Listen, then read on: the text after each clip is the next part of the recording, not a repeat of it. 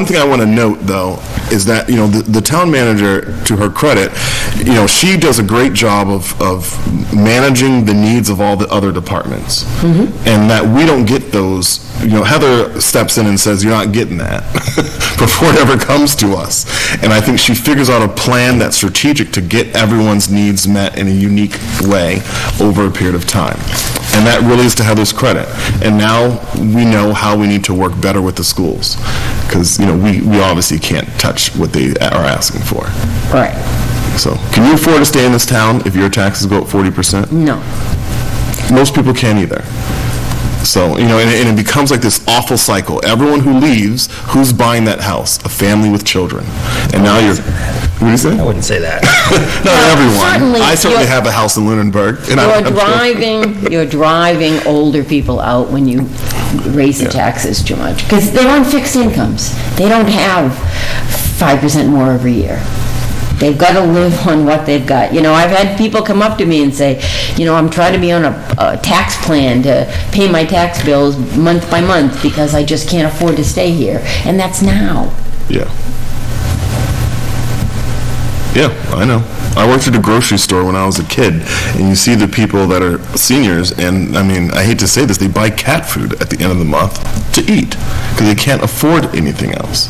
Cat food, because it's cheap, but it's, I guess, pretty nutritious. It's awful.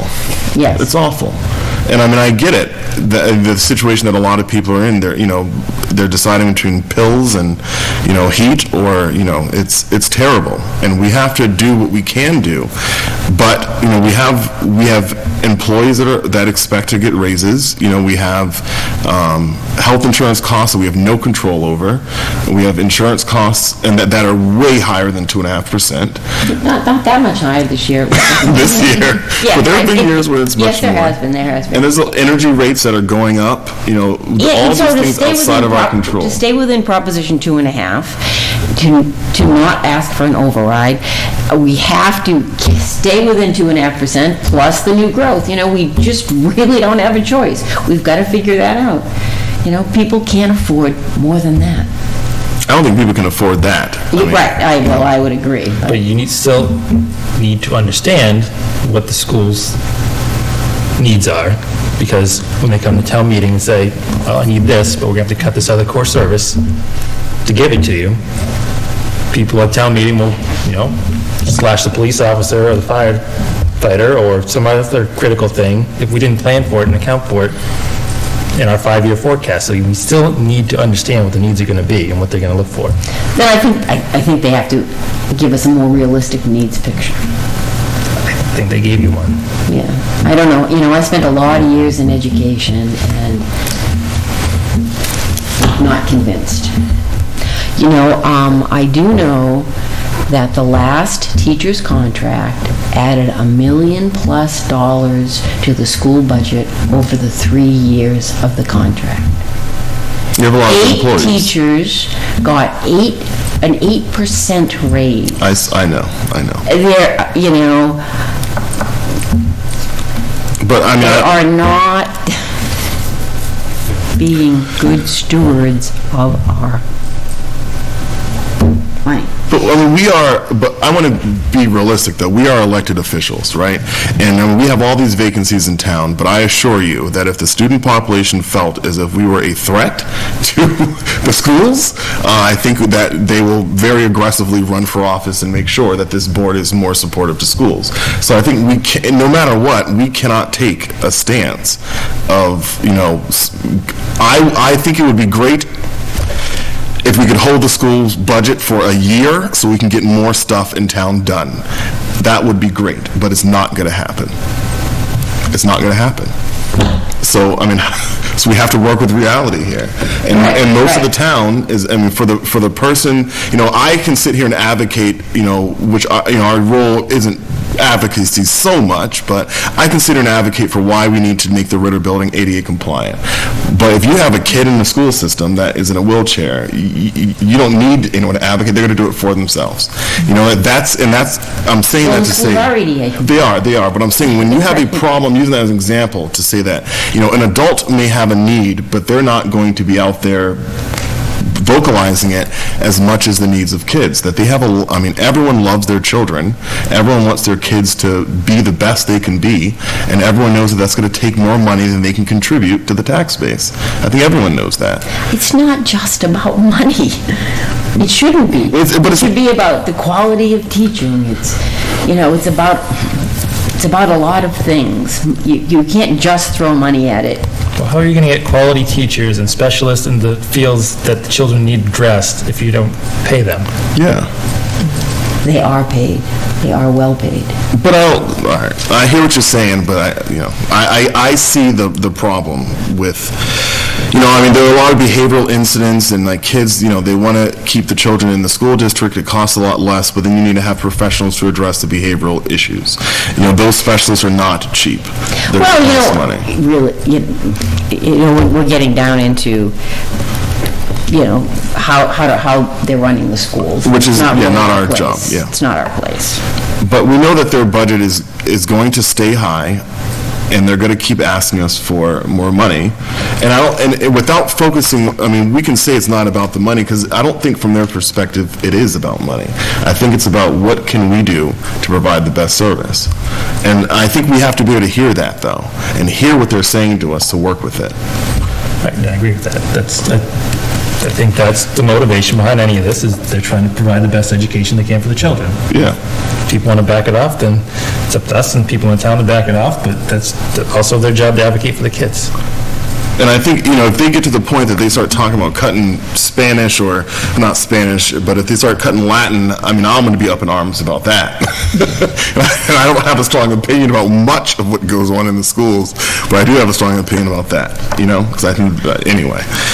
So people have their kind of pet things, and once you want to remove something, people are going to say no. Yeah, it didn't sound like they were removing a lot. It looked like they were trying to add a lot. Yeah. So aside from all the stuff that has nothing to do with the Board of Selectmen, within that forecast, though, do you see a way that we can work with the schools, Heather, to kind of get to a budget that makes sense? I believe so, yes. I've had a good working relationship with the superintendent, and as everyone knows, the budget develops over time as new figures become known. The approach has always been to be a balanced approach, try to address all the department's needs as best as possible. And when we get to that point where this is as much as the budget can support, we've been in agreement at that point, and that's what's been proposed in the end. I want to ask you a very real question, Heather, just so that we have some situation awareness, because we talk about people doing more with less. How many hours a week do you work? Realistically, I know the answer to this, but how many hours a week do you work? I couldn't even guess. I work sometimes when I get home from work at night. I work on weekends, so yeah. Ask my husband that question.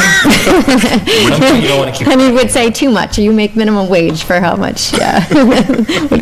Would you say that you work consistently at least 65 hours a week? Probably. And it's definitely more this time of year. How many other salaried employees are doing that in town? I'm not sure. I know we have a lot of dedicated staff, so I'm sure there's people that go above and beyond their 40-hour week outside of their work hours. I can guarantee that. Yeah. I think that we generally have to always find ways to do more with less. I do. But I think that there are certain areas where, I think about even the town manager. Now, the town managers, you're in a different boat. We all think that you're very well compensated. I think you may not think that because of the amount of hours you're working. But I think that we all think that. But then when it really gets down to the job, though, we expect you to do far more than can actually be done done in 40 hours a week, far more. And I'm aware of that. I think that, seeing all the meetings you go to, and I'm using it as an example, we have the chief of police who I know is in the same boat, where he's putting an endless amount of hours Yes. To the town. And I think that there's a lot of areas where I look around and see our employees and a lot of public servants who are humble and who are doing a lot, and I feel as if our responsibility is to be a better employer to them. And and that's why I'm going to focus so heavily on buildings and the fact that we need to have better buildings, because buildings, need to work for the people that are in them as well as the people who need to come to them. I'm saying that to say that we have a lot of people in town who already are contributing a lot. And I'm very hesitant to add any more staff in general, but I recognize that we have to in certain areas, right? I mean, if we lose certain critical personnel, I was thinking the other day, what happens if we were to lose Jack Rodigans? If something were to happen in his life and he were to say tomorrow, I need to take the next 5 months off, how would we be able to respond to that? Could hire a town engineer. But many DPW directors are town engineers. That would be a precarious position the town would be in, with all the department handles, yes.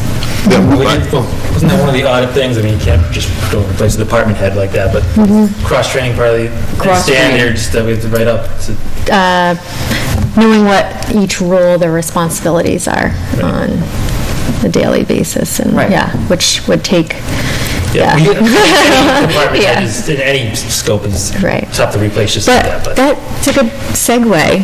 I brought this for later. I don't know if anyone saw this article in the Telegram.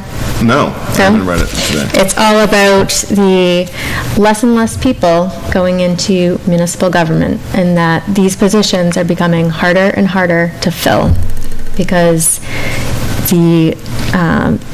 there's the baby boomers that are out. There's a huge pool of people that will be retiring, and there's not enough qualified people out there to fill those positions. So, if anyone wants to read it, it's a good article. Thank you. But Thank you for mentioning that, because I think we are in a precarious position where, when we get beyond the theory of it all costs too much and really get into the nitty-gritty of how do we save money, I mean, it's challenging. It is challenging. It's challenging. But we have to meet the challenge. And it's frustrating when you have these positions, building commissioner position that's open for, a year. We have DPW positions that we can't fill. that's one of the positions that they talk about in that article. Building commissioner, town managers, and assessors, and finance. Those are all positions that are very hard to fill. You always say, try to do more with less, but at some point you can't keep asking people to do more. You have to actually cut something, cut a service. Yeah. Someone wants to propose a cut somewhere, all ears, but I don't know who you're going to put on the chopping block to reduce operating costs. And as a resident of this town, aside from sitting on this board, I want to have a town hall.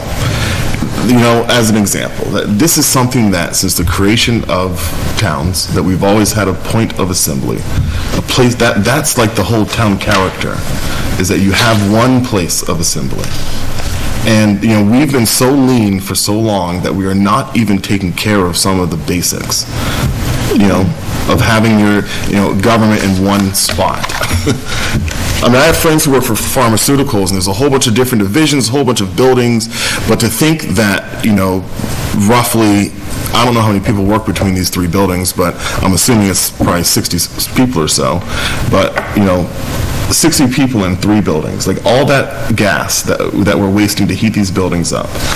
It's true, we do have to figure that out, but is that part of the discussion on fiscal year 2021 budget? I think I'm Town mentioning... meeting warrant articles? I'm mentioning it to say that, one goal that I have, that we know that we're living in a warming climate, like in a warming planet. Maybe some people think that that's up for debate, but I don't. I think this planet's getting warmer, and what are we doing right now to help address that? And, having our current facility set up is not contributing. We're adding to the problem. And so I think that, as we talk about money and we talk about debt, that we have to have a clear vision of where we are going. Yes. And I think that that's our duty. Yes. On this board, is to come I up agree. with that vision. I agree. But, we have 5 members, and there may be 4 or 5 visions, so it's, and then you get to town Or 6. meeting, and you've got all of, but it's something we really need to work at. We really need to work. I totally agree with you. We should be greener. We should try to figure out a way to make ourselves more net neutral. But I'm not sure that this is the time for that discussion. Well, you're talking about debt, so I think that's what spurred it. Yeah. I know we're kind of like, I'm sure at home, people are like, you guys are all over the place tonight. Yes, we are. And I think that we are, but I think it's helpful to have, this is when we can't talk about this privately outside of these meetings. I know. So I think, we have to have this time to, and it's probably more helpful with only 3 of us here tonight. too. It is. Anything, you want to add anything, Damon? No, not to the 5-year plan. Or the forecast? Okay, well, all right, All right. we'll get the budget next Tuesday. Now we want to vote to support district local technical assistance application to MRPC so at the Metropolitan Regional Planning Commission for ADA, which is, what is ADA? American with Disabilities Act. American with Disabilities Act, self-evaluation and transition plan. And that's what was provided to us previously. Yes. Yes. Yeah, so this is a continuation. So we did receive a DLTA, they call it, to do the self-evaluation piece, and MRPC is wrapping that up, and this is to complete that plan. So, yeah. Do we need to Motion to vote? support the local district technical assistance application to MRPC for the ADA self-evaluation and transition plan. Good job. Second. All in favor? Aye. All right, I'm going to sign it then. Just me? Yep, just you. Okay, great. All right, we have to sign a corrected Class 2 auto dealer license for Lunenburg Auto Center. Are we all set with All that? set. Okay, great. Signed. And now, we have a notice from PMK Motor Sales, 36 Summer Street, closing, and Class 2 auto dealer license discontinuance. Is there a transfer, or are they just closed? I think they're just closing, Just right? closing. They're just closing. And, So do we need to do anything with that? no, it's just an announcement, but Okay. it's the same address as this new business. Yeah. So they're taking out. Oh, It's not- okay. it's different than a liquor license. It's not a transfer. They apply for Got it. their own license. Great. Okay, minutes, warrant, action items. We've got some minutes. The minutes are from October 22nd and October 15th. Are there any action items? No. Oh, yes, I have a question. Where are we at with DPW tanks? We're working with and finalizing contract documents with the engineer. Okay.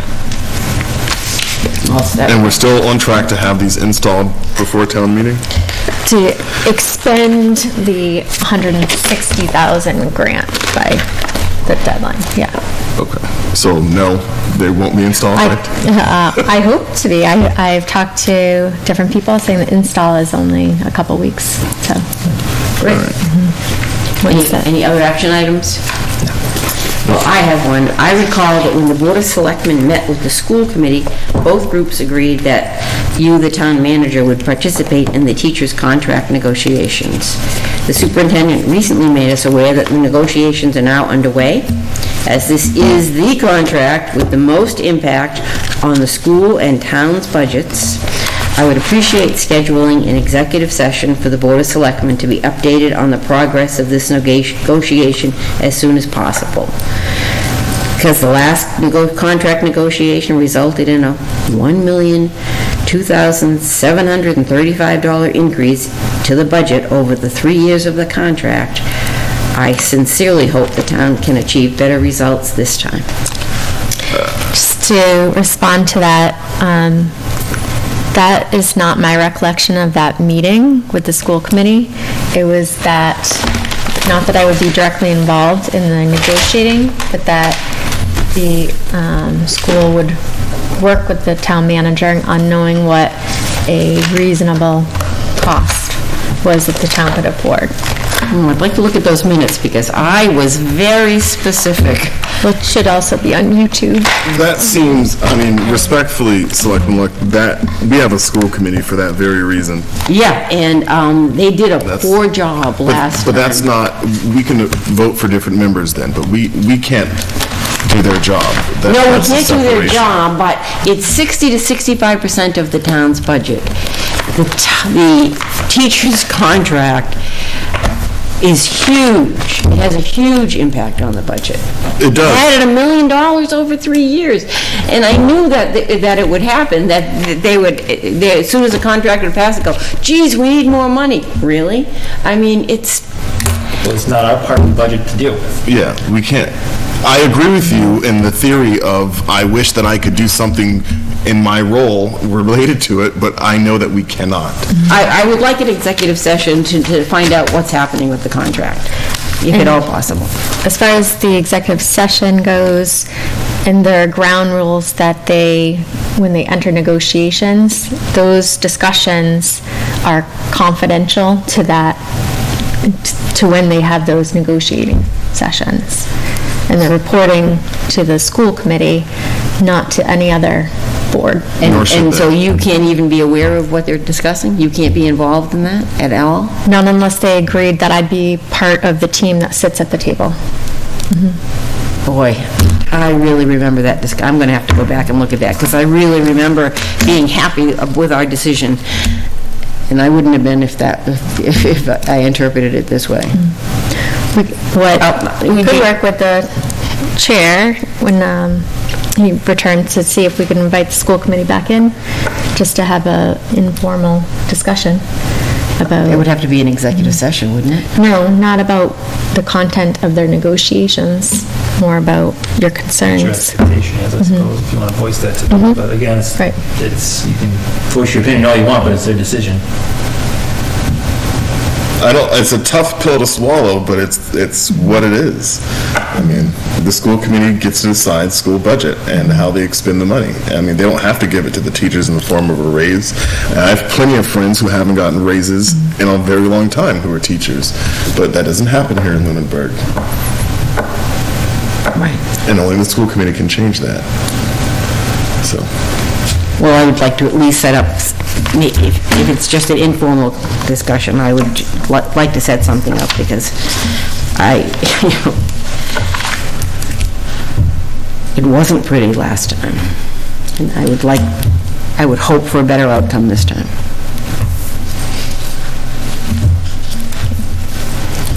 Okay, what's next? Committee reports. Oh, well, we're done with the warrants. Committee reports. I have a report somewhere. Okay. I attended the MPO Montechusett Planning Commission meeting on Wednesday, January 22nd. The Montechusett Transportation Improvement Plan, called the TIP, development schedule was announced. The anticipated endorsement date is May 2020. The group is looking for new projects. There are currently 16 neighboring communities with projects on this list. Some of them, like Air, have 4 projects listed. I would ask the town manager to work with the DPW director to identify another project to propose to get back on the TIP.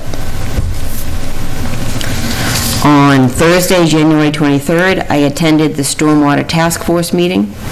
We received earlier that day an update on the MS4 permit Year 2 work status, but had no time to review prior to the meeting. We'll review all the information sent to us that day at the next Stormwater Task Force meeting on April 9th. On February 26th, I'll attend the steering committee meeting of the Central Mass Regional Stormwater Coalition right here in Lunenburg at our beautiful library. On Saturday, February 29th, I'll attend the Mass Association of Conservation Commissioners meeting at Holy Cross to assist the stormwater education efforts of the Central Mass Regional Stormwater Coalition by manning their booth. That's it for me. Just Heather kind of touched on it, but we had the building committee meeting last Wednesday to hear from the architects who responded to the RFQ. And tomorrow night at the Ritter Building, we'll be ranking and make a recommendation to the town manager. If people are interested, I hear people are watching, but we went out of the way to make sure the room was set up, and we scheduled time for community input to ask questions of the architects, and we had an empty room. Yep. We know how that happens. Yep. Okay, old business, the Economic Development Committee, DOS representative. Was this related to what Sue Doherty sent us? No, that Economic Development Committee, it's right Planning board up right generated here. this? Is that- Oh, yeah. The that's planning right. board did. Yes, I did see that. Oh, it's in the thing. I don't They're think it's not in requesting, this month's. one It's not in member. this week's, I don't think, but maybe the last one. Yeah, it is. It is? I can't commit to any additional Oh, yeah, there it duties. I expressed this at our last meeting. I think this is the biggest waste of time and resources that we could put together. I'm totally in agreement. One of the biggest, yes.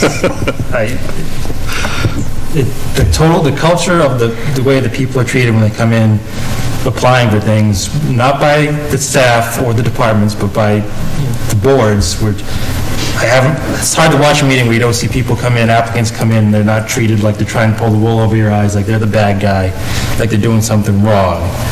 If people say, oh, you can't just rubber stamp it, but if they come in, they did all the things they're supposed to do, met the bylaws, filed the paperwork, and everything else, what is the point of putting them through the runaround and the hassle and the abuse that they get?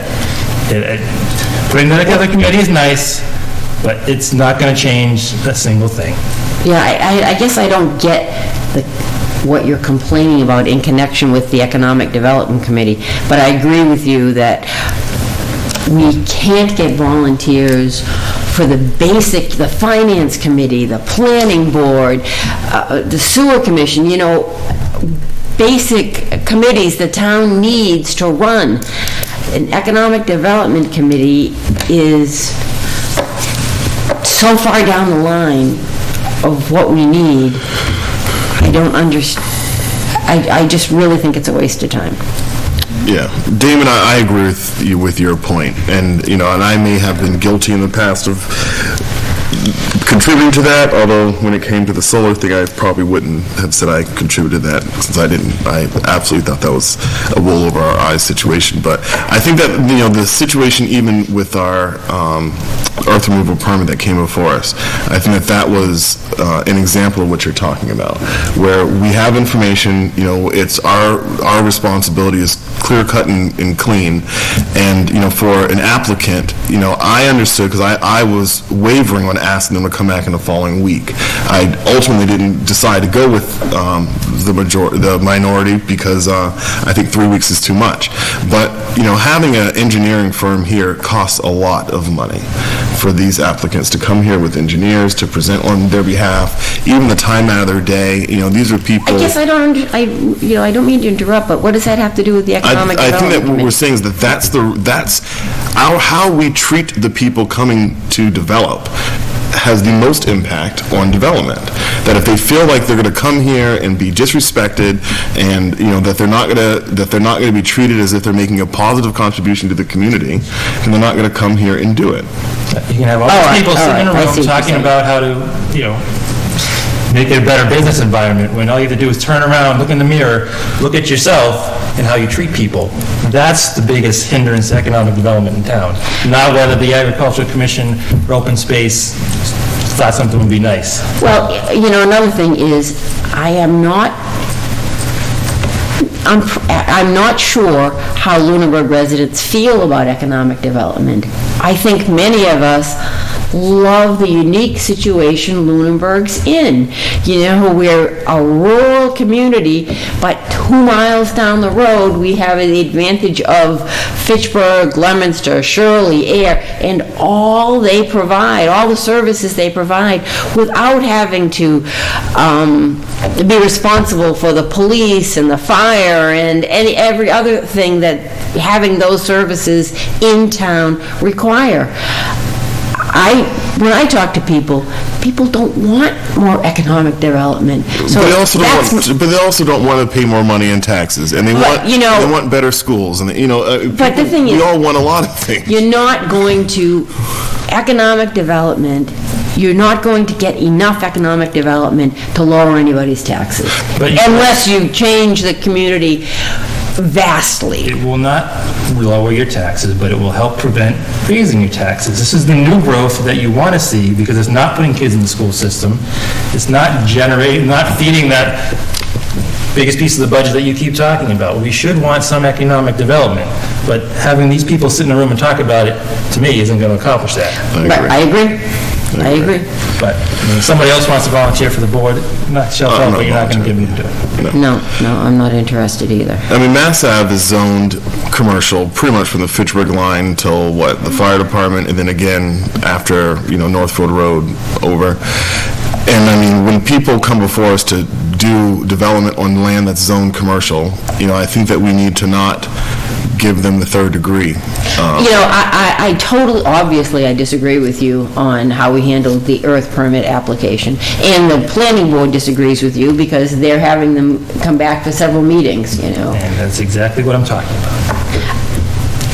I don't think, I feel like if we're going to do earth permits, we need someone here with us who can explain it to us, and so that we understand. I don't know how steep that slope was. I don't know what the impact is on the community if they remove all of that fill in 1 year, as they said in the Conservation Commission meeting that they're trying to do.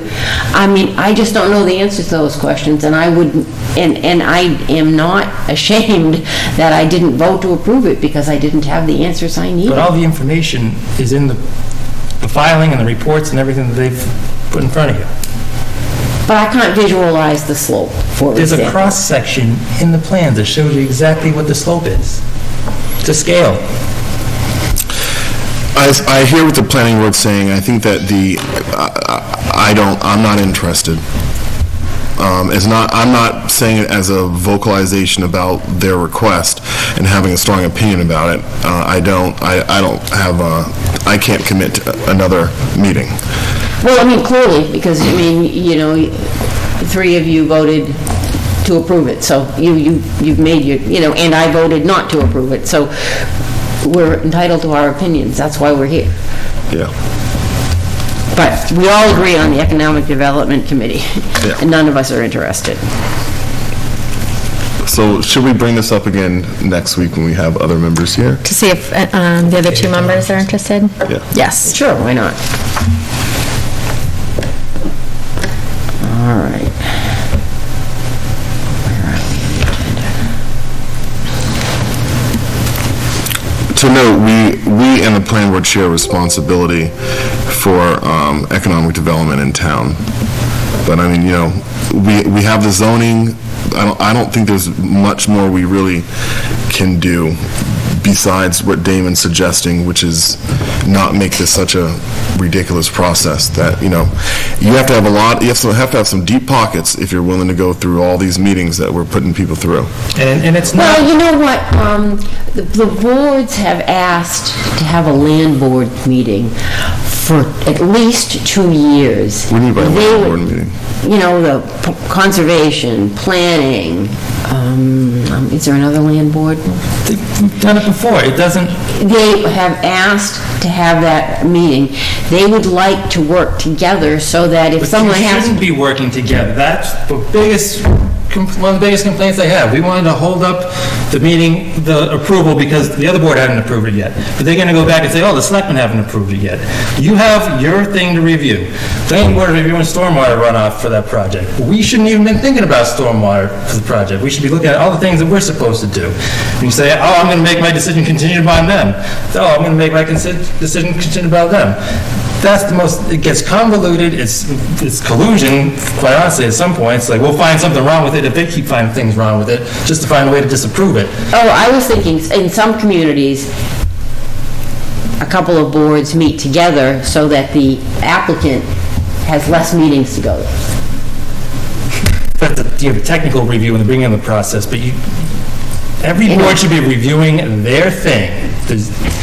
Talking once in a while is not a bad thing, but when it comes to applications, everyone has their thing. You should not be working together to deny a project, which is what happens. You know, that really wasn't where I was going at all. I was trying to minimize the number of meetings an applicant would have to attend. No, you can't have Okay.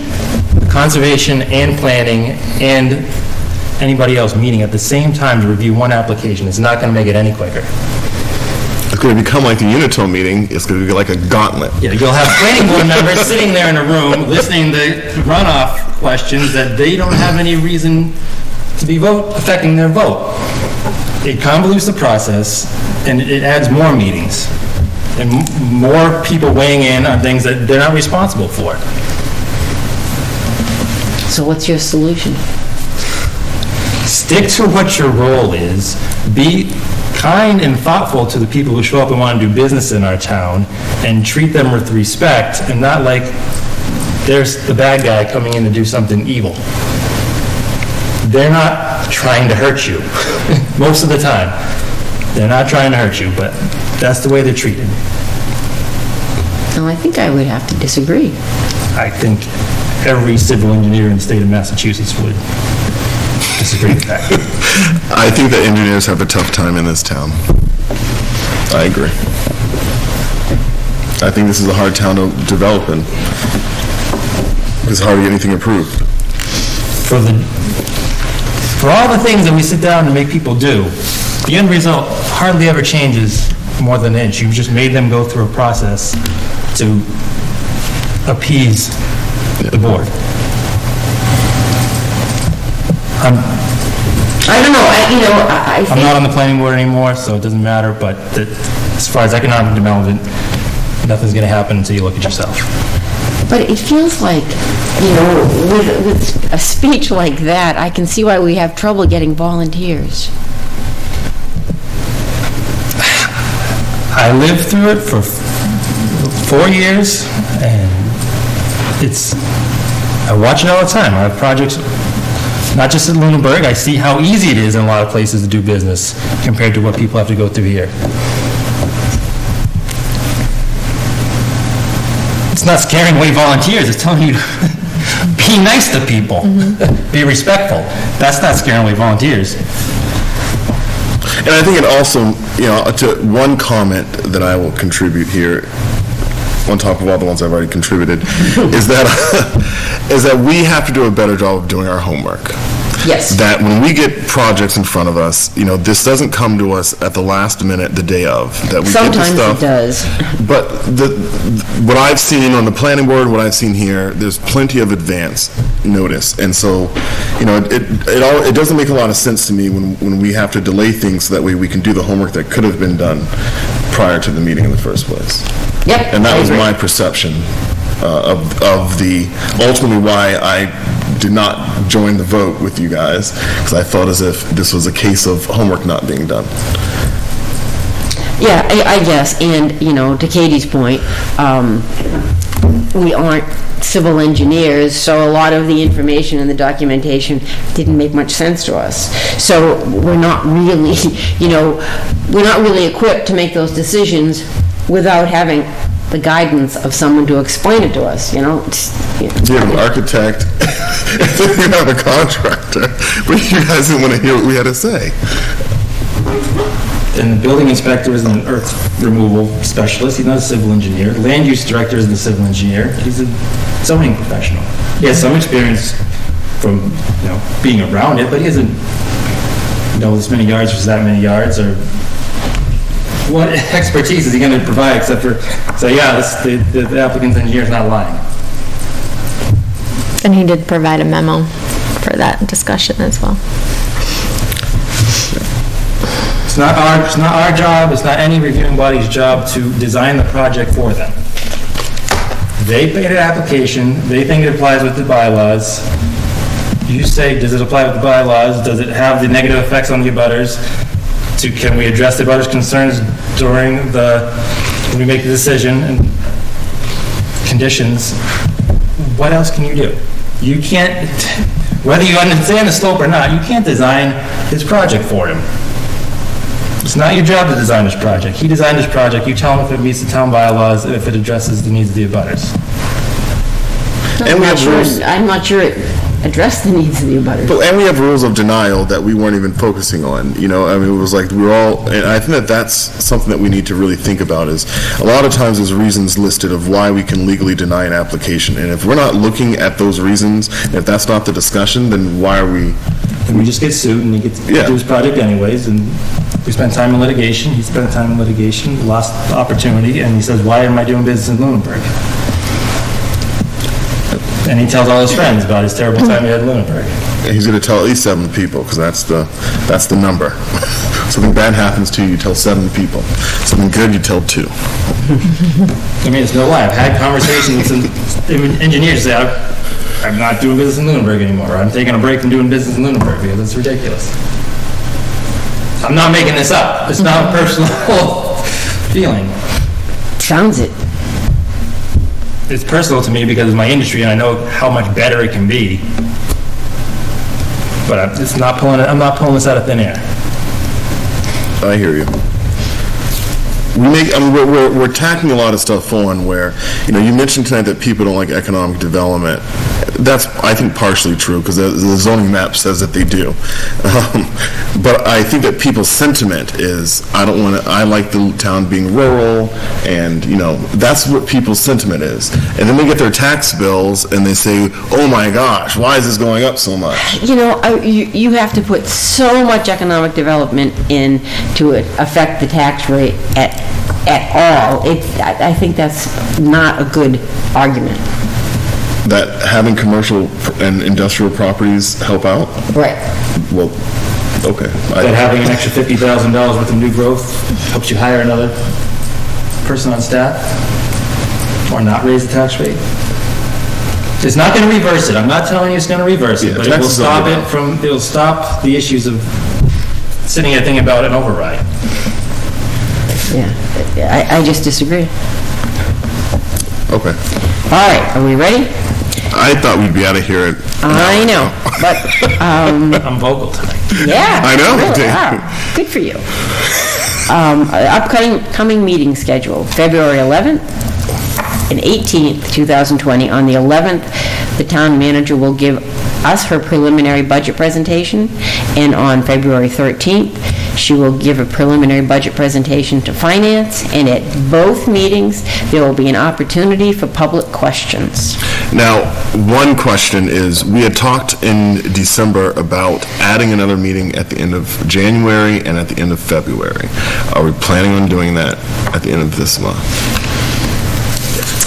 It doesn't look like on the schedule. Yeah, I haven't Could we talked ask, talk to the chair and find out if he thinks that would be a good idea? Can you do that? I can. Thank you. Any public comment from the board? I just have a comment on the schedule. I will not be here on March the 10th. Okay, March 10th.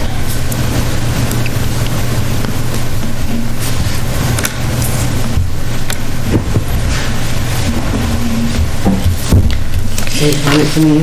I mean, Any comment from the public? No. I'll accept a meeting to adjourn. motion to adjourn. Second. All in favor? Aye. Aye. Great.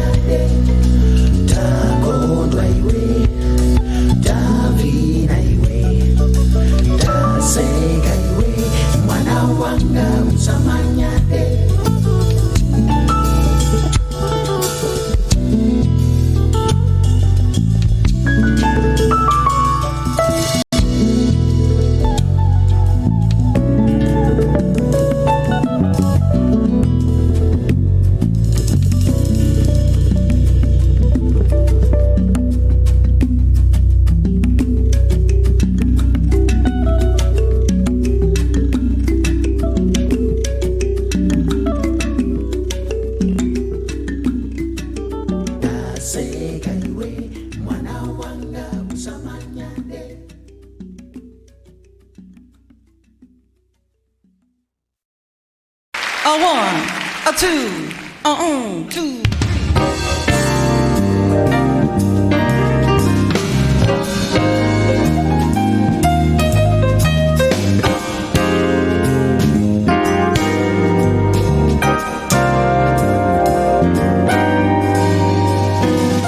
I'm not feeling like I usually do. I think it might have something to do with you. Every time you're near me, my body gets hot. Don't need no doctor, I know what I got. I caught a touch of your love. It came on overnight.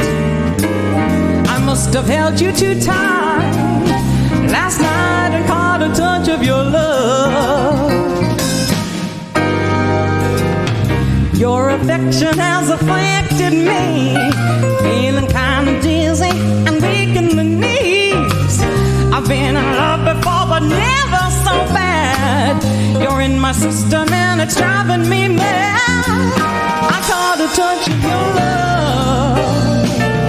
It came on overnight. Must have held you too tight last night and caught a touch of your love. The feel from your kisses tears me apart. It starts from your lips and goes straight to my heart. No need pretending, 'cause baby, I'm sure there's no cure, and I've just got to have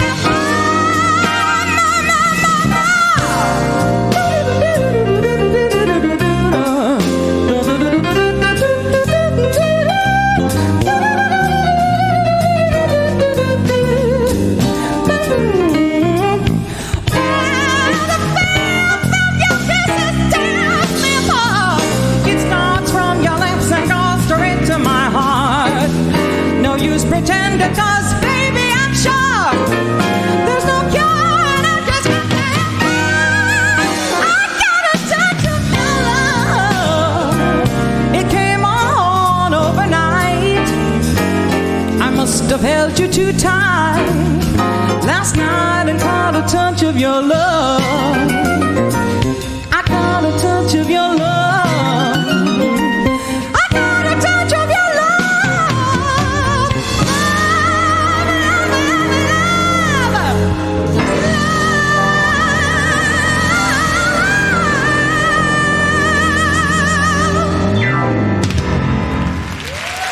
Thank you.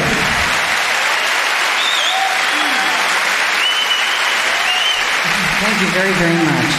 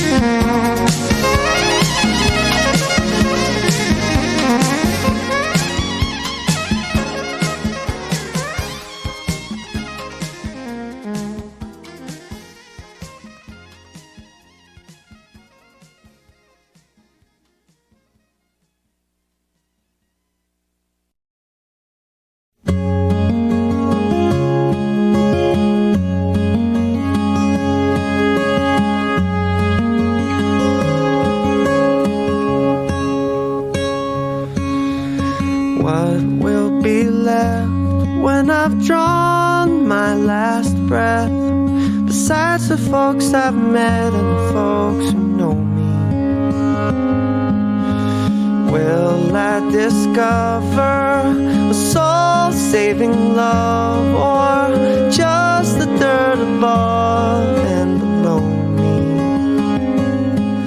I'm a doubting Thomas. I took a promise, but I do not feel safe. Oh, me of little faith.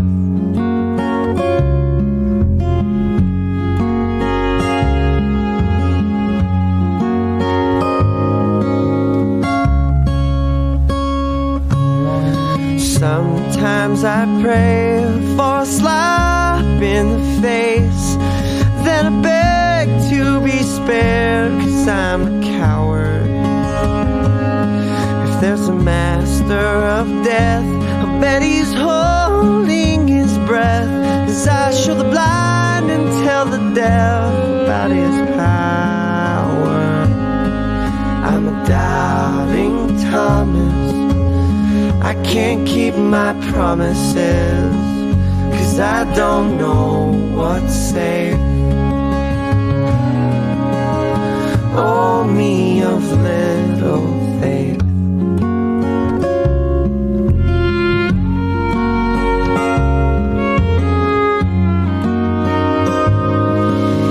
Can I be used to help others find truth? When I'm scared, I'll find proof that it's a lie. Can I be led down the trail, dropping breadcrumbs to prove I'm not ready to die?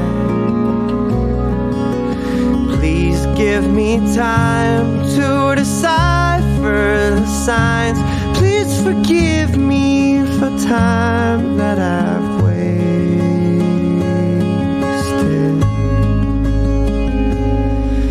I'm a doubting Thomas. I'll take your promise, though I know nothing's safe.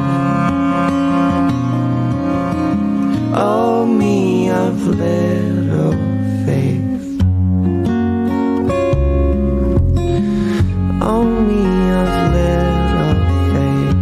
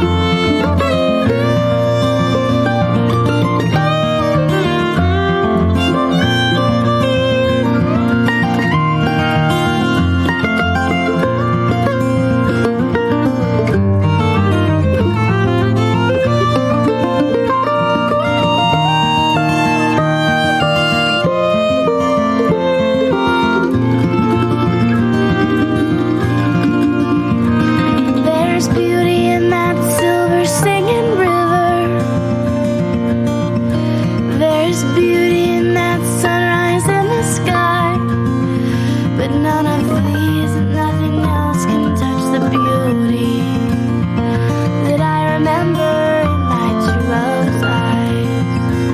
Yes, and only if my own true love was waiting, if I could hear his heart softly pounding. Yes, and only if he was lying by me would I lie in my bed once again.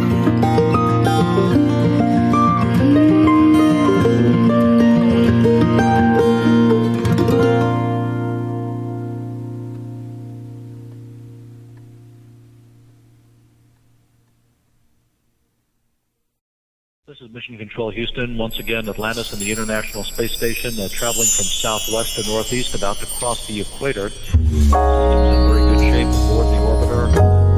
Continues to circle the Earth at an altitude of 32 Hoje, por mais de segundo, mundo rodou para trás. Folhas perdidas no tempo, vento que não volta mais. Dias azuis, noites de paz na cidade. Dias azuis, vento que traz a saudade. A saudade.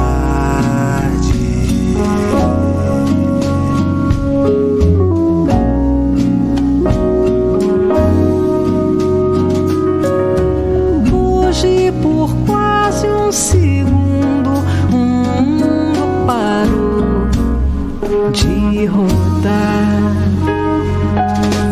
Foi perfume no vento, alguém que chegou pra ficar, pra encontrar.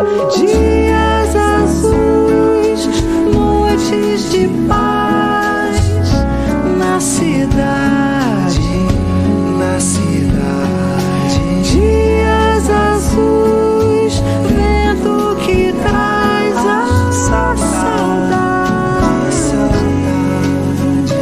a saudade.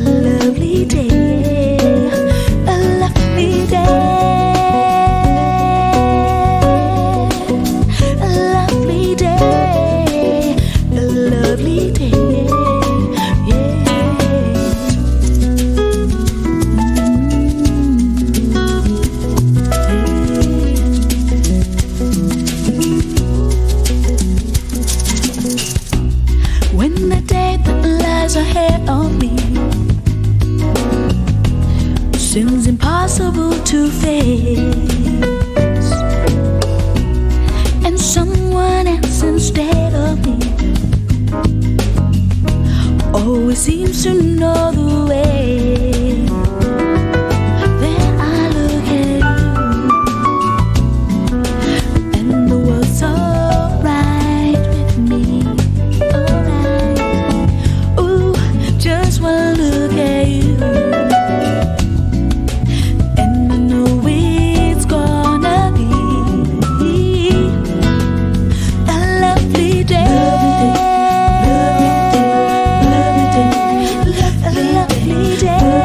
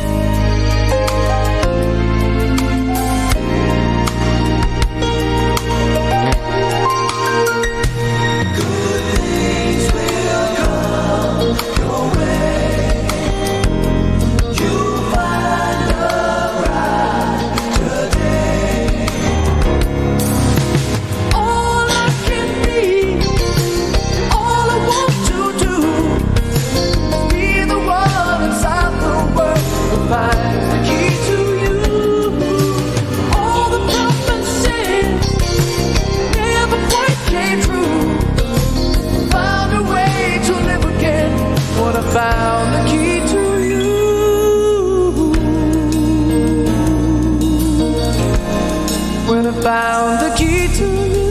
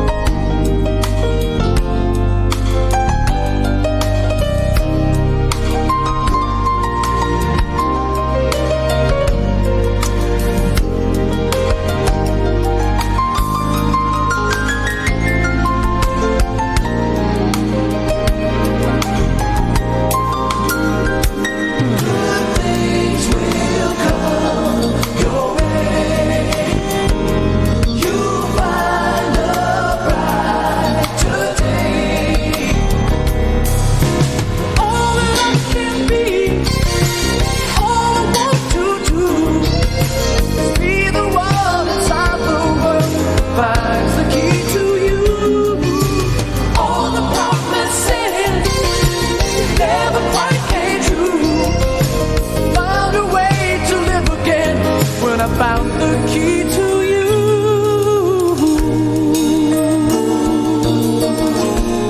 When I found the key to you.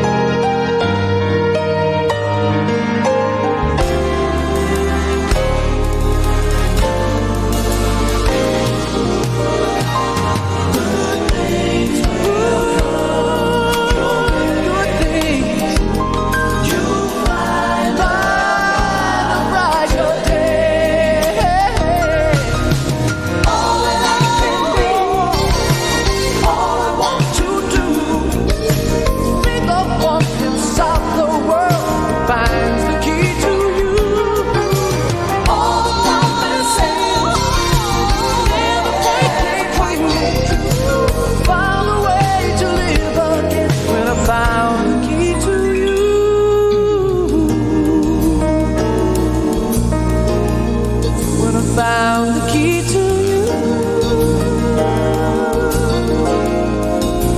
Oh, I found the key to you.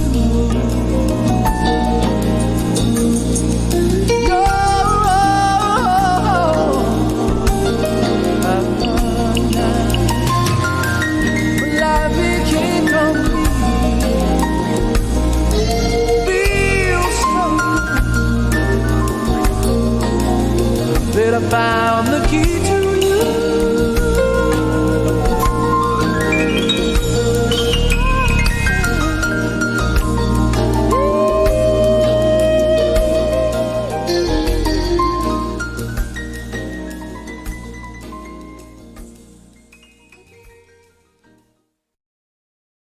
A one, a two, two.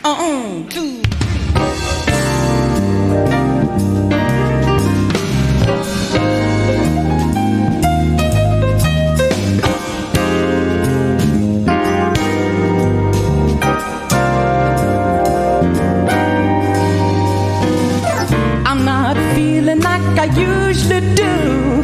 I think it might have something to do with you. Every time you're near me, my body gets hot.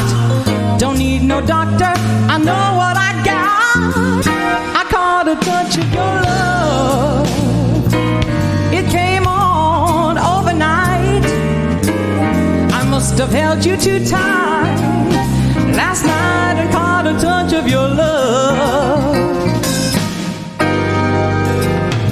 Your affection has affected me, feeling kind of dizzy and weak in the knees. I've been in love before, but never so bad. You're in my system and it's driving me mad. I caught a touch of your love. It came on overnight. Must have held you too tight last night and caught a touch of your love.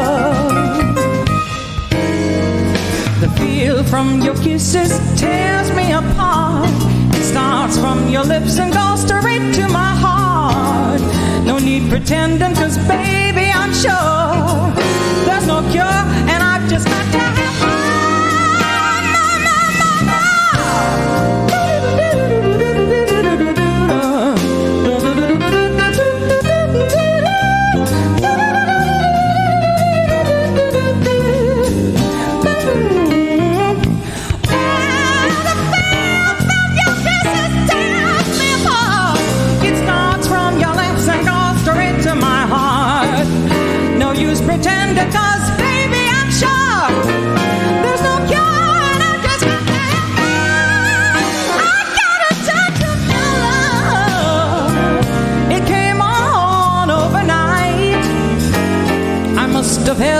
tight last night and caught a touch of your love. I caught a touch of your love. I caught a touch of your love.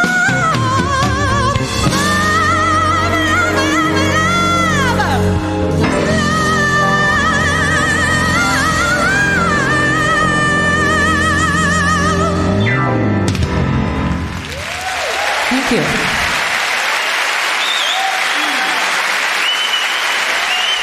Thank you very, very much.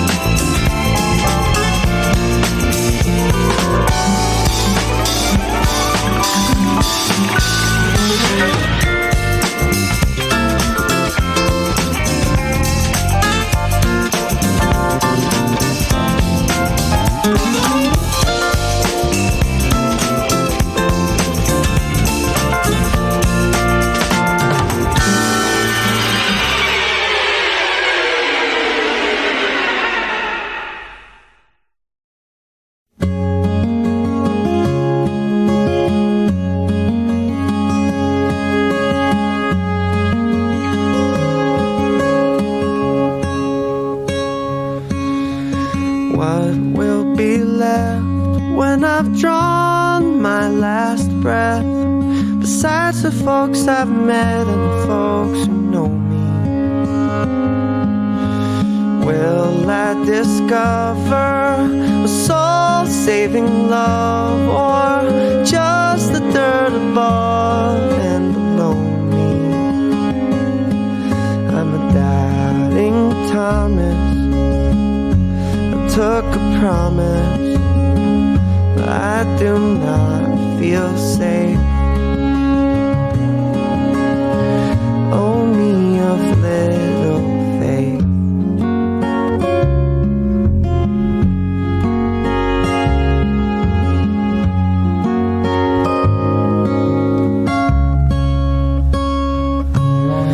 Sometimes I pray for a slap in the face, then I beg to be spared, 'cause I'm a coward.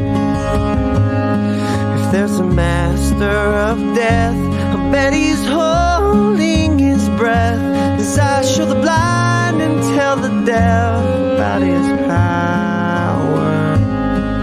I'm a doubting Thomas. I can't keep my promises, 'cause I don't know what's safe.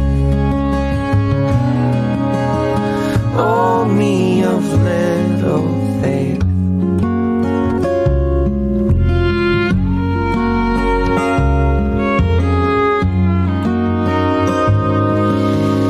Can I be used to help others find truth? When I'm scared, I'll find proof that it's a lie. Can I be led down a trail, dropping breadcrumbs to prove I'm not ready to die? Please give me time to decipher the signs. Please forgive me for time that I've wasted.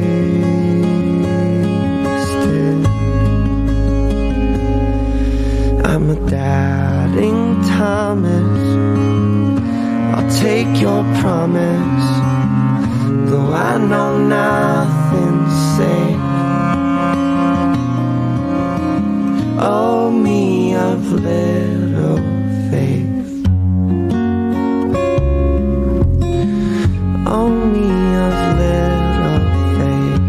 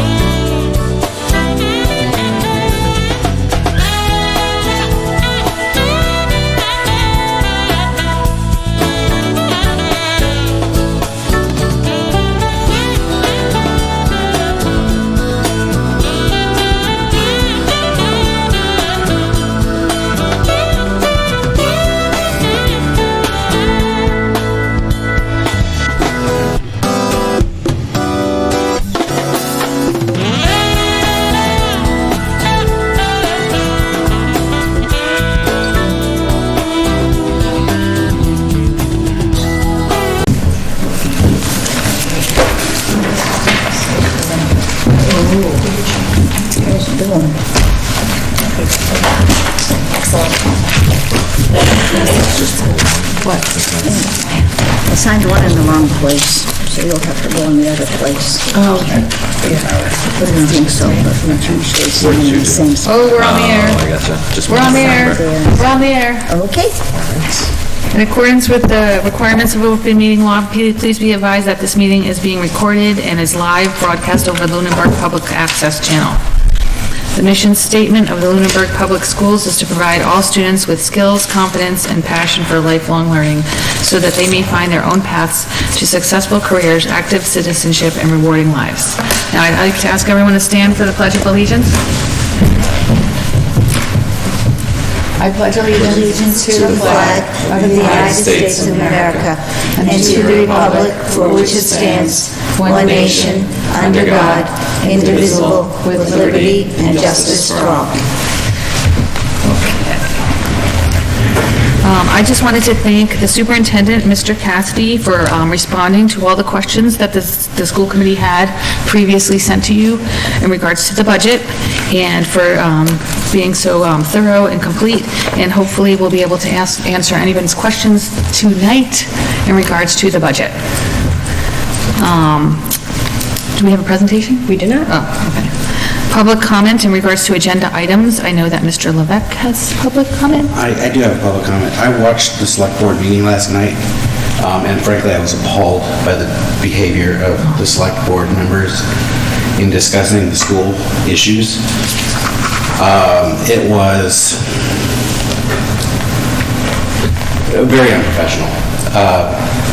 Making statements, they're never going to get anything. They're never going to get that. And, pipe dreams. And it was extremely negative behavior from the Board of Selectmen concerning the 5-year plan that the superintendent worked out with leadership about what the needs of this community are. And she worked with town manager. Working with the town manager, understood. I was just appalled. And then there was some discussion about them insisting on being included in the LEA negotiations, which again, we have reminded them is not their purview. Fortunately, that was reminded to them again last night that wasn't their responsibility. So I encourage anybody who has not seen last night's meeting to understand, or to at least go to YouTube, watch that meeting, see what this discussion was concerning their overreach, I believe, into the school department's budgeting process and understanding what the needs are. And frankly, the overreach to the town itself, who allocates funds at town meeting. I just thought it was very appalling. Well, aren't 2 of those members up for re-election? Or aren't there 2 seats that will be open? There will be, but I don't know which of the two seats are. I thought it might be Mr. McQuaid and Ms. Luck, Ms. Luck. I think you may be right, but yeah. So maybe some other interested party would like to run and perhaps sit on that board and again, I just encourage. Oh, I see someone sitting over that. there. Oh. We need to be able to work together. Yes, it's a team. It's a small community, Yeah. It's a small team. I understand that there's limited funds.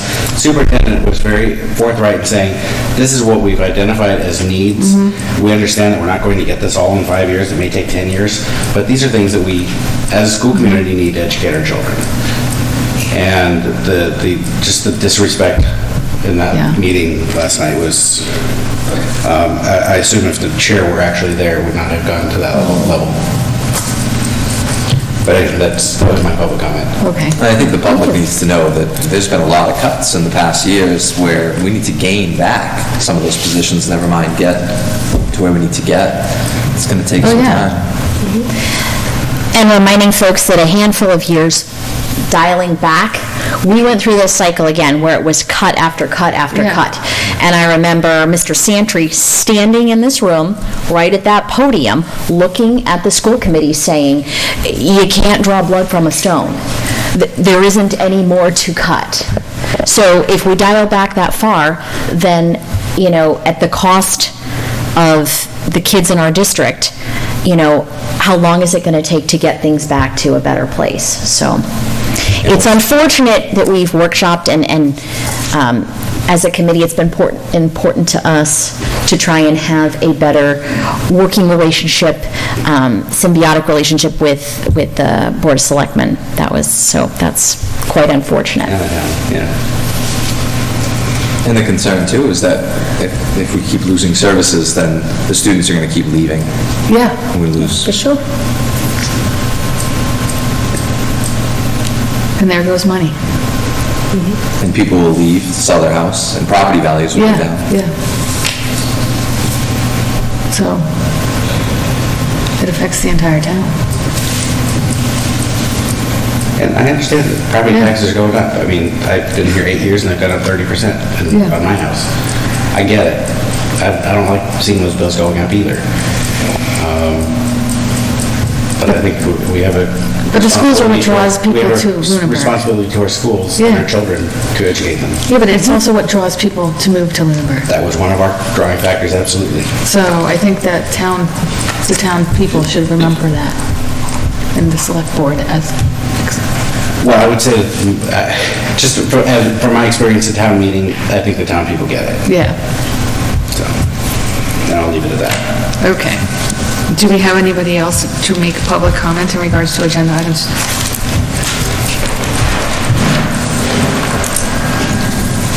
My name is Peter Beardmore, 282 Pleasant Street. I'm speaking on behalf of myself tonight. There have been discussions about the 5-year projection from the school department at 3 consecutive selectmen meetings now. And I think that the tone, tenor, and content of that conversation has ebbed and flowed throughout the course of the conversations, and I've certainly shared your frustrations, Mr. Lebec, as I outlined in my public comments at last week's Board of Selectmen meeting, where I tried to be as productive as I could with my comments rather than lamenting the negative comments of the vice chair, which she did then go back and repeat multiple times again last night. So I absolutely share your frustrations. That being said, she, as well as other members of the Board of Selectmen, have stumbled across very good topics that deserve discussion and deserve a very thoughtful and extended analysis.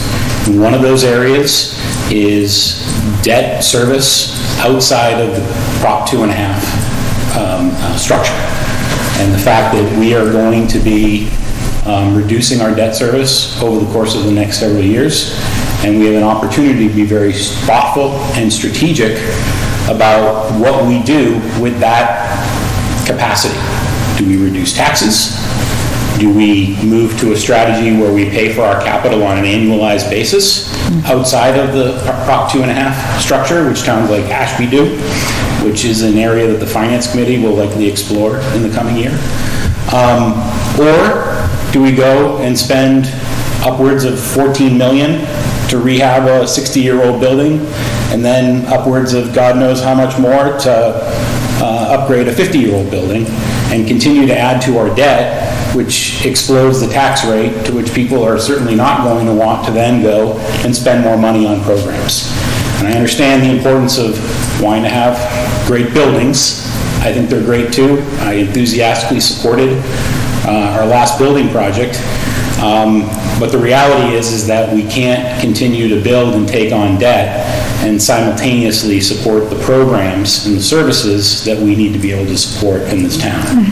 And these are the issues that we as a town need to have an open, honest, strategic conversation about, and ultimately come to some hopeful conclusions. And I don't think that we're going to come to conclusions on the 5-year projection inside of the current budget season.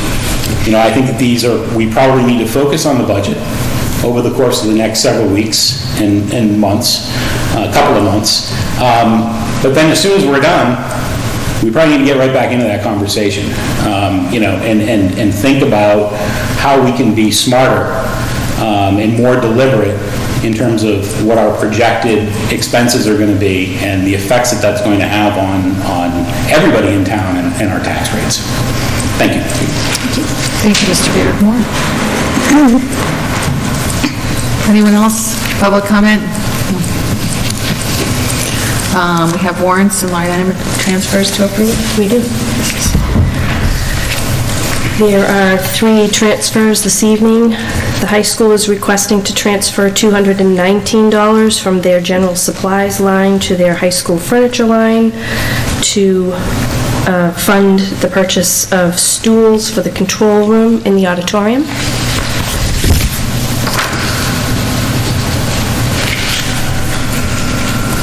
Any questions? Okay. We're requesting a transfer of $1,389.32. This is to reconcile a slight increase to a student's out-of-district tuition cost. So that tuition, that figure would be transferred from the sped tuitions private to the collaborative tuitions.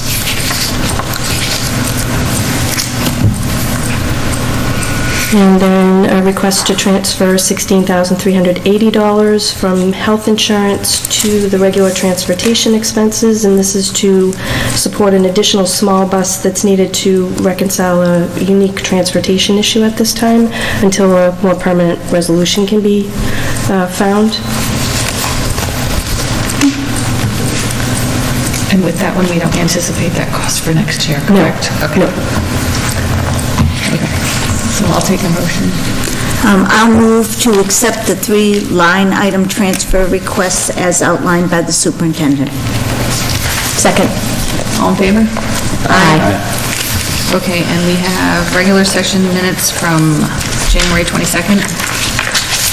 And I think they were updated to reflect changes that someone may have suggested. Yeah. Let me check the other one. I think they were fine. Good? Yeah. Yes. Okay, I'll take a motion. I'll move to accept the minutes of the Wednesday, January 22nd regular session meeting. Second? All in favor? Aye. Okay. Superintendent's report? So I'd like to remind everyone once again that February is school registration month. We are accepting registrations for our preschool, our kindergarten, our 2020 summer extended day, our 2020-2021 academic extended day before and after school program, our early learning center, and all of the registration forms and additional information have been posted on the extended day link, as well as the district website.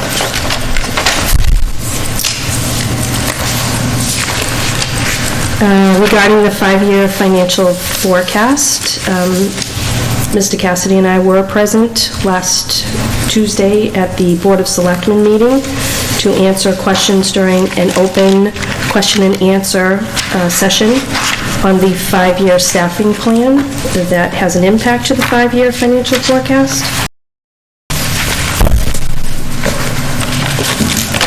I've held some recent student lunch forums throughout the month of January. Various topics included the homework-free breaks, the Thanksgiving break, and the homework-free break that was requested at the high school. The transition between 8th grade and 9th grade, because some students in prior forums have talked about how that's a difficult transition for them. And we actually have a student at the high school now working on an orientation program for 8th graders as they're getting ready to transition into 9th grade. And we also talked a little bit about bullying in general.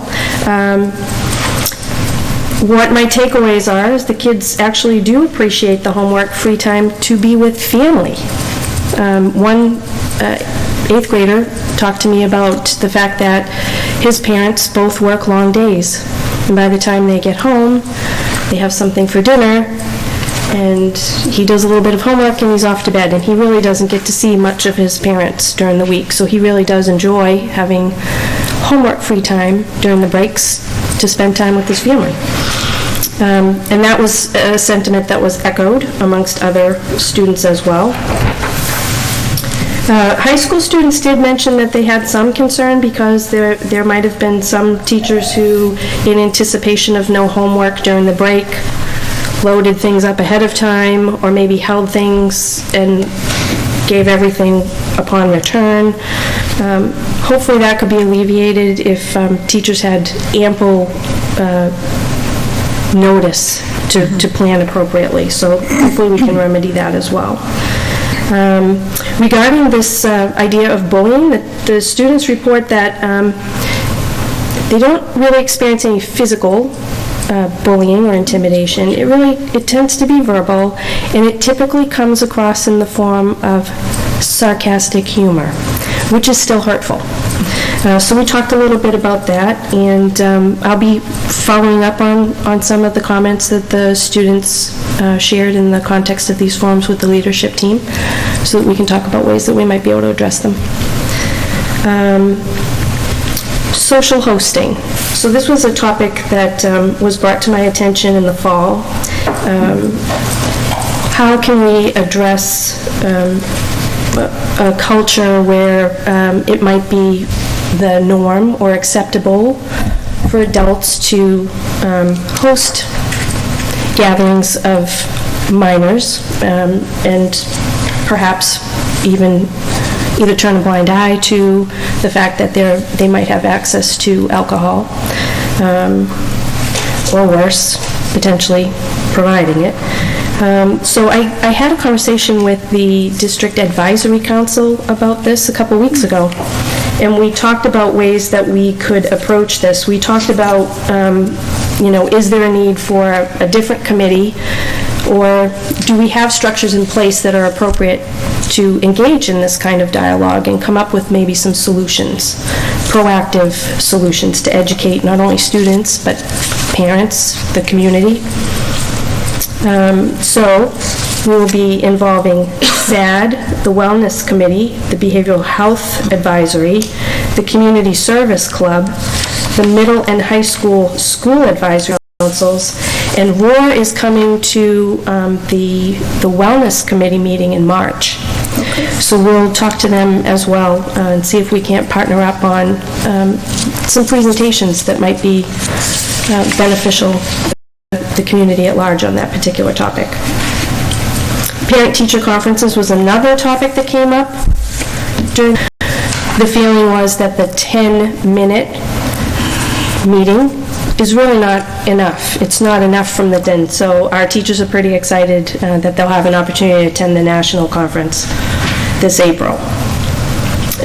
Haverhill, Linfield, Tewksbury, Watertown, Winchester, and Danvers Public School Districts attendant in North Middlesex for coordinating all of this and actually being the one to submit the grant on behalf of all of these districts.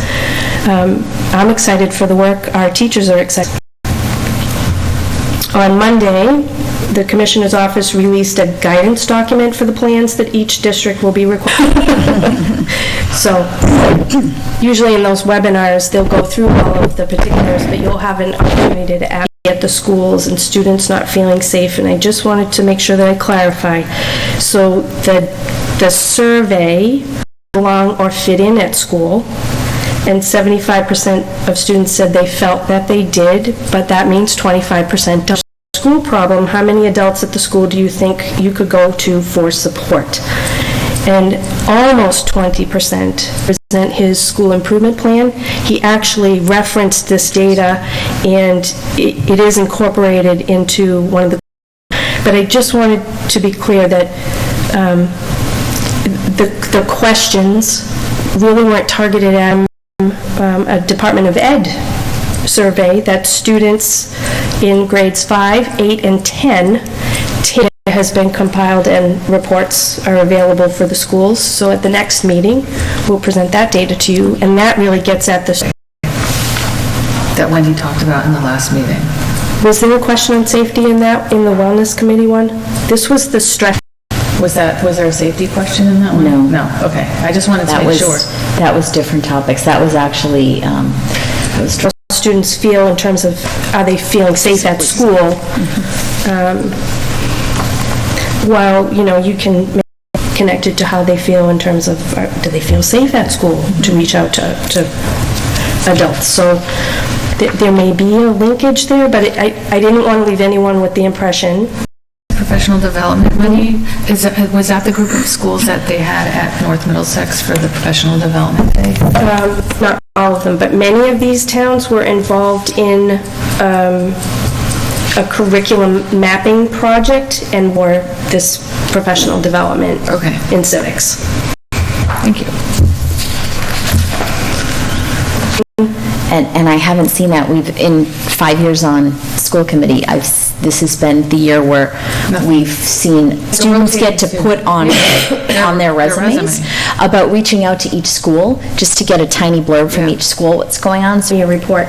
I'll email her directly. That would be awesome. See if she could, if she can't be here, if she could submit something to me ahead of the meeting. It's just a great way to update, because you kind of hear what's going on, but but not always, so it'd be great. Okay. The current 8th grade enrollment is 143 students. We typically lose, they do feel that even though this is a little bit bigger class than typical, they still feel that they could support 10 school. The 9th grade this year is 110 students. So the administration would recommend for the 2020-2021 school year, 10 school choice seats, grade 9. Questions? No. Is there any, I don't know, it is a large circle, sometimes there's only one honors, typically there's 2 honors bios, but things like that, in terms of enough in opening it up for... up to 28, that was the max of any one class period, 28 students in a, for the middle school are 25, 26, and Turkey Hill and the high school. Because of the class sizes. No, but I think why are we not having then the 1 through... Class sizes are at a place, K-8, that we really couldn't in. It would increase class size. Above that threshold that you kind of want to stay in that maximum around 25.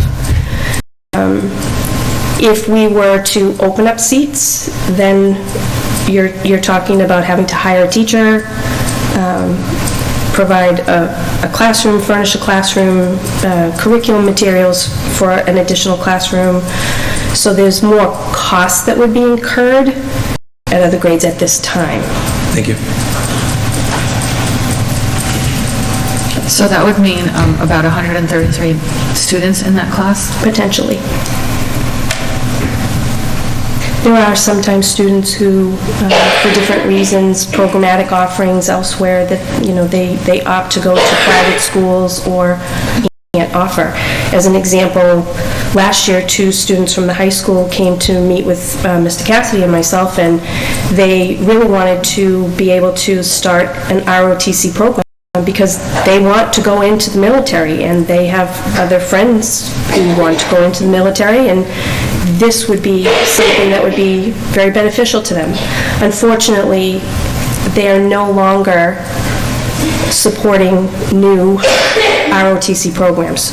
We could not start one. But if you have students who know that they want to opt to go to a high school that has an ROTC program, and that's just something that we are not going to be able to offer. Lots of students for that reason, but that's an example. And how many, I know the average is 20 the last few years, so right around there. Right around high teens, 20. How many seats do we actually have at my? Last year, when I was at a meeting of the superintendents, hosted by the superintendent at Monty Tech, we had 25. That's our target, probably somewhere between 20 and 25 annually. I have not received. And I think their application is until like at the end of March. Yeah, I was under the assumption that they would apply and then they go. There's a quote. No, they have a number, yeah. And I think their application deadline is the end of March this year. So, we all know. Could be on a waiting list. Yeah, you could be on a waiting list, yeah.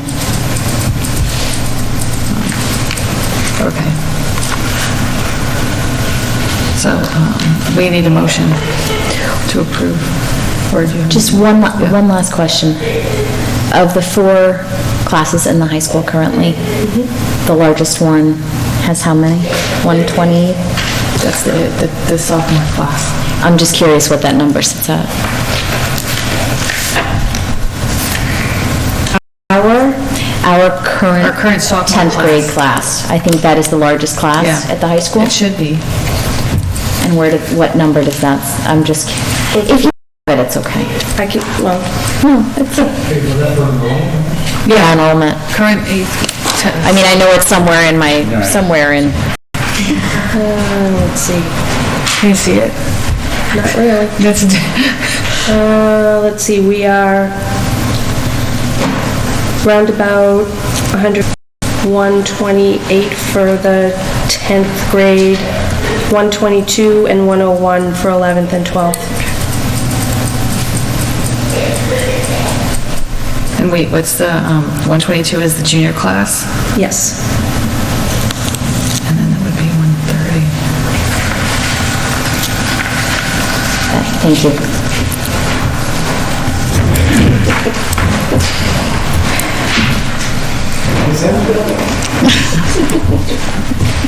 And it was the small class graduating, correct? Yes. It was a small class graduating. Yeah. It's the Yeah. smallest class in the high school, I think. Yeah, it usually is. Yeah. I'll make a motion to accept the recommendation to approve 10 school choice seats for grade 9 and 9 seats for grade 10 for the 2021 school year. I'll second. All in favor? Aye. And so, when will that open? So we will post that it has been approved, the number of seats, and we'll post the application tomorrow. And how does that work? Is that a lottery? They apply to be in a lottery. Now, we just opened 10 seats for next year's 9th grade. If by the deadline we're only received 7 applications, there's no need for a lottery. Right, okay. We only have a lottery if we have more applications than we have seats. But I'll keep you updated as we see applications coming in. Okay. Now, it's the budget. Has any questions in regards to the budget? School committee members, anyone have questions? That has been answered. Yeah. And you saw all the questions that were in the... See the questions that were asked. Okay. Yes. Yes, consider. Okay. I do. Yeah. Peter Beard, Pleasant Street. My understanding right now is that the projection that was shared by town manager in the 5-year forecast was a 2.5% increase. She obviously has not published her budget yet for next year. The current proposal is a 6% increase. The numbers are always fluid at this stage. I believe the governor's budget came out last Wednesday. 2 weeks ago, 2 weeks. Okay, 2 weeks ago. And I believe the number was up about 200,000-ish from About 150. the new growth number in town is less about $125,000 to $150,000 than we anticipated. Sounds like we're getting feedback. I believe the insurance numbers are looking like they're a little less than what had been projected. My purpose in stating all this is I'm wondering if you have an update, Dr. Burnham, in terms of your communications with the town manager. You know, are we looking at any level of flexibility above that anticipated 2.5%? And what could that ultimately mean in terms of to be cut from the 4% should the school committee need to get there? So as you said, there are some numbers that are still a little bit fluid at this point. We should see health insurance costs by the end of the month. At that point, things will start to firm up a little bit more. Obviously, The 4% budget that we presented includes a 6.5% increase factored in for health. Right. Which has been already back down to 3.9. Yeah, it's somewhere right now in the upper threes, just under 4%. And they think that that's reasonably safe at this point to think that it wouldn't be high. We haven't yet made the adjustments down to that figure. We'll wait until we get the final figure. That then, making no changes to staffing or expense lines or anything, just that alone will bring the request to a lower percent request. It will still likely be more than the 2.5 target. But once we determine how much the actual needs that we've outlined will cost, we have those health insurance numbers locked in, then we're down to a more realistic figure to try to figure out how to close the gap between the 2.5 target and the budget that we've laid out for everybody. If we had to get to that 2.5, or even if we were fortunate enough, as we were last year, to have monies to support a 3% increase, regardless, we would still be looking likely in those same areas for the cost savings to get to the target. And in jeopardy would potentially be the assistant principal position that we requested in the 4% budget. And we would look to reduce the school psychologist from a full-time school psychologist to a part-time. And then we would look to the rest of the gap. And that assistant principal was the one we were looking for the primary school in Turkey Hill. So hiring an assistant principal at this time, if we were able to do so, would mean that we would have a full-time assistant principal at the Turkey Hill and a full-time assistant principal at the primary school, rather than one person split between the two buildings. That's what we want. That's what we would like. Part-time. 0.5? So we currently have one between the two. Okay. If we could secure another time, we could have a full-time school psychologist at the Turkey Hill. Test all of our students for special ed. They're the ones that do the testing. That's ours. We have many students who are special education students at the primary school. Has that number gone up? It's a fairly high number. Because we don't yet have in place a solid tiered intervention for reading, for math, for writing. Once we get those solid supports in place and teachers are about what their role is in a full classroom setting, what additional supports some students might need, providing those supports. That is not clearly articulated at this point. It's something that we know that we need to work on. And we are working in that direction at the primary school this year in terms of tiered interventions for, I think, potentially, once we have those supports in place, there may not be as many referrals for students to special education. You know, we would likely give them supports and hope that those supports are enough so that they can see some progress. So in addition to doing all of the testing, the school psychologists also chair every meeting and every 3-year evaluation meeting, and that's everywhere in the district. Those meetings, those IEP meetings, it's an initial meeting. A child will be, the team will decide if the child will be picked up for services. Every 3 years, the child has to be re-evaluated and has to be deemed eligible to remain on special education services. So our school psychologists chair all of those meetings. So they're spending an awful lot of time in meetings. There are more meetings to be had at the primary school because we have the preschool, kindergarten, first and second grade. So there's an additional grade at the primary that we don't see at the Turkey Hill. So there's more chairing and more testing that happens at the primary school. And those reevaluation meetings are like mandated by law, correct? Oh, yes, yeah.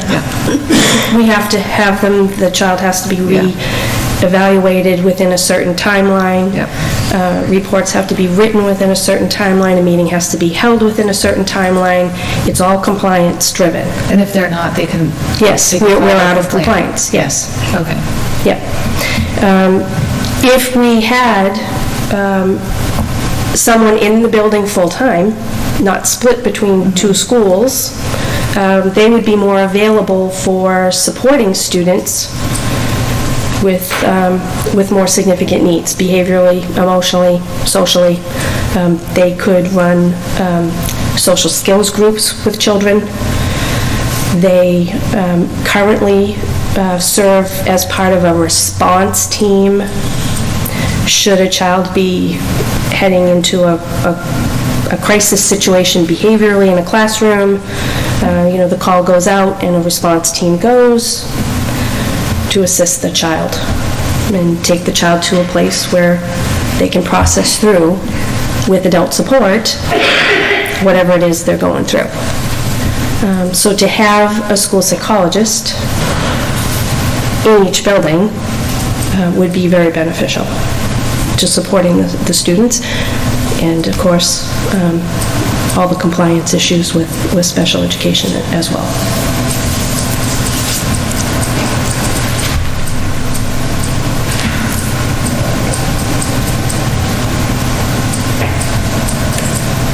So in answering Mr. Beardmore's question, those would be the first two things in closing the gap. Potentially. They're on a list of things to be considered.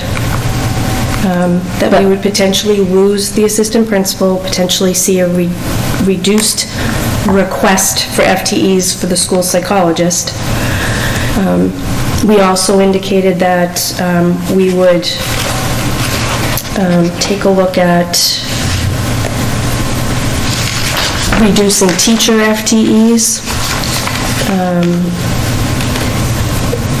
potentially adjusting paraprofessional hours or assignments. We did that last year. We really can't do much more in terms of reduction of daily hours for paraprofessionals. If we're looking at paraprofessionals and reassignment of paraprofessionals, we're talking about the non-special ed paraprofessionals, your kindergarten paraprofessionals. Currently, we have 6 kindergarten classes.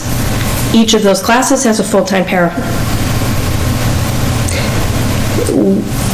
We may be looking at having to go to a model where a para is shared between 2 classes. It would not be ideal. It's not something educationally that I would be happy to recommend. But we really can't make too much more adjustment to the special ed paras. We would have compliance issues.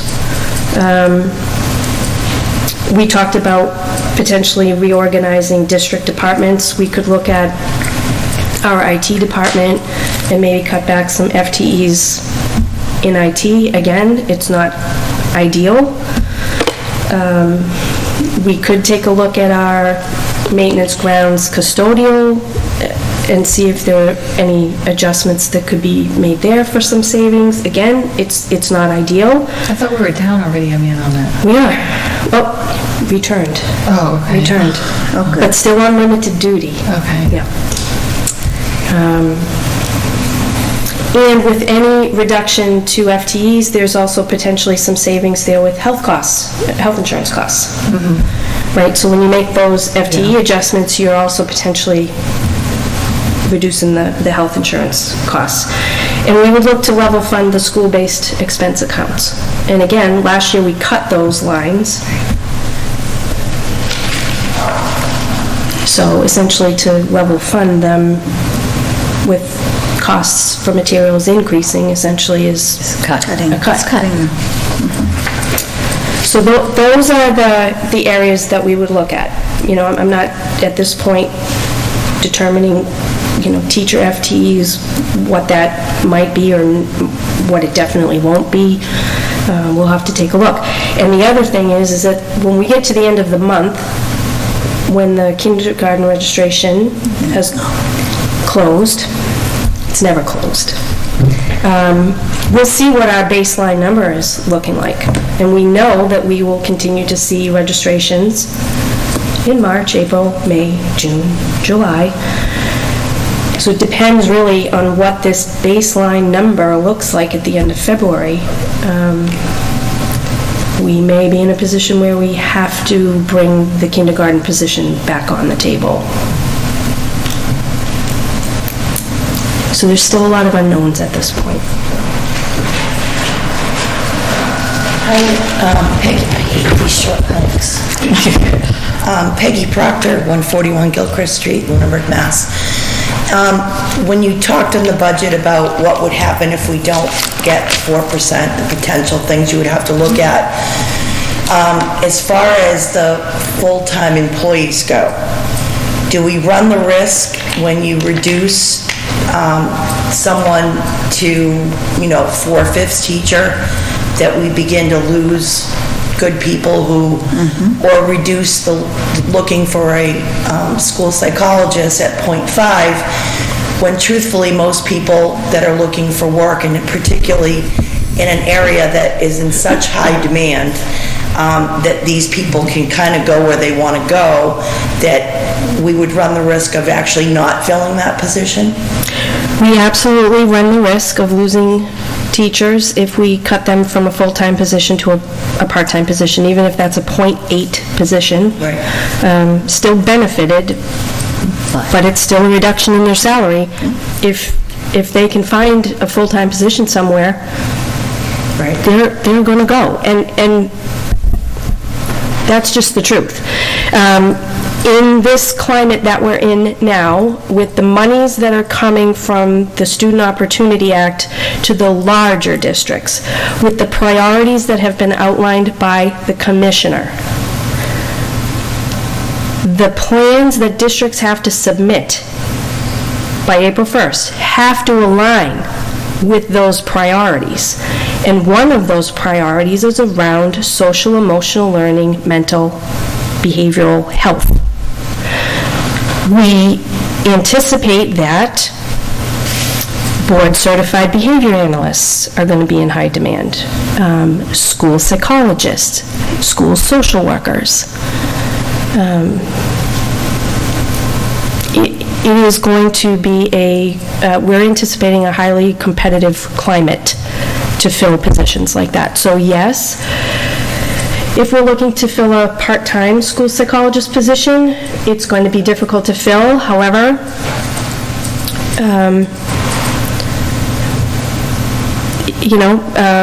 we can look to try to recruit retirees who could come back to work with part-time hours that would not negatively impact their retirement. This to isn't fill a a question. part-time. I hope it's okay if I make a comment. Thank you for fighting for the schools. My concern as a citizen, and I think we run the risk. I don't think anything in this budget is pie in the sky. I don't think any of it's luxurious. I think it's critical need. And I know you guys have looked at projections, and we're getting 100 houses in a development. Those are going to bring in kindergarten kids. I mean, it's a fact. And if we let our schools erode, we're done. You know, that always bothers me when I hear people, yeah, my taxes went up too, my valuations went up. I mean, that's part of living in a town, and when you're a small town, the school takes up the majority of the budget. That's just the way it is. But I wanted to thank you because I just see, I know people say, well, how come this and how come we need that? And I'm not sure that people, it's not out of ignorance, but I don't think people understand, A, it's law that we provide services for children, that I believe that the services have, the need for services have increased, as has our population.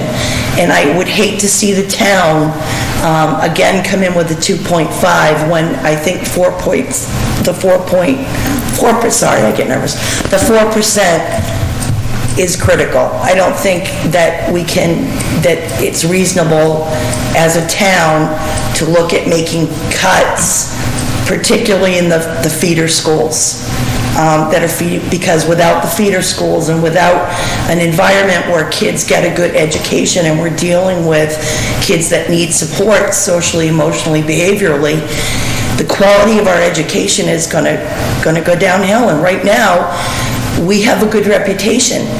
Even with limited electives, we have kids getting into some incredible schools. And when you think about, we're not a Lexington, we don't have robotics, we don't have 10 languages.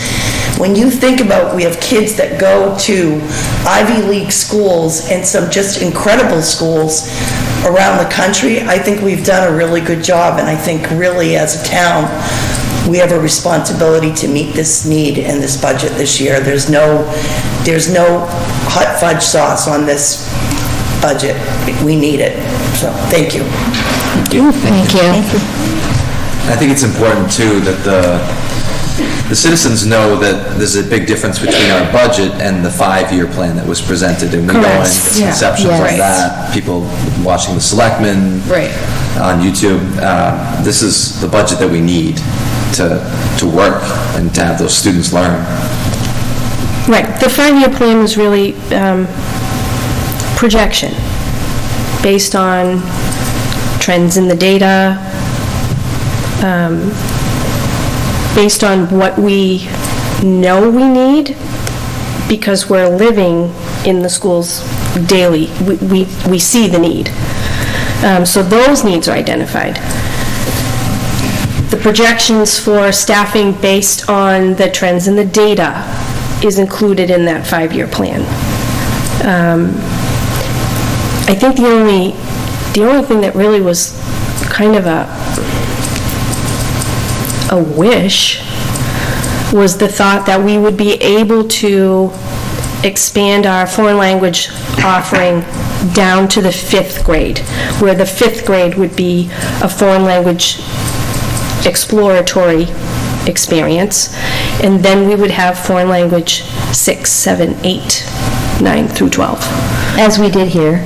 Yes. Many years ago. Right. So that is not based in a need.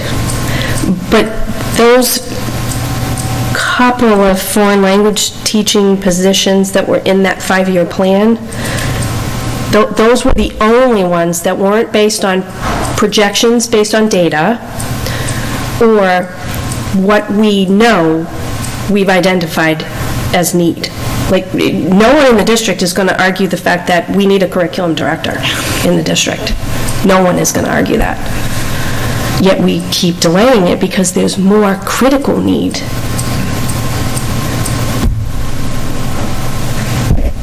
So every year, yes, we did look at the strategy for continuous improvement that we presented, that you approved back in the fall with those 4 objective areas, and we discussed what positions do we need to be able to execute this plan. Those are in that 5-year staffing plan.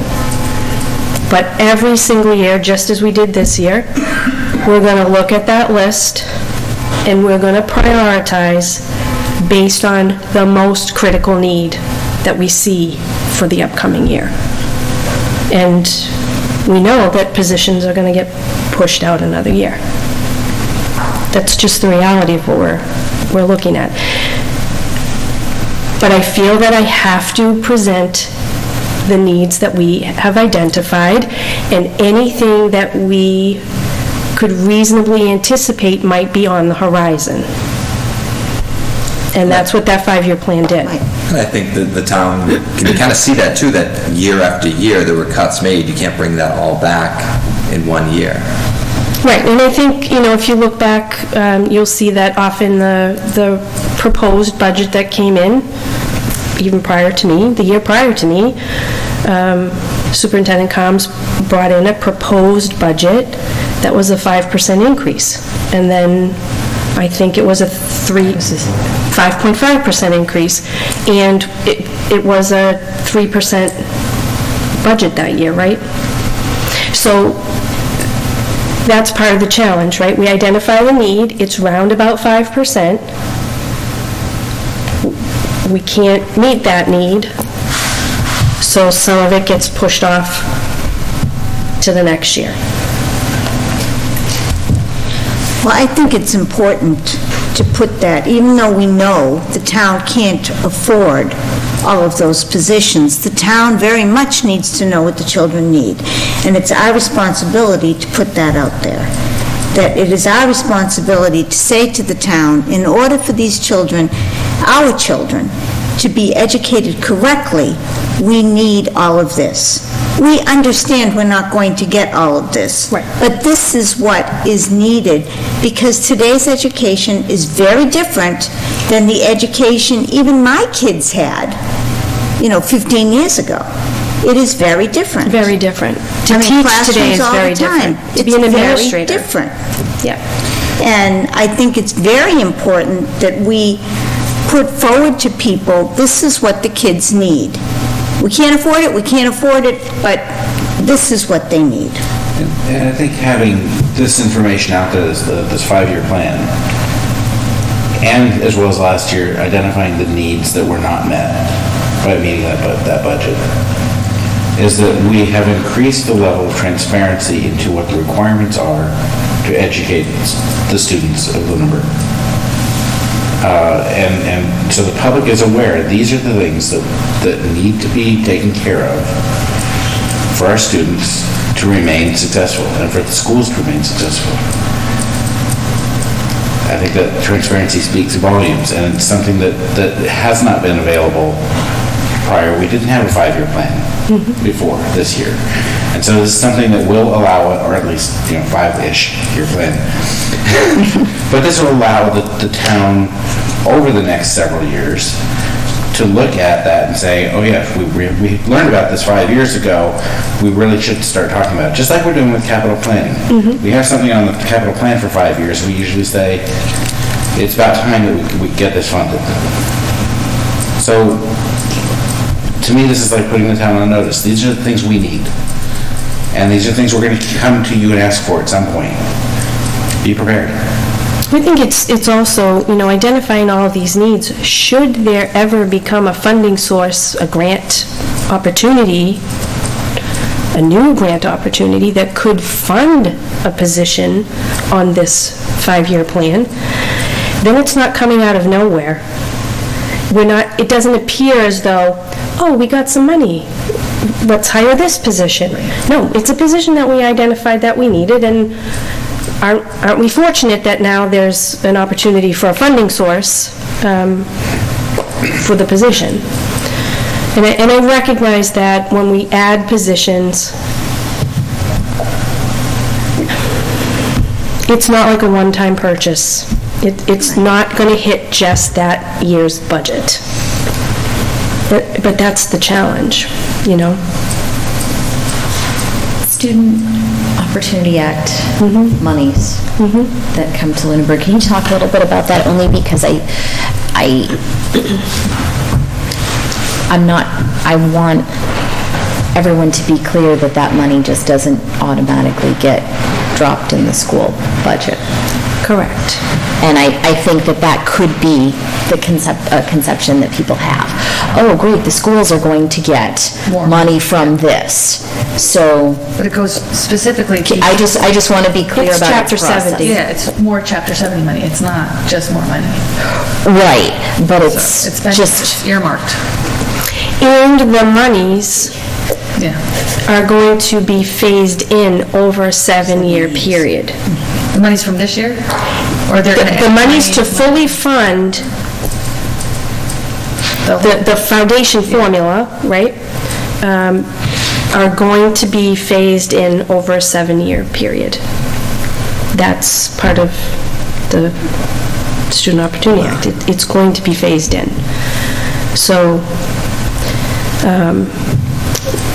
when I attended the mid-winter meeting of the Massachusetts superintendents a week ago, it was roughly a week ago, the commissioner actually came and addressed the superintendents briefly, and essentially let us know that approximately 85% of the funding this year is going to go to 35 districts.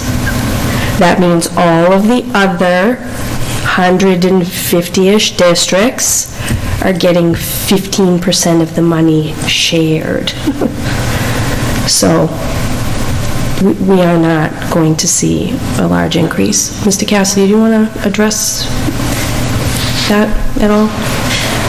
I brought that up just as the community looks at our budget and, seeing in the news that this is happening. It sounds great in theory out there. Right, the money's coming. Right, money's coming. So why would they need more than 2.5%? Right. So that's why The money's going to the high-need districts. Yes, which we knew. Worcester, Yes, Boston, which we knew. The cities. Lawrence. Yeah, I'm not sure I personally thought 85%. But again, Well, that's just this year. why I bring, That's yes, just this year. That could change next year. But we're talking about this year's budget, Right, not next year's budget, so. So Lunenburg is getting about $155,000 next year from the Student Opportunity Act, which is Chapter 70 funds. That percentage is lower than we've gotten over the last few years. So this year, we're seeing a 2% increase, right? Right. Whereas last year, we saw a 2.5% increase in our Chapter 70. So there's really no increase to us. So we're actually at a loss this year. The Student Because of that. Opportunity Act is giving us a loss. It's hitting us instead of... Listen, Wow. not It to was be the a right thing naysayer, to but advocate for public education. Yeah. Oh, yeah. It just did not, we're not going to see the significant benefits of that additional money. Right, and in this particular year, that Right, number's just lower than, last year was, I do believe that down the road, some monies will come in the form of grants. So it won't all be coming to us in the form of our Chapter 70. Like the grant that professional development grant. Correct, so that is not tied to the Student Opportunity Act, but something like that. So the Department of Education put up grant money to fund some professional development because they just realigned the social studies history framework pre-K to 12. Teachers have been working in every district to realign curriculum and start to implement the new curriculum and the new requirements for civics projects. One at the high school level, one at the 8th grade level. Stay tuned, there'll be more coming on that. So to have, the opportunity for some high-quality professional development, particularly beneficial, I think, in a collaborative network like this, because the networking with other colleagues in other districts is equally beneficial. It's not just the content. So this is an opportunity I'm really excited about for us. So what type of grants do you think that the other We may see some, social, emotional, mental health kinds of grants down the line. There may be some innovative curriculum-type grants down the line. I'm not sure. I know that, the commissioner's rolling out a lot of new ideas. So we'll see where that vision takes us over the next handful of years. So I was at my MASBO meeting today, and there was some uncertainty with the grants moving forward. They're trying to, the state is really trying to square away next year and the following year before moving forward and rolling out some of the grants. So I think the only thing that's certain is really what... Chapter 70. The Chapter 70, and probably what we got this year is what we can kind of anticipate over the next few years from the Student Opportunity Act. So unless our student population changes. That and some data reporting and a plan being submitted, we can count on that too. Oh, yes. Yes, new reporting requirements. To get that money, that windfall. That $150,000. The windfall of money. But the good news is, districts that are receiving less than $1.5 million only have to complete the short form. How long is the short There form? you go. Which is about 4 pages. And if you're receiving more than $1.5 million, you have to complete like a 7 or 8, 9 page I don't know, I form. think I'd fill out the 7 or 8, 9 pages for $1 million. I did advocate that. I would do that for the district today, just to get the extra money, but it didn't go work, unfortunately. A couple other things we had talked about with the Student Opportunity Act was to fully fund the charter school reimbursement. That was another item that was in there. And then another item that I saw was the annual cap on the Massachusetts School Building Authority, spending by $200 million from $600 million to $800 million too. So if we're looking for a new school, potentially, that might be a good avenue. Yeah, and I'm wondering, in the past, you've kind of had to get in the queue a number of years early. Yeah. But with additional monies, maybe not so much. I'm thinking they might be able to fund more projects, so maybe the queue wouldn't have to be as long. Maybe. We'll see.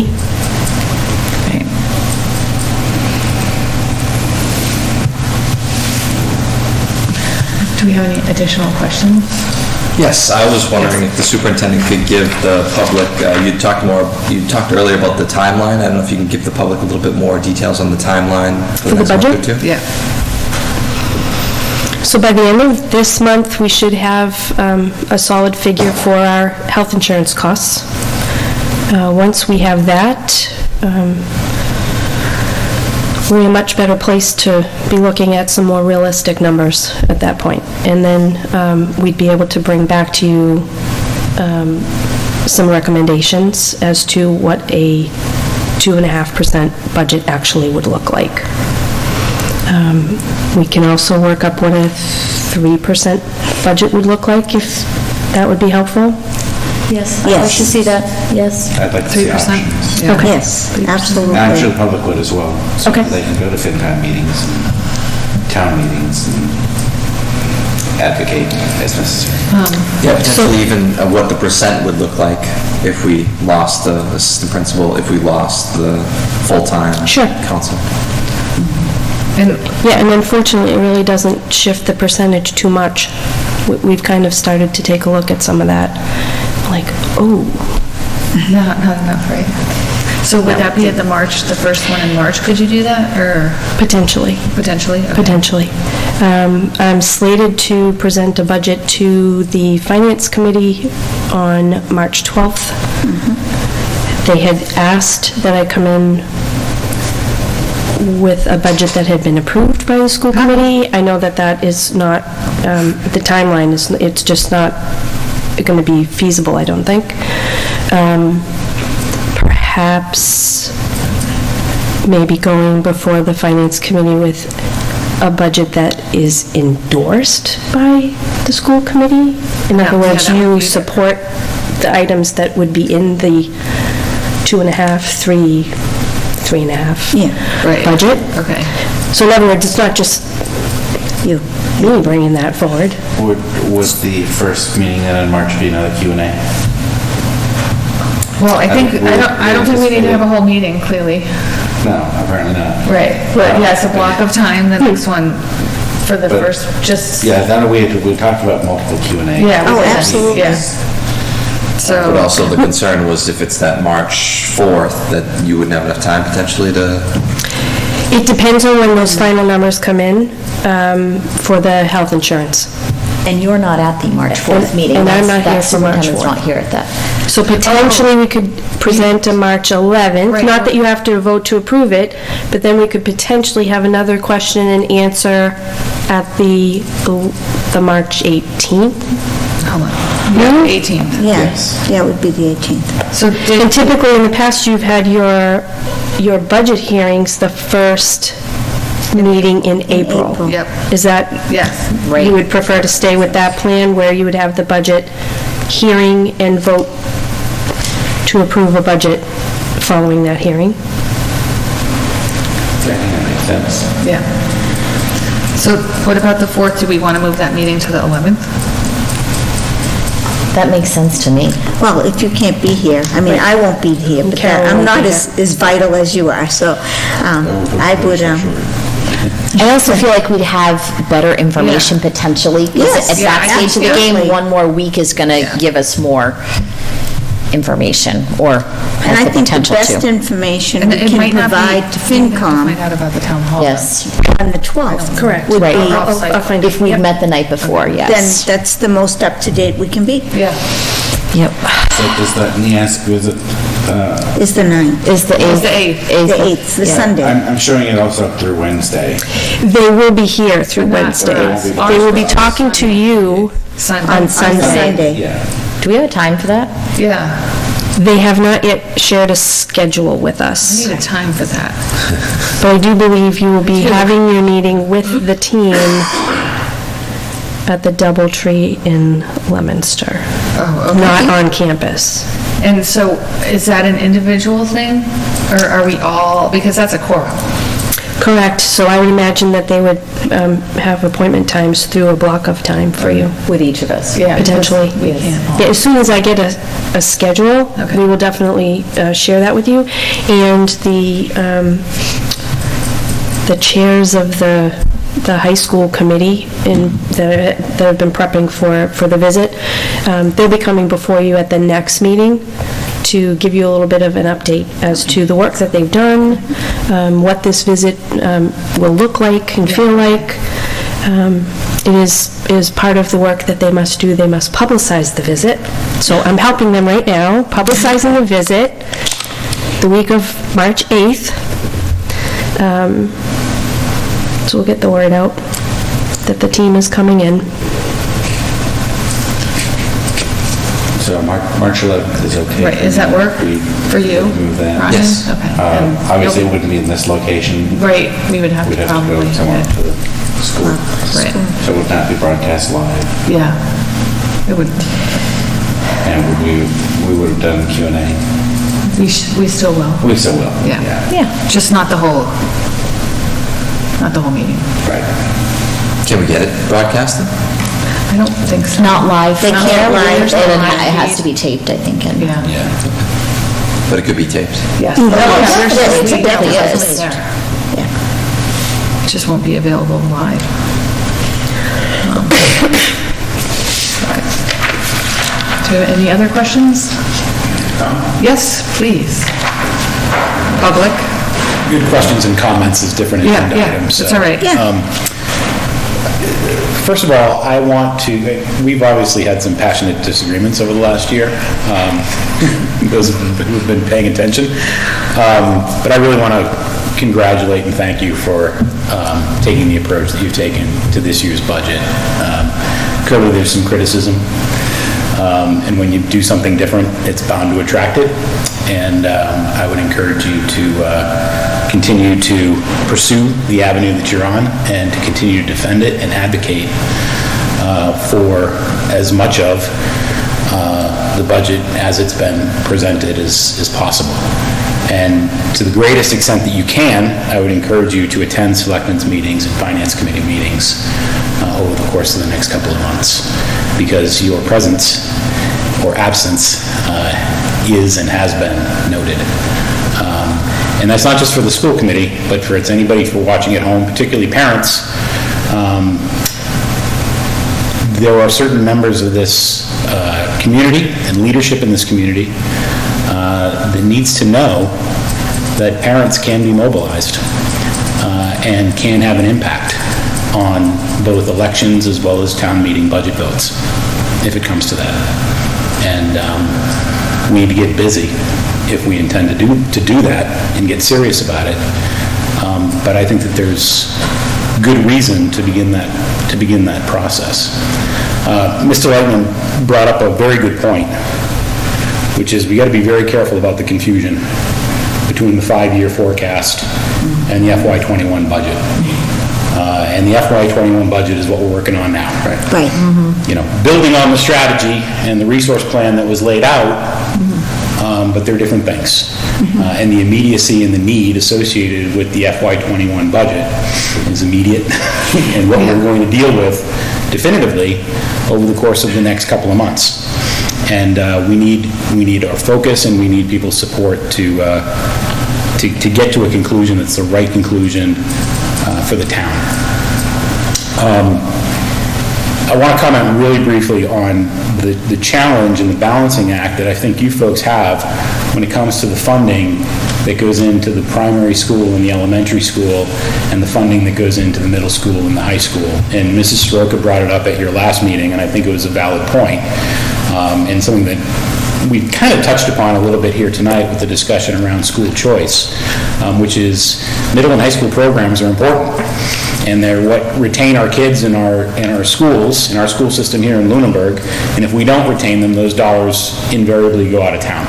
And it's very undemocratic, and we don't have control of those dollars when they do. On the other hand, the kind of spending that you're talking about, particularly at the primary school level, it could not be more important and could not be overstated. You know, it's emotional and it's personal for me, because I have a child who started in the Lunenburg schools at 3 years and 1 day old with a diagnosis that was pretty serious and pretty concerning. And today he's an 11-year-old, a perfectly functional, thriving 5th grader in Lunenburg. And I credit 99% of his success to the professionals in the Lunenburg primary school. It was unbelievable. He had a full-time paraprofessional, he had great teachers, it was amazing. It was great socialization. Everything, all of the resources that were brought to him were absolutely amazing. But he also had 2 parents who advocated for him and were very sensitive to his needs and spent a lot of time making sure that he had the resources both in the school system and outside the school system for him to be successful. And not every kid has that. And not every kid has, you know, the parents who've been educated to know the signs and understand the progress that needs to be made at certain milestones. And so these new positions that the superintendent is advocating for, and I believe that she has your support for, are critically important just to help identify those issues and to make sure that critical services are getting to the kids that need it. Because if they don't, and we're not able to make that progress on those individual kids and address those issues as early in the process as possible, then we're invariably going to be spending on placement and additional services and behavioral issues and other distractions down the line in 5th grade, 6th grade, in high school. So these are incredibly important, comparatively low-cost investments when you think about it, that you know, will pay off in real outcomes in the future. And I hope you join me in advocating for that. And I really want to, again, I know people watch this on YouTube and are watching it live. Please get involved, come to these meetings, and help the school committee advocate for the funding that it needs and that our kids deserve. Thanks. Thank you. If I may, just add or ask through the chair on this one. in terms of, and I watch the selectmen meetings usually after the fact. And there have been a few times where they're like, where's the school people? There's no school people here to ask questions of. And 2 weeks ago, specifically, there wasn't anybody from the school committee here or the superintendent to answer questions. And I'm wondering, because we have a policy that we have one person who can speak on behalf of the school committee, how do we address situations like that if we are to sit in the audience during these meetings and there's a question of the schools and they say, oh, well, we've got somebody from the school committee here. How would we want to address that? Defer that to the superintendent or to the chair at a later date? Or, we have rules. Oh, I know. For a reason. But they're not sitting here today so that we can ask them questions. True. So they haven't sent us an email requesting us to be at any of their meetings. No, this is from the public, somebody from the public. It's they didn't see anybody from the school committee. Okay. Well, the one specific guest, didn't see anybody from the schools here. So, that's... And I think we see that in their meetings as well as our meetings, that a lot of people will come up and state they're speaking on behalf of themselves, not as a member of whatever committee they're on. Right. But if a member of the school committee is sitting in the audience and if for example, the conversation last night, oh, look, somebody from the school committee is here, what do you think? I think that might put the members of whoever is sitting in the audience in a bad position. I agree. So that's one of the reasons I haven't physically gone to the meetings. Right. Because I don't want to be put in that position. Nor should you. Nor should I. And frankly, Mr. Beardmore is far more eloquent than I am. in his statements to the selectmen. But it's just that kind of dynamic. I don't know I get the point that we need to be visible, and I've advocated for being visible, but there's a point where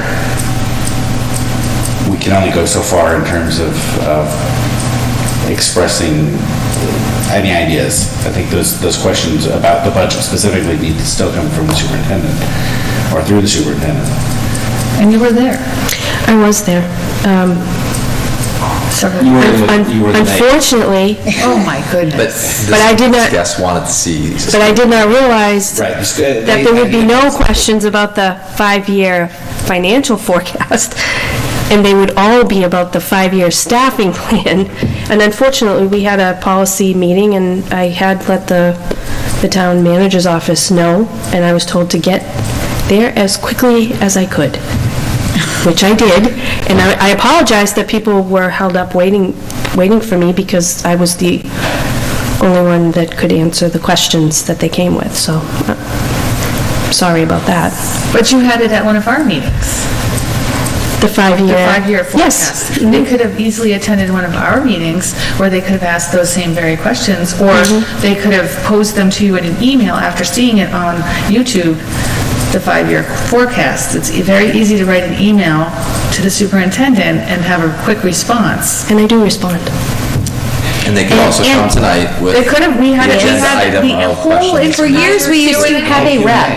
Specifically. We had a rep. Yes. Yeah. For years. And they got rid of that. I know. That was the I'm new just saying. select board. And that would have been... To Ms. London's point, it was a member of the public, not the Board of Selectmen, specifically asking for school committee members to be here to answer the questions. Well, then they're not, then that person isn't aware that that's the school that's committee. not I understood. how it goes. I understood. It's the same person that scoffed at me when we said that when I said it was a public meeting. It's a meeting held in public. But at any rate, so there's that. So and I'm sure that there's more than one person out there that would prefer to see people at meetings but we are really limited in what we can discuss. Correct. Yes. Outside of this venue. Right. And I still think that, I still don't think that it's fully understood how limited we can be. So, while anyway. Well, it's a fine line when you speak And how. to really convey clearly that this isn't the school committee speaking. Right. Or what I'm saying isn't on behalf of the school committee. Right. Because, as we all know, what we say inside a meeting or outside of it can be misconstrued. So, and sometimes some of those meetings get heated, and the next thing you know, you've got an exchange going, and... An unnecessary one.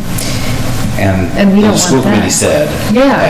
Well, that's exactly And it was- where it's yeah. going, yep. So that's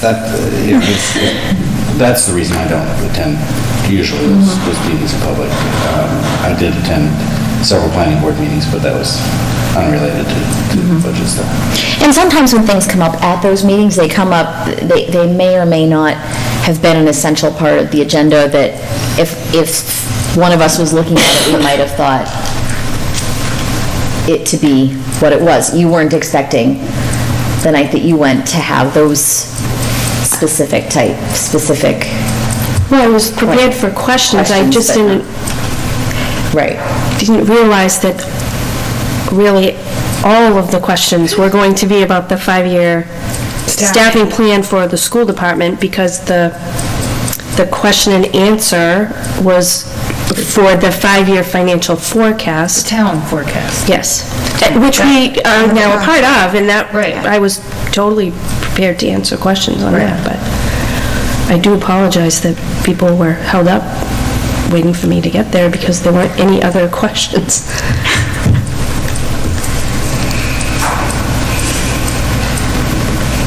So, do we have any answers then to Jim's question? No. I will not be attending those meetings to represent us.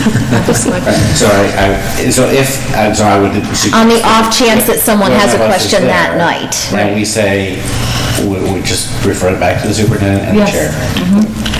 Because we're not authorized to speak on behalf of the school.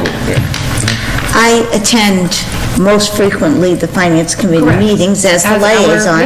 And once in a blue moon, someone will turn over and say, what did the school do about that? And if it's factual, I would respond.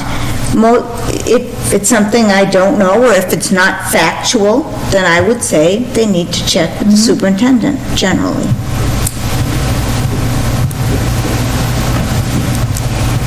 Okay. Making sure that there was guidance. Okay, so are we done with our budget question and answer? No one else has any more concerns, or? No one? Okay. Public comment open to anything that is school committee related? No? I have. You do? I have. Okay, Mr. Levesque. I have at least one, I may have Okay. two in here. Okay.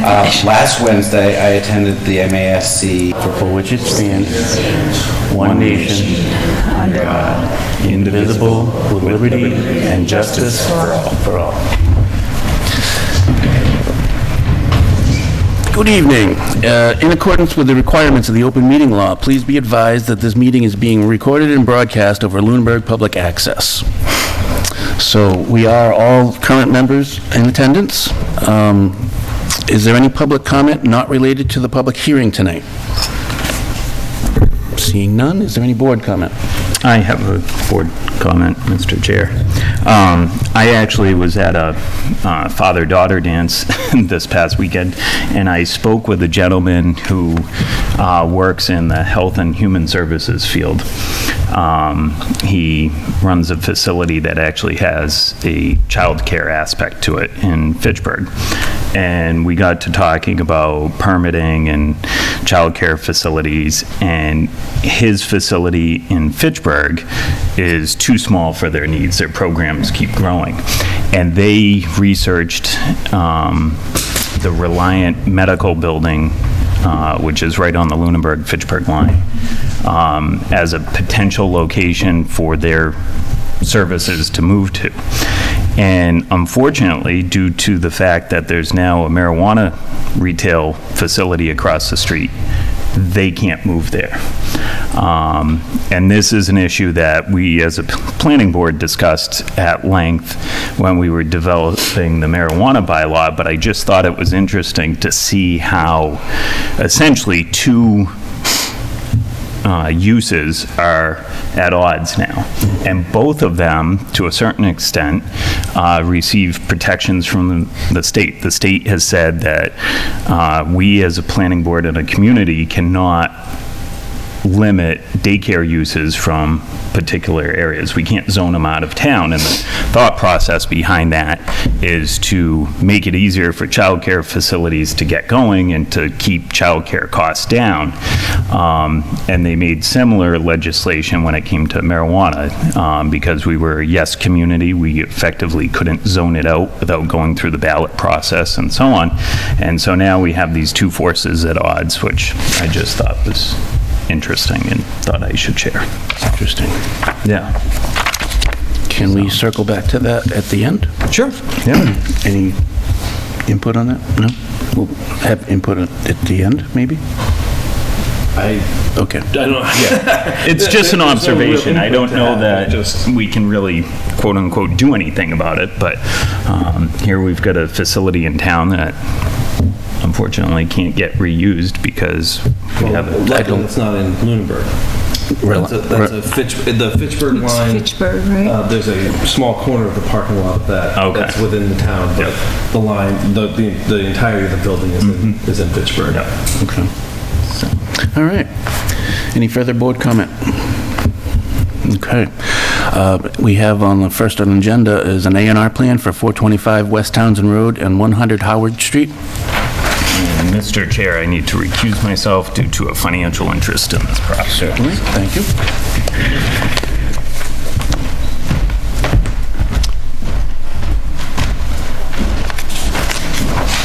Welcome.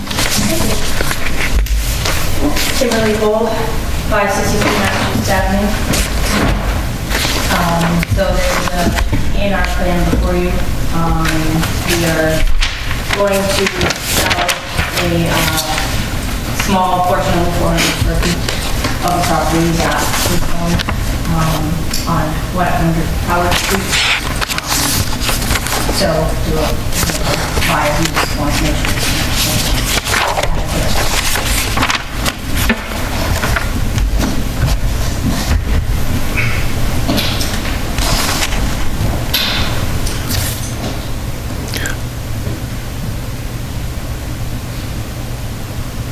So you...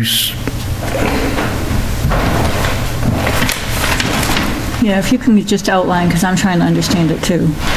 Well, Adam just pointed to the... If you look at the larger locus map, there's two smaller parcels on West Townsend Road, and then if you look at the inset circle, the smaller of those two lots is the subject property that's receiving the sliver of land, which you'll see on the north side. That little tiny piece? That little... It's only 400 square feet. Okay, that little pie-shaped piece, okay. Okay. And that's just for area? My understanding... I lost my microphone. My understanding is the subject property is just under 30,000 square feet. The person who owns it or will own it is looking to build a 3-bedroom home on it. And due to nitrogen loading requirements in Title V, you need a minimum of 30,000 square feet to install a septic system that meets those requirements. What zone is it in? It's an outlying, it's a pre-existing non-conforming lot, and the addition of land per the building commissioner does not take away that grandfathering because it makes it more conforming, and they don't have the ability to gain other additional land, they just have the ability to get that small piece. So will that be deed restricted to 3 bedrooms? I mean, it really doesn't need... By the Title V system. By Title V it is, right, but... I mean, the town is in the habit of deed restricting properties just because it's messy and complicated and takes a significant amount of administrative effort. But from a sale perspective, they would be limited. So it's nitrogen sensitive because of the soil absorption and the well on site? That's just the Title V regs, say that you can't, You need 10,000 square feet per bedroom. Per bedroom. So that's why it's restricted? Correct. It's on site, well and sewer, etc. Make a motion to approve the A&R for 425 West Townsend Road and 100 Howard Street. Second. I would second it. Okay. Any further discussion? All in favor? Aye. Aye. Aye. Thank you.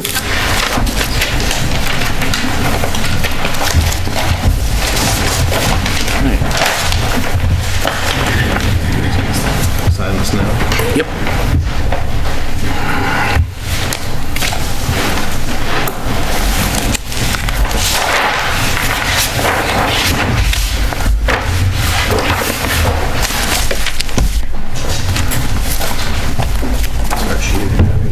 Yeah.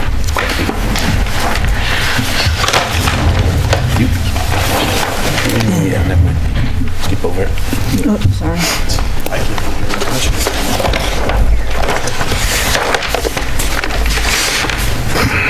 It depends, Diane. Lucky thing you only have to sign the one month.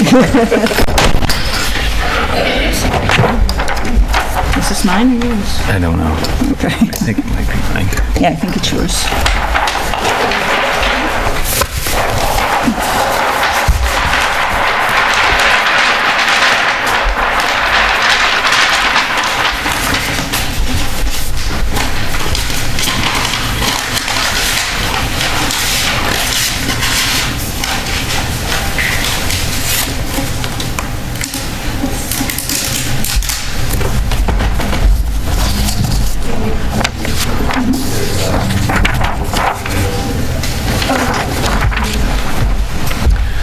Next on our agenda is a public hearing continued from 127 for 1325 Massachusetts Avenue. Thank you. My name is Frank McMartin from John Gildas, representing the applicants, Dan and Jean Parker. After the previous meeting, there were a few questions we were left to address from the board, as well as a review letter from Grace and Engineering that dated the 27th of January. There were also several comments we have outstanding from Conservation Commission, which we have addressed all our plans as well. So I'd like to go through my responses to those comments, as well as the Graves and Engineering response letter. With regard to the town of Lunenburg planning board comments, first of which was property map remains easy.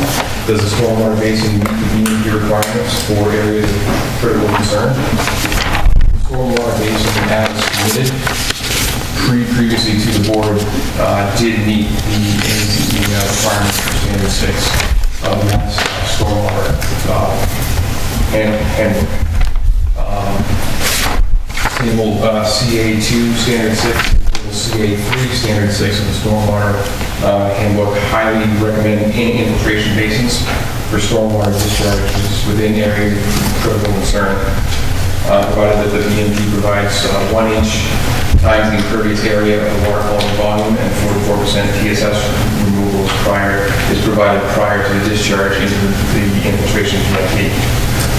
The stormwater basin, as it was designed, provides 7,555 cubic feet of volume between elevations 400 and 401.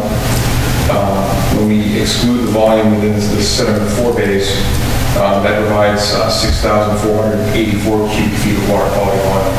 The required amount with that 1 inch times the impervious area is 6,483 cubic feet. So we're just over that requirement.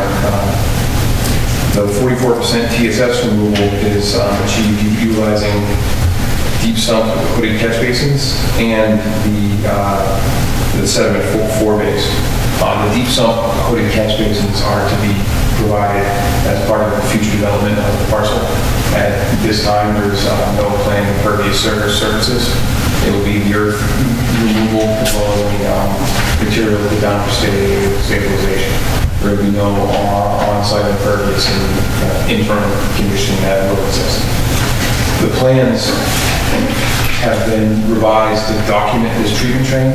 So whoever picks this up after I've finished my engineering of this permit will see that the plans were designed for a certain amount of impervious surfaces, that same 77,800 square feet.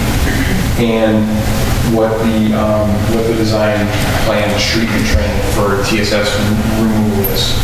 So that's all documented all on the plans.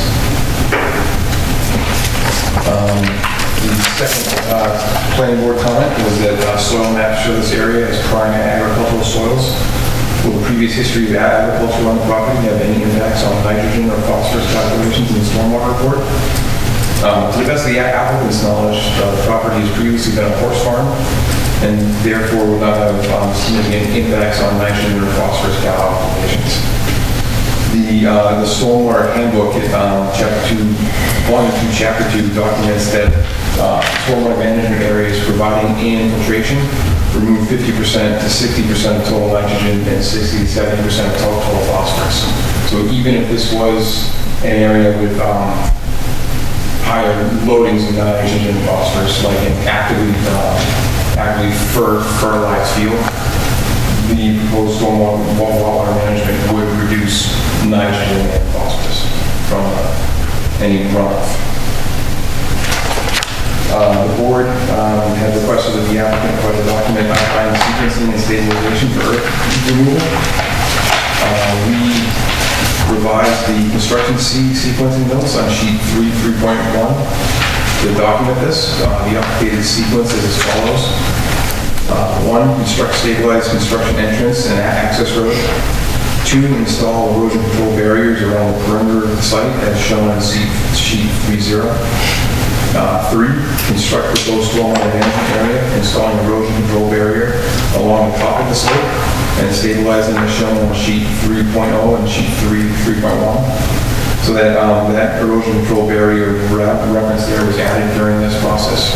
It's to provide a separation between the top of the stormwater area and the area of active earth removal, just as an extra amount of erosion control. Step 4, number 4, strip and stockpile loam for on-site screening and reuse. Step 5, strip subgrade material to finish grades and transport off-site. 6 is temporarily stabilize active areas of earth removal with straw wattles and wood chips as shown on sheets 3.0 and 3.1. 7 is permanently stabilize areas where earth removal is complete as shown on sheets 3.0 and 3.1. And then item 8 is maintain all erosion control measures around the perimeter of the site and within all active areas of earth removal for the duration of earth removal activities. Planning board comment number 4 was the board asked that the applicant identify all the planning areas where loam will be screened and the manner in which soil erosion and sediment control will be implemented. So the erosion control sheet, sheet 3.0 has been updated to identify this location. I'll point that out on the plan.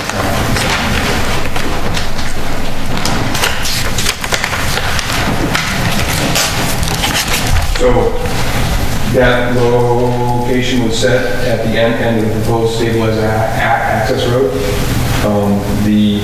This rectangle here represents a screening of equipment. Roughly its approximate size, and then this represents approximately a 500 cubic yard stockpile. The intent is for the downhill side of this area to be fenced off with a erosion control barrier to prevent runoff of the loam while being screened and stockpile. What type of barrier? The erosion control barrier, so that would be, that's the silt fence and So it's just going to be a silt? The heavy duty, yes. a silt fence. Yes. The detail on 3.1. 3.1? Yes, so, anywhere I say erosion control barrier on these plans, it's silt fence and hay bale.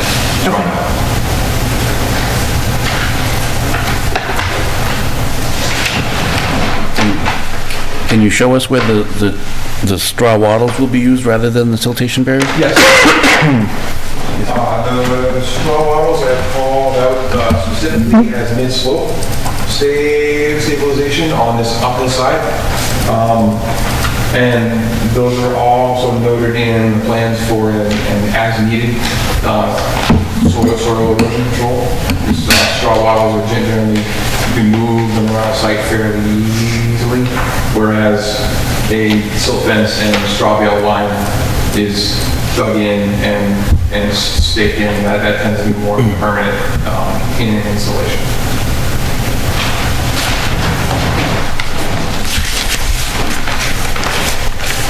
In Graves' engineering letter dated February 10th, in response to our response to the planning board comments, they noted that the planning board has 4 questions of the design engineer, for which responses were provided at the beginning of the design engineer's letter, stated February 4th and February 6th. GEI has no issues with the design engineer's responses, and then please note that Phase 2's compliance with Mass DEP stormwater standards can't be confirmed until the future Phase 2 development plans are submitted for Phase 2 permit.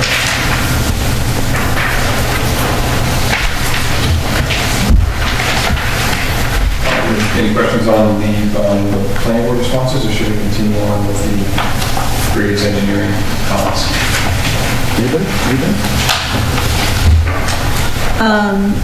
No, I can wait until after.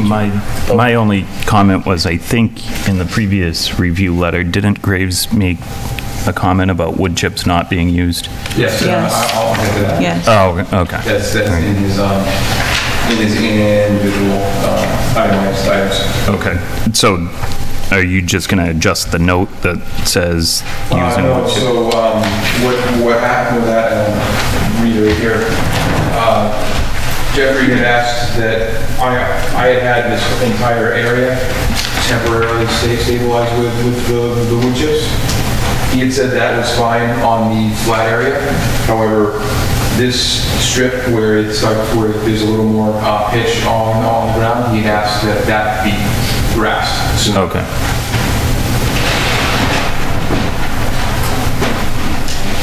So, getting into the Graves and engineering comments. Comment 1, GEI has no issues relative to compliance with stormwater and storm sewer bylaw. And that was on the originally submitted plans that they reviewed.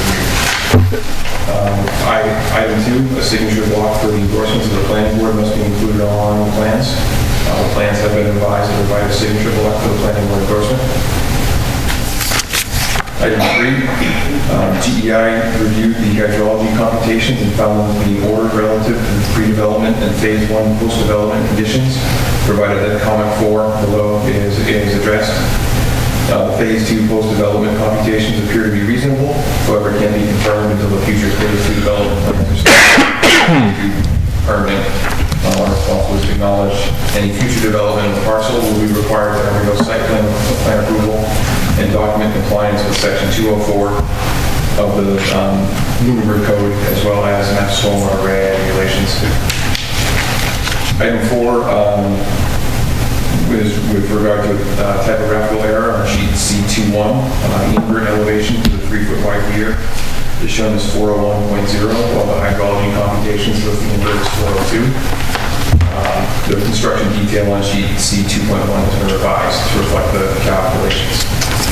Item 5 is compliance with the Mass DEP Stormwater Handbook is reasonable for Phase 1, except as noted in the 3 following comments. Comment 6, stormwater basin berms constructed in fill need to have a core of low impermeability soil to prevent lateral water seepage for long-term stability of the basin. The construction details calling out the impervious core in the basin have been added to the drawings in sheet C2.1. The impervious core is to be constructed out of material meeting the MassDOT M1.08.0 impervious soil borrow specification.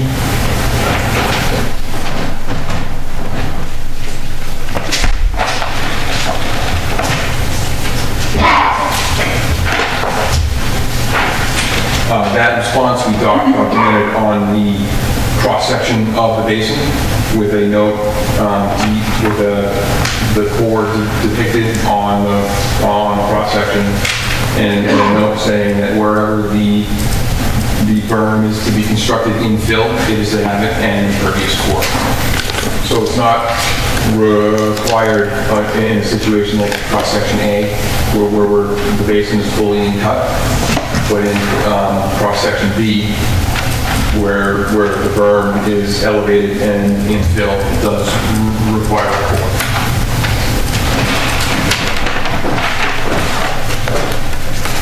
Item 7, perimeter erosion controls should be provided to the east side of the entrance between the earth removal area and the new culvert under the driveway to reduce the amount of sediment that can enter the concentrated flow path at the culvert. Sheet 3.0 of the erosion control plan has been revised to provide additional perimeter controls to protect the temporary culvert under the temporary stabilized construction access.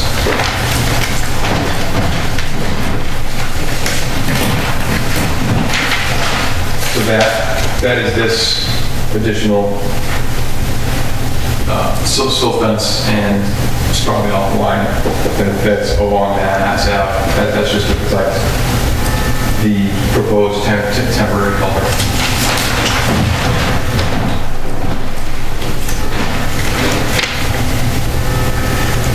For Mass GIS, the southern portion of the site is located in the Zone 2 of a public well, and therefore Mass DEP Standard 6 applies. The Zone 2 boundary needs to be shown on plans, and the stormwater report needs to be revised to recognize the Zone 2. This response here, the original February 4th response, is correct. I read this, and then I looked at the Lunenburg GIS map. I confused personally the Lunenburg Zone 3 boundary, which is almost exactly the same on our parcel, as the Mass DEP Zone 2. So the stormwater basin as designed does meet the requirements of Standard 6 for Zone 2. Those are the same requirements as when it's in NACE, EC as a critical area. So that doesn't change the design. My response, I just got overexcited when I found an answer that I thought was correct. And Graves does go into that in their response. Item 9, GEI recommends that sheet C 3.0 be revised to propose grass or other vegetative cover instead of wood chips at the south end of the site on the slope from elevation 410 and lower. Waiver-shaped wood chips on slopes can be prone to displacement by runoff. So that was where sheet 3.0 then revised to call out the use of grass cover at the south end of the site from elevation 410 to the limit of the disturbance. Item 10, Phase 2 hydrology calculations show that there will be only 0.89 feet of freeboard as measured from the top of the berm to the peak water surface elevation during a 100-year storm event. A minimum of 1.0 feet of freeboard must be provided. I reworked the basin, adjusted some contours slightly. The bottom of the basin was 5 feet. It's now 7, and that pushed it 2 feet into the site, for not back towards the wetlands. That adjustment now provides 1.5 feet of freeboard. So we exceed that 1.0 feet of freeboard requirement of the basin. Item 11, during the design of Phase 2, riprap A aprons will need to be added for the 3 future discharges into the stormwater management area from drain manhole 1, Fluence 2, and Fluence 3. We revised the plan to add the riprap A aprons at this time as part of Phase 1, as the intent is to fully construct the stormwater management area and then not touch it for whatever future development happens at the parcel, other than to perform the routine maintenance in the O&M area. So these riprap aprons are shown at the ends of the pipe here in this forebay, here in this forebay, in the middle, and then here and here in this forebay at the end. One of those aprons is for the drain manhole and its discharge pipe, and then the other is for this conveyance pipe that sends a little more water into the basin and catches rock before it goes on the mast stack.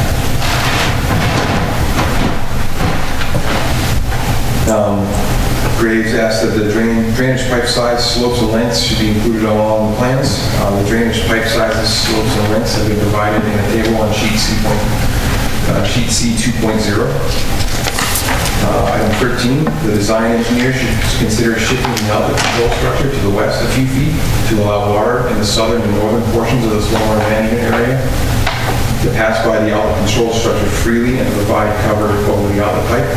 And the outlet control structure has been shifted to the west into the berm to allow this to happen. Considering item 14, considering the size of the rear openings, the outlet control structure detail on sheet C2.1 should include a bar rack across the rear openings. And we did add that to the detail sheet. And then item 15, the drain manhole detail on sheet C2.1 should be revised to include invert channel. It can be played brick or cast in place concrete. The drain manhole detail on sheet C2.1 has been revised to include an invert channel. The detail has been revised to indicate that the channels are to be constructed as part of phase 2. The orientation of upstream pipes isn't known at this time, and we didn't want to construct an invert channel and then have to possibly jackhammer it out to construct another invert channel, or be locked into a pipe orientation that wasn't optimal in the future. Graves Engineering did respond to these responses with a letter dated February 10th. Item 1, GEI has no further issues relative to compliance with the stormwater and storm sewer bylaw, which is the same as in the original 7th letter. Item number 2, acknowledge a signature block has been added to each sheet. Item number 3, GEI reviewed the revised hydrology computations and found them to be in order relative to pre-development and phase 1 post-development conditions. Again, the phase 2 post-development computations appear to be reasonable, but can't be confirmed until the future phase 2 development plans are submitted for phase 2 permit. Item 4, acknowledge the 3-foot wide rear elevation has been revised. Item 5, compliance with the Mass Stormwater Handbook is reasonable for phase 1. Item 6, acknowledged, it has been noted that impervious cores will be provided for berms constructed in fill. Item 7, acknowledged, perimeter erosion controls have been provided on the east side of the entrance. Item 8, acknowledged, the plans last revised February 4th show the Mass DEP Zone 2 boundary, and the plans last revised February 6th show the Lunenburg Aquifer Protection Zone 3, which is collinear with the Mass DEP Zone 2 boundary. The portion of the site south of this boundary is in both the Mass DEP Zone 2 and the County of Lunenburg Water Supply Protection District Zone 3.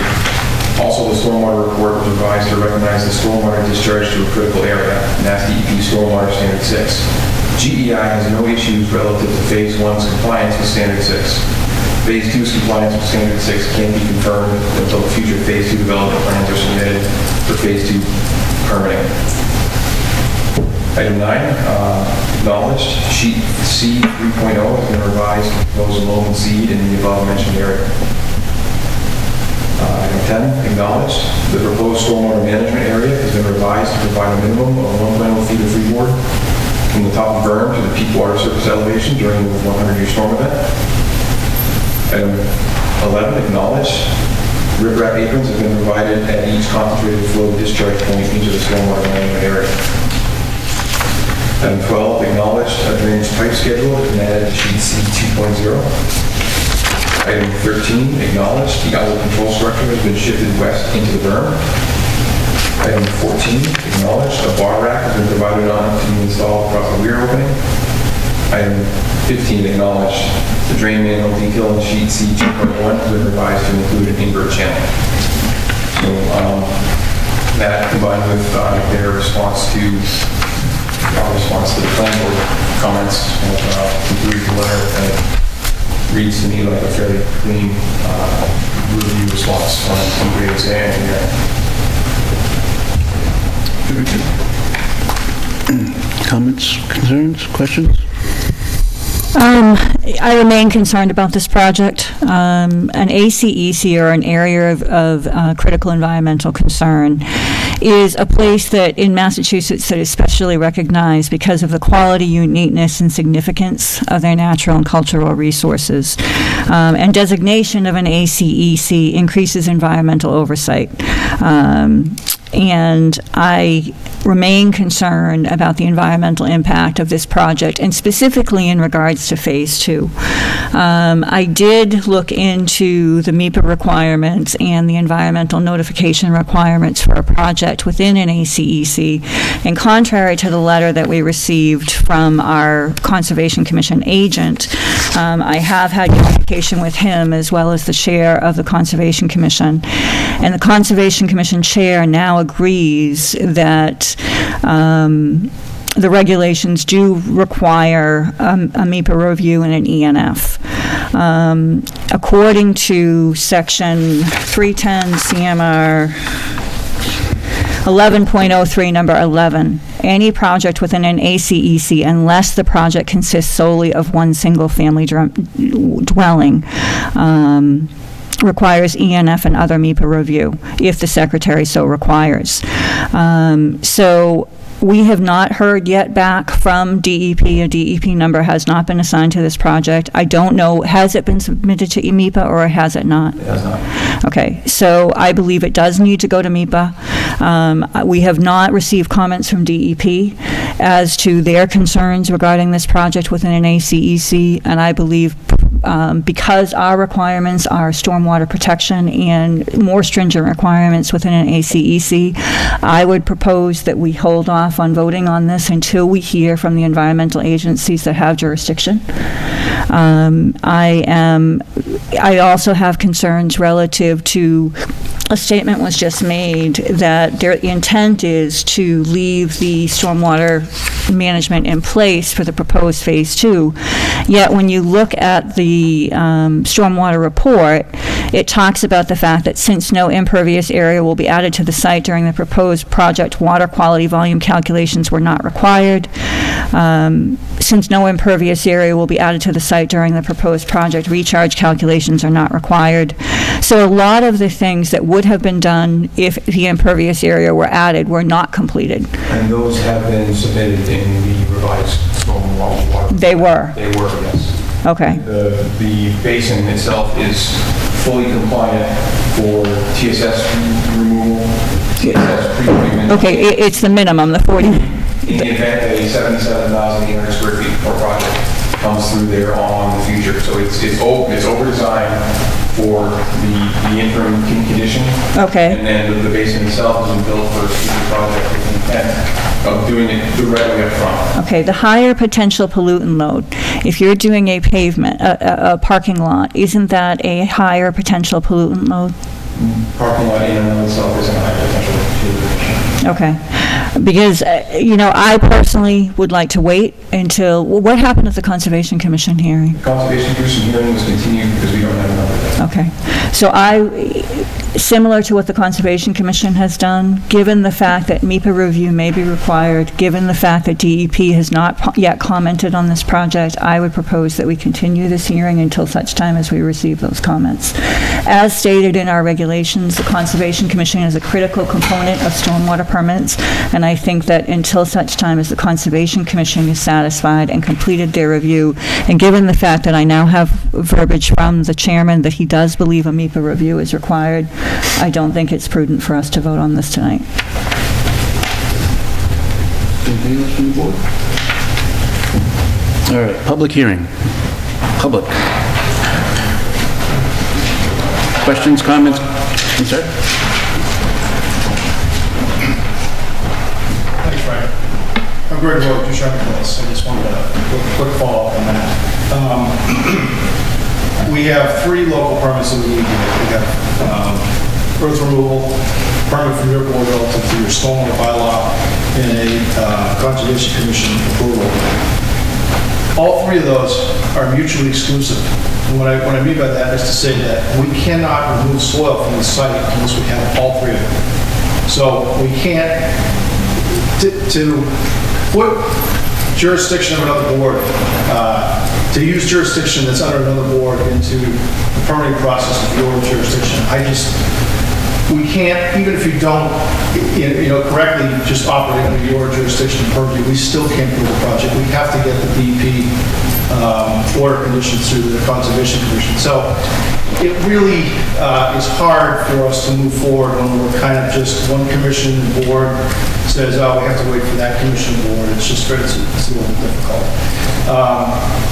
The ACEC, I guess, is there a specific question that you have relative to the compliance that we have relative to the ACEC? The specific concerns that I have is this proposed site drastically changes its topography within an area of critical environmental habitat. Right. Additionally, it's going to discharge water and suspended solids to an environmentally sensitive area. That wetland is absolutely an environmentally sensitive area. Having done a lot of stormwater work, I know that stormwater is one of the leading contaminants and pollutions in the state of Massachusetts. Right. Therefore, that's why the MS4, that's why the new stormwater regulations. I believe we should be seeking to go further, especially within an ACE, than to meet the minimum requirements of 44% total suspended solids. And as to your comments relative to the other boards, my concern is relative to the environment, which is what our stormwater permit is specifically to address, and it requires more stringent management within an ACEC. I believe that until the Mass Environmental Protection Agency and until DEP, the Department of Environmental Protection, comments, regardless of what conservation moves forward, I believe it is absolutely appropriate that the planning board have that feedback because it may impact the design significantly. I believe our job here, because of the stormwater regulations, is to protect the environment. I want to be assured that that is happening, and in order to do that, I need the information from MEPA as well as from DEP. Okay. Well, the MEPA process is a completely separate process. I understand that. I've gone through it. So I just want to be clear that I guess I just respectfully, I'm not trying to be disrespectful, I disagree that you need that information for this permit. We've documented, now your peer review consultant has told you that we meet the requirements of your bylaw, which is what you're reviewing. We've over-designed this. So I want to be clear here too. There is a commercial project coming on this site. When we first sat down and talked about this site, the last thing we wanted to do was come in here and have any perception that we're pulling a bait and switch. So we made the decision in a public forum to say, although we're asking for earth removal at this stage, there's a commercial project coming. We're trying to be transparent with respect to that to the community. We do not want to come in here and say, oh no, it's just an earth removal permit, and have you see us 6 months later and say it's a commercial project. That's sort of number one. Number two is to say that in spite of that, this permit today is only for earth removal. We have to come back before you for anything we do relative to a commercial site. We have to go through development plan review. We have to go back to the Conservation Commission. We'll likely have to at least modify this permit, if not file a new one, because of the new stormwater management features, the additional stormwater management features we'll have on the site. But at this time, that basin is really well over designed for what we're proposing. There's no impervious area proposed in this at all. So when you look at runoff calculations, if we were to analyze this just for the condition that we would have with no impervious cover, it would be factor of safety over design. We have a lot. There's no TSS removal calculation that can be done because we don't have any impervious area. We're not going to have any runoff on impervious sites. We've anticipated it in the future so that we don't have to go back in and disturb areas within the buffer zone again, because we felt that we could responsibly over-design that for a future build-no condition. But with the application that you have today, it's significantly over-designed. I just wanted to say that. What was my train of thought? I had something else to say. Can't remember. So I guess I'll leave it at that. I don't know. Get to where we're getting, so that's it. I appreciate your time. No worries, thank you. Public comment. Please, step up. Please state your name and address for the record. Antonio, I own the property at 4 Townsend Harbor. I was not aware of this project until our neighbors confronted me. I was not aware of anything, never got any letters, no anything, no signed mail, anything. So I went to a little meeting and listened to what they had to say. I have a concern because of 4 Townsend Harbor and the wetlands there. It's a major issue to me because of the loops I've had to jump through to bring that property up to code and make it beautiful. We're still working on it. But my concerns are the runoffs, the environmental hazard, environmental runoffs that could eventually, not now, but down the road, somebody didn't clean out a catch basin, the thing overflows, next thing I know, my house is flooded, because I'm not that high off the wetlands. I have issues with this. And not seeing any of the drawings, not seeing any of the stuff, I think I should have some time to look at it before, something should be decided on, where it's gonna impact my property. Sure. All the plans are available at the planning board. I just knew about this yesterday. Well, then also, there is no requirement for a butter notification for stormwater. Well, I had 2 butters, and I didn't want to have to take down the box. Well, that's a different application. I understand. Just, there is no requirement for a butter notification. I just have a concern about that. Sure. Sure, it's valid. Not just the environmental impact it's going to take on the wetlands that, affects my property, but, the wildlife that was in there, the beavers, the frogs, all that other stuff that lived in it, that was all brought to my attention when I was home. It's just, I have issues with this, and I haven't got I think I have my head wrapped around the whole thing yet. And, I get a copy of the plans, I'll give it to my site engineer, let him take a look at it and see what he's concerned about. Sure. So moving forward, I just think it's for some time. So there is an upcoming conservation meeting on this? I don't know. They finished? Yes, on the 19th. Yeah, okay, so I would recommend that you go to the Conservation Commission meeting on the 19th? On the 19th, absolutely. Okay. Absolutely, I have no problem with that. Very good. Now that it's been brought to my attention, now I can see what's going on. I look out my back, I see woods field.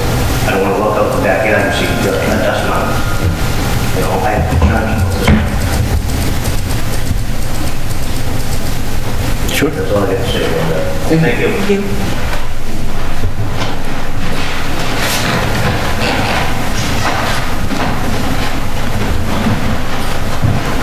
Apartment 1529 Mass Ave. I guess directly to you, Paul, because you seem to have the most concern about it. Now, if it rains, the water comes off that hill and goes into the wetlands untreated. So why do you feel like if we're going to put in an extensive basin that's going to treat everything, that's worse for the wetlands? I guess I'm confused about, right now, everything goes into the wetlands. When you talk about treating, yes, it's going to be retained, but one of the concerns I have, and I guess this is a question for your engineer, when you talk about 44% total suspended solids removed, what is the requirement for the amount of impervious area that you're proposing? The requirement for the total amount of impervious area that we're proposing is, as in my response, 6,400. So just slightly over. Yeah, so Right, a little bit over. Slightly over, and we're meeting that. So to answer your question, when we talk about when you're talking about earth removal and you're keeping it as earth, first of all, it's not vegetated. So when you talk about infiltration, that's why we talk about grass swales versus wood chips, because it provides an extra level of infiltration.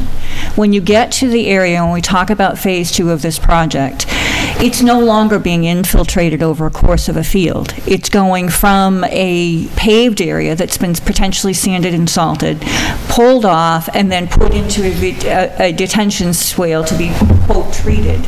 And to remove just barely over what is required within an area of critical environmental concern is not sufficient, in my opinion. I believe, having given the information and just seen a stormwater report on a particular body of water in which is vastly negatively impacted by nutrient loading and by stormwater, and when I look at what happened at Lake Shirley and the issues they're dealing with stormwater, and I look at the 319 grant that was done, and I look at what's happening in other communities, that's why I'm concerned. Okay, so, but again, we're doing everything that's required by law.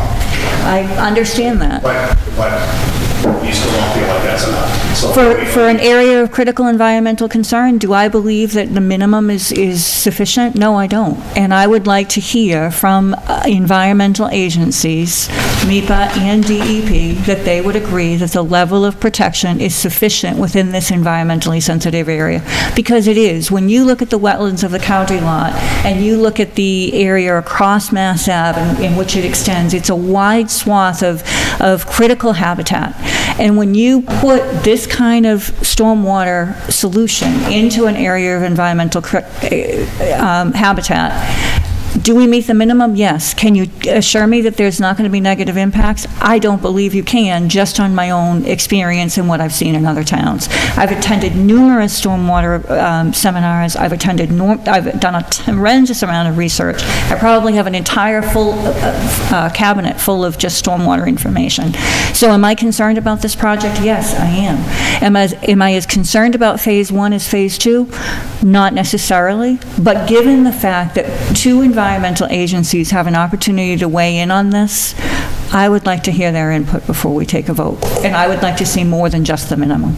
Okay, well, basically, the Conservation Board said that, the plan that Duchamp and Dillis was an excellent plan. And unfortunately, we had a clerical issue, and that's why we don't have a DEP file number. That was really just something that lost in the mail. It's as simple as that. Otherwise, we'd be standing here today with the DEP file number, just because. Okay. I guess I don't understand why we get a letter from Matt Morrow, who is employed by the town, is the agent for the town. He tells us that we don't have to do something, but then you tell us that he will. Absolutely, because I am on a board that is required to look at the standards for an ACEC, so I did that. And I now have correspondence from the chairman of the Conservation Commission that, based on his reading of the regulation, he tends to concur with me. So, in my opinion, is that due diligence my job? Yes, because I have done filings within an ACEC, and I know that a MEPA review is triggered. If I might interrupt here, what is the proposed impervious on phase 1? 0. Right, what is the runoff? The runoff, I checked Zero impervious? report. It's in the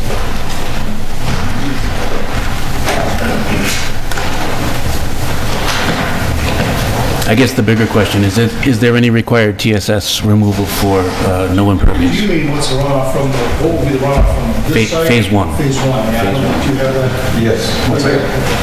I also just want to say that we're not doing the minimum. We're, as I know, should I hold off? Yeah, probably.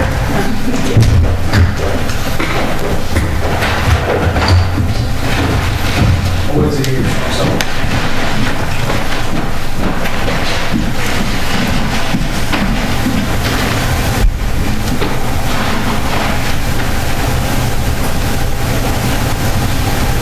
Gotta make noise for her to Yeah, I get think, here. I guess, do I need to talk to make sure it's good? We're good. All right. Thumbs up. Okay, good. If you're not in a critical area, you have to treat a ½ inch of runoff over the impervious area. And the 44% TSS removal prior to recharge is not tripped. If you are at a critical area, the half-inch water quality volume goes up to 1 inch, and you have to document that you're removing 44% TSS prior to infiltration. And that's all done based on, all those removal rate efficiencies are given to us, dictated to us in the Stormwater Management Handbook. So a deep sump hooded catch basin, which will be installed as part of the Phase 2, would provide you 25% pre-treatment. A sediment forebay, which we have on the plans today, provides you another 25% TSS removal. I don't want to go through a very fancy math problem, but those two in series give you 44% TSS removal before you infiltrate into the bottom of the basin. Now, as a separate TSS removal standard, which I think is condition 3, if I'm not, standard 3 of the stormwater management, any site has to provide 80% TSS removal prior to discharge off-site. So there's sort of two different TSS things you have to worry about. We're providing, in any case, we're providing 80% prior to being discharged off-site. We just have the additional, because we're in a critical area of critical environmental concern, ACEC, which I just want to make sure is clear. We are not in a habitat area. This is not an estimated or priority habitat area. It's a ACEC, and that's it. We have an additional TSS threshold that we sort of have to meet before we get to the ultimate discharge, and that's the 44%. So I just wanted to be clear, we're not at a minimum. We've actually bumped up from the basic standard.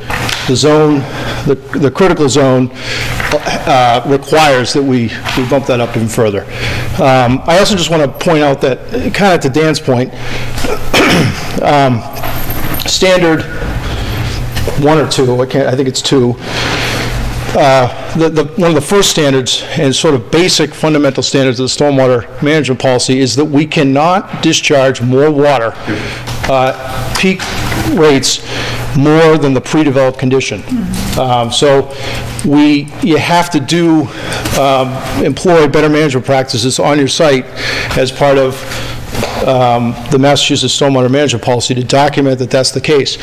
So that's the other reason why we have that. The entire section of the property, lower portion of the property where the runoff will run to, will collect all the runoff from the site and attenuate the rate of runoff that goes off-site so that in the post-developed condition, it's at or less, I believe less, I'm not sure what your deduct is, but at or less than what it is in the pre-developed case. So I don't want to speak out of turn, Frank, but speaking to that, that's it, that's all I had. Standard 2 peak rate attenuation. There are 3 tables in the storm water report. A table for drain point DPA, drain point B, and drain point C. Drain point B and C are areas that are uncollected and are flowing off, matching existing conditions, smaller areas. Drain point A represents the area collected by the stormwater management basin. Under the pre-development condition for drain point A, under the 2-year storm, 3.34 CFS of water, cubic feet per second of water is flowing off the site. Under phase 1, that's 0.72 CFS with this basin. Under phase 2, it's 1.45. So even under the fully built out condition, we're anticipating a 50% reduction in the runoff from the 2-year storms, which are the frequent storms. The 10-year storm event for pre-development is 7.58 cubic feet per second. For phase 1, it's 3.38 cubic feet per second. And then for phase 2, our proposed is 5.54 CFS.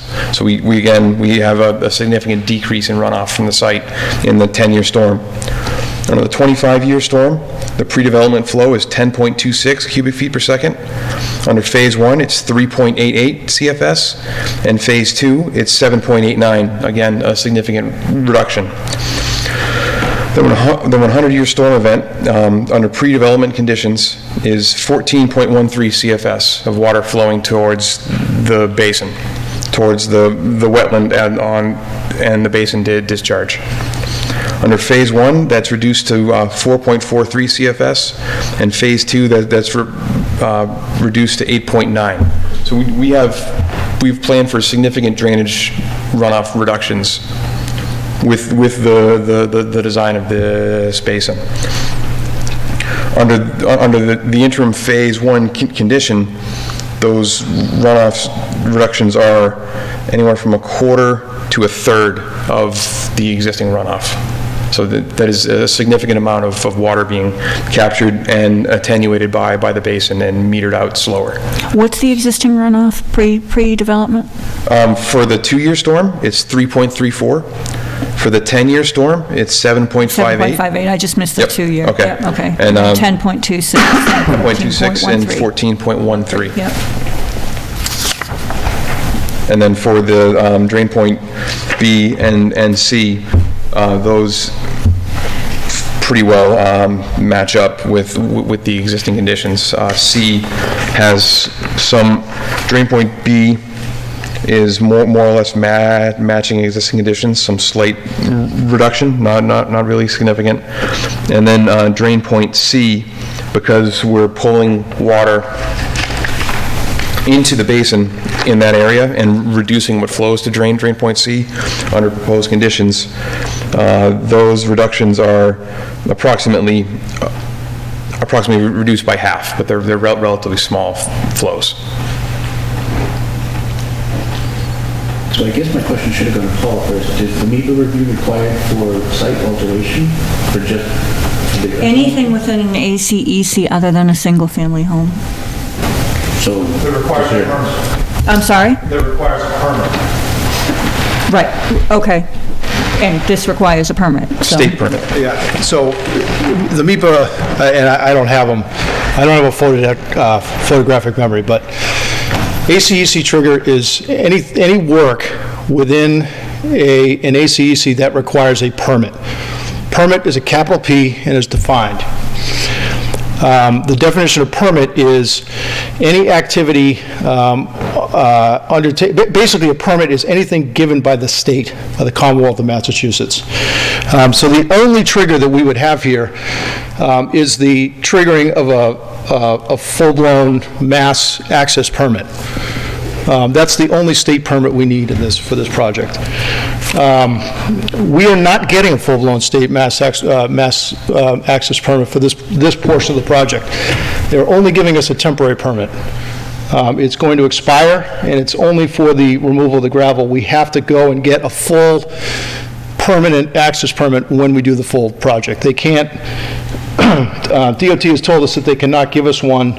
We'd like to get a permanent one right now because we don't want to do it again, but they will not give us one because they don't know what the nature of the final commercial project is, and it's actually reasonable.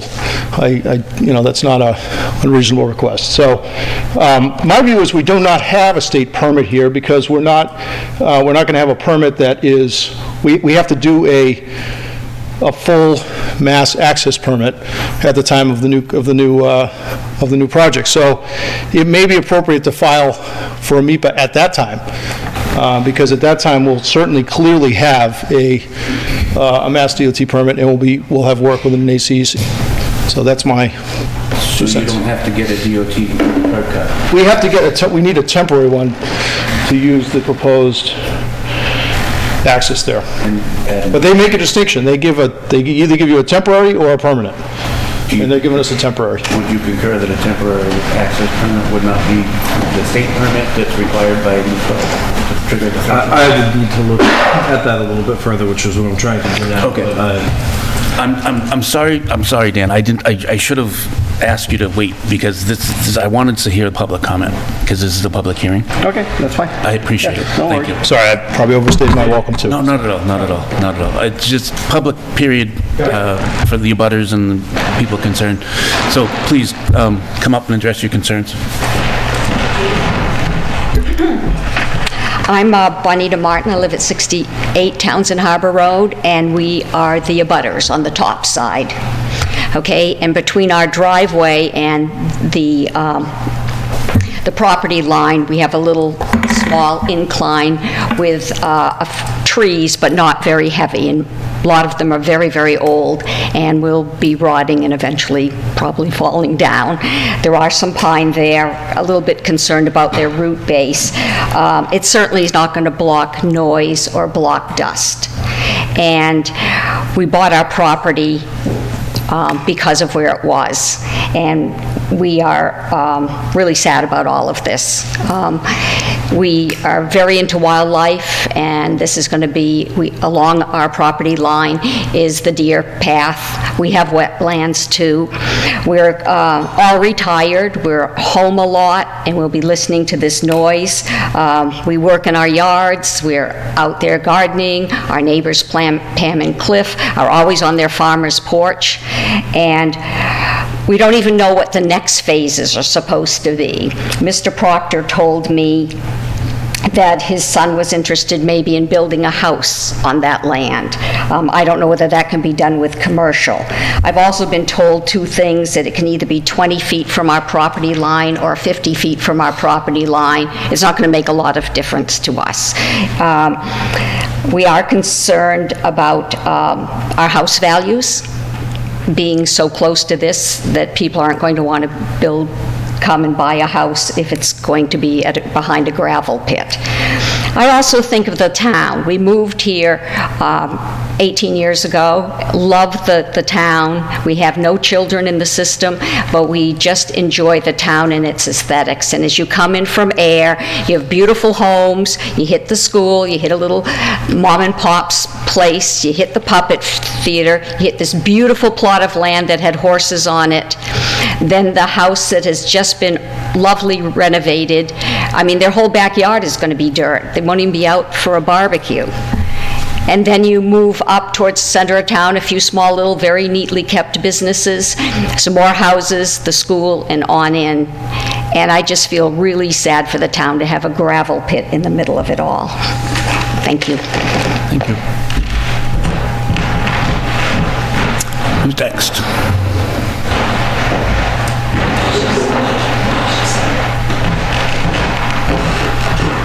Good evening. My name is Mark Reznikevich. I'm Bonnie's husband. I also live at 68 Townsend Harbor Road.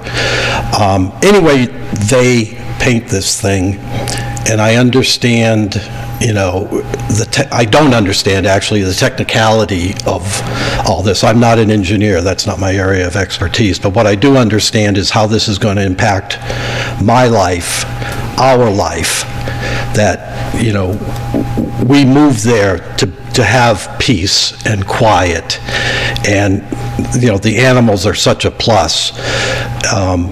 Anyway, they paint it. It's going to be a gravel pit, and it's going to be noisy and dirty, and there's no way all their talk about all these things they're going to do, it's still going to be dusty and dirty. And the wildlife, there are beaver behind Dino's house in that area, that wetlands area there. There's beaver in there. And I know that because unfortunately they get squashed trying to go across the road to the other side of the swamp. There's turtles in there. Those truck drivers that are removing the dirt from this site are not going to be stopping for turtles or beavers. I mean, they're just going to get plastered all over the road. You upset 50,000 cubic yards of dirt, it's going to have an impact on our neighborhood. It's going to impact the dynamic of our neighborhood. I just feel that it is. It's very close to our septic system, which is down the bottom of our driveway. Our septic system is right there, and they've assured me that we're not going to touch your septic system, we're not going to go near it. I just think our septic system can be impacted by not necessarily having to go right up to it, but you know, the whole dynamic is going to change in our neighborhood. 50,000 cubic yards, I mean, we've heard estimates of 1,500 to 2,500 truckloads of material being removed. And, you know, that rumbling and bouncing and, you know, the material being removed by God only knows what kind of equipment, it's going to negatively impact our neighborhood. And I'm speaking for all of us because I've spoke with them and they share with me the negative effect removing that iconic landmark hill, and it is. People who don't know Lunenburg know that hill and know the horses that used to be on that hill. You know, now you tell them it's going to become a gravel pit, and, oh, that's a shame, that's a shame. Yeah, well, try living next to whatever is coming, or you know, hopefully not coming. And the Conservation Committee is coming Saturday to our house, to our property. They will be there. I don't know how many members are coming, but members are coming. They want to see firsthand what we've been talking about, how close everything is in real life as opposed to on paper. So we would like to invite any of you, all of you, if you would like to come as well. I don't know if you've walked the property, our property, or the other properties, but you are welcome to join the Conservation Committee, and please come Saturday.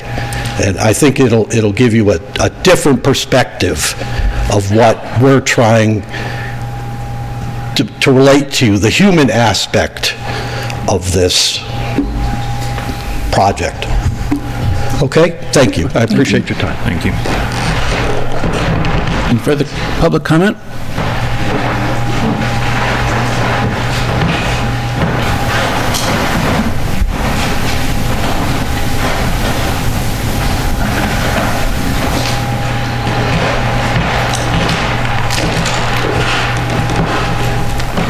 Hi, my name is Clifford Smith, 70 Townsend Harbor Road. I think that sticking with the water that we're talking about, and Mark mentioned it, but didn't stress it, up in front of his home, there's water, and it's above that hill. If you take a look at that, there's water behind my home. It's trenched down the street. I had problems with my cellar, I had to fix that. The water table there is very high, and out in front of Mark and Bonnie's home, there's water. Well, I would guess up until June or July when it dries out, but there's water there. Our driveway explodes in the middle from the runoff from that banking that runs alongside of our driveway that abuts the land we're talking about. And there's water all around that place. Whether we want to look at that or we want to see that, that's why we invited the commissioners up for this Saturday to take a peek at it. You can't see that, it's not shown.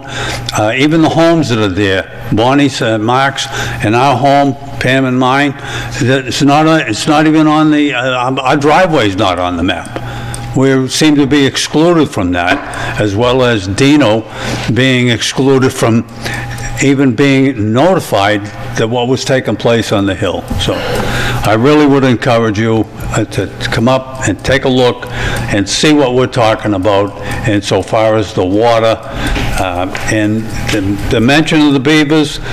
The first pond, there's two ponds on there, two bodies of water. Up until last year, there was a beaver lodge in the first one on Townsend Harbor Road. And now those beaver, once they clean out an area, if you're familiar with it or not, once they chew off all the little saplings, they move. And they need clean water, because what they're in is they poison because of what they do to it.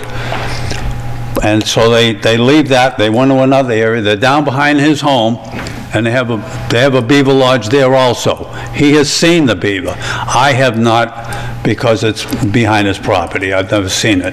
But I did see when it was in the first section of water, and again, that's not shown either. That's pretty convenient, but a lot of those spots of water are not on there. Please come up and take a look at it. We would welcome that. Okay? Thank you. Thank you. Thank you. Any further public comment? No? Please. In this revised submission, the abutting houses of the last two abutters to speak were added to the plans for reference. They're on the existing conditions plan. I think they might get covered up on some of the later sheets with one of the tables, but they are shown on the plans now after hearing their concerns at previous hearings. With regard to water flowing off the site, I don't know if you have a copy of the storm water report in front of you, but at the back there are drainage area maps that show a significant reduction in the area of land that is running towards their parcels. So if anything, the stormwater features being added to this property will mitigate and reduce any runoff that's impacting their driveways from this property.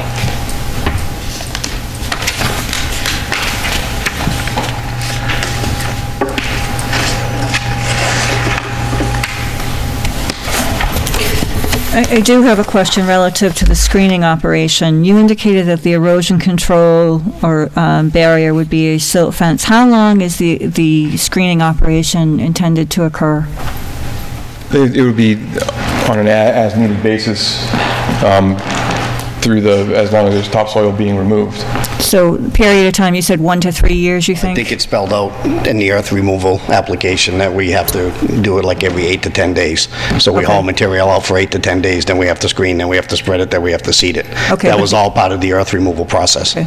But the operation itself, depending on, as you said, depending on the market, et cetera, and the plans for phase 2 will determine how long this process, earth removal process goes on, whether it be 1 to 3 years. You need to get a permit annually.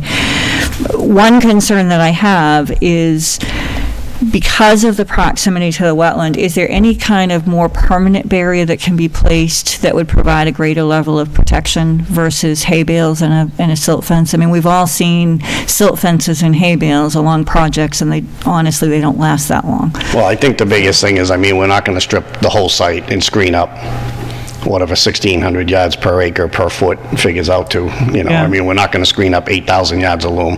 We're really going to have a small screening plant there, so we mine for, 2 weeks.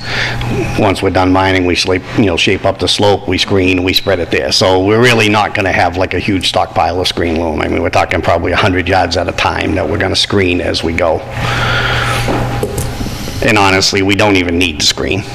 We can spread existing loom and we can York rake it and we could just seed that. It doesn't necessarily have to be screened per se. Whatever we screen, typically we're going to either spread or truck off site. Okay, thanks. Yep. I do just want to let people know, and Adam, correct me if I'm wrong, our purview is not on the earth removal. That is the jurisdiction of the Board of Selectmen. And a lot of the concerns that have been expressed tonight are relative to the operation itself, and that is out of the jurisdiction of the planning board. Our role is simply relative to stormwater as a stormwater permit. I just want everyone to be aware of that. And I appreciate the invitation on Saturday. Unfortunately, I'll be out of town, but I would love to see the site. And if you're amenable, I would like to see the site, so.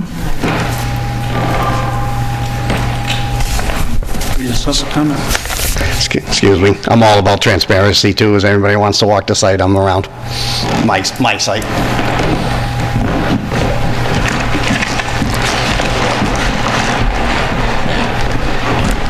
Okay, hi. Katie Adams, Peninsula Drive.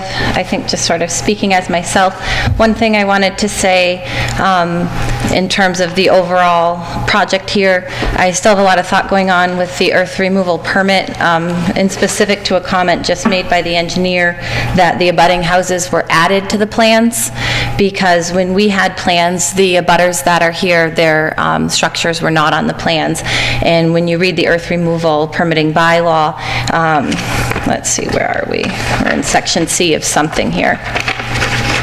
7C, an adequate and sufficient plan prepared by a registered engineer, and one of the things is the locations of all structures within 200 feet of said limits. And so I'm going back to our hearing where I don't think I had all the information I needed, and then hearing that information was added, I don't know how that impacts the fact that our permitting authority was already exercised with potentially information that we should have had.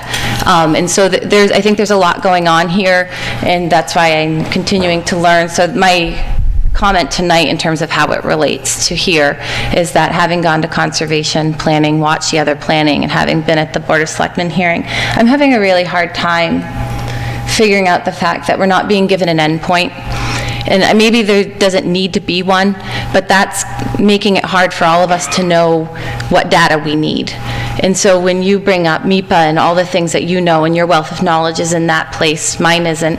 I was just reading it and it says, you know, the review is based on the nature, size, location. And if half the project is underway and all of this alteration is occurring and it didn't trigger things that should have or might need to be triggered if it was a total project, I feel like we're in a gray area and it's making it really hard to understand the environmental impact.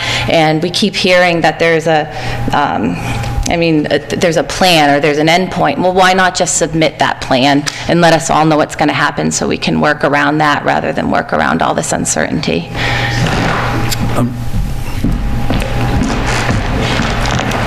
Thank you.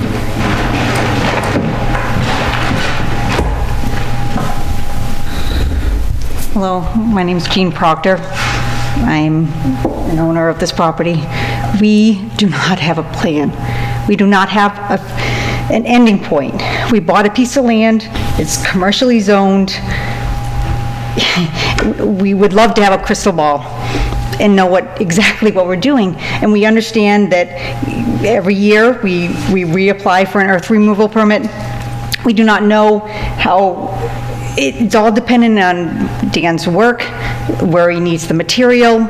We don't know, but we're doing everything that the town is requiring us to do.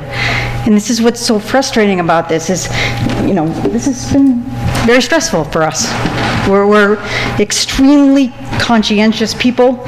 We've lived here. Dan's lived here his entire life. We live down the street.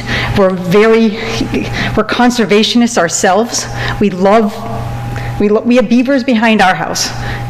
We're not doing anything to be detrimental. We have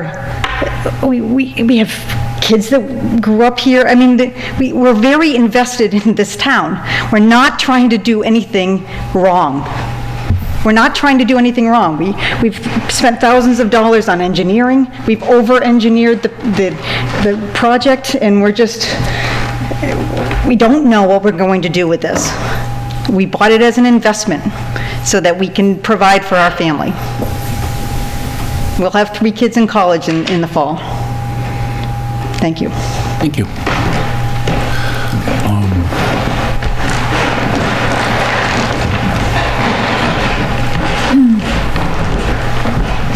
I appreciate what she just said. Mark Resnikevich, 68 Townsend Harbor Road. But the human aspect of this thing keeps getting ignored, and that's why I feel I have to keep coming up here and reminding you that it's not all about dirt and technicality and water and all of that. There's wildlife, there's wetlands, there's us. Our property values are going to go down the drain with this thing next door. Who do we talk to about that? Who helps us out? Who hears our side of the story? And yes, your property value is going to drop $50,000. Thank you very much. We don't deserve that. What did we do to deserve that? We keep our property up. Meticulous, Cliff and Pam. Our property, we invest in our property. We pay our taxes as exorbitant as they are, but that's Lunenburg. That's Lunenburg, okay? We're willing to pay that. But, you know, to have a gravel pit next door, that's a totally different animal from what we've had, the peace, the tranquility, the quiet. And, you know, you hear the technical aspect and we all get lost in that. I just want to remind everybody there's a human aspect to that, to this whole thing, and that's us. And this thing is going to be detrimental to our neighborhood, to our lives. I mean, you can talk to my friends behind me, sleepless nights, stomach problems. All this has come up since this thing has started. You know, we don't deserve that. You know, my wife can't sleep, or Pam can't sleep. All that we hear in our head is what's going to go on next door. And it's detrimental to us. And I just want to bring out that point that, if he was digging ditches someplace else, I don't care if I ever see this guy or know him or know his family or anything. It's none of my business. But don't come to my yard, basically, and start digging up the dirt and causing noise and all the problems. There's going to be a rodent infestation from this thing. When you dig up that field where there's horses, there's rodents, and they are going to start to scatter, and they're probably going to scatter our way. So, another thing to consider, something we have to look forward to, infestation of mice and rats coming into our yard. But these are concerns, valid concerns, and I just felt I had to say that. Thank you. Thank you.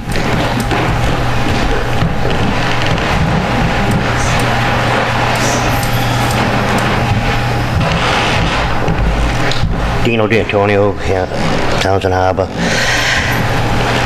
I'm all for stripping back the soil, and I get that. He wants to use it on other sites, and it's an investment. I'm all for, making things work. But, you get down 6, 8, 10 feet, all of a sudden you hit ledge. What happens now? Now comes in the excavators with the... what happens then?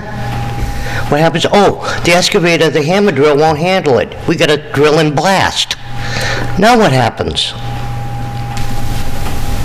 This stuff, I haven't heard anything about that stuff. Haven't heard anything about that. We did bring it up at the last meeting. I didn't, That's earth removal. Well, it's part of Unfortunately, earth that's removal. Right, correct. And I play in the dirt all the time. But this isn't an earth removal hearing. This is a stormwater hearing. The earth Right. removal permit Well, this is all part of it, and, once you start, you're putting more water, because you gotta keep the dust down, the basins are gonna be, I work on construction sites all the time. That's what I do for a living. And thick basins don't get cleaned out like they're supposed to be. The riprap ends up getting clogged, overflowed, dirt ends up back out in the road. It happens all the time. It happens all the time. I was speaking specifically to your questions about the presence of ledge, the depth of ledge. Yeah, all of that that should be, it is or would be covered under earth removal, which is not, Right. and I appreciate your concerns. It's just, but again, it's not anything I'm that just, this board is- because I haven't been in any of the other meetings that I didn't know about, so. They are all available on YouTube. So I found that out now, but it's just another concern I had. It's the wetland thing that really, because I'm so close to that. Well, and my understanding is that the applicant has already done test holes over a large part of this lot, and so they've dug. They know how deep it is before they start hitting the ledge and stuff, yeah. So they've got 7 test holes shown. Each one of them is referenced at 15-foot depth, and their maximum cut shown on the plans per the topo is 17 feet. 17 feet. So they'd end up, the max would be 17 feet on it. Which is fine, but, you hit ledge, you gotta drill. Again, that's not an issue for this Right, stormwater. for this meeting, but, Based on the site, but the how does that, there's a lot of concerns that I have, going with the wetlands, the runoffs, all that stuff. I don't know, I just have a lot of concerns before we move forward with it, that's all. Sure. And we appreciate those concerns. We certainly do. The subject of this hearing is specifically stormwater. Yeah, for the wetlands. And, that's my whole yard. So that's a major issue for me. So the 19th, make sure you I absolutely will be. I will. Thank you.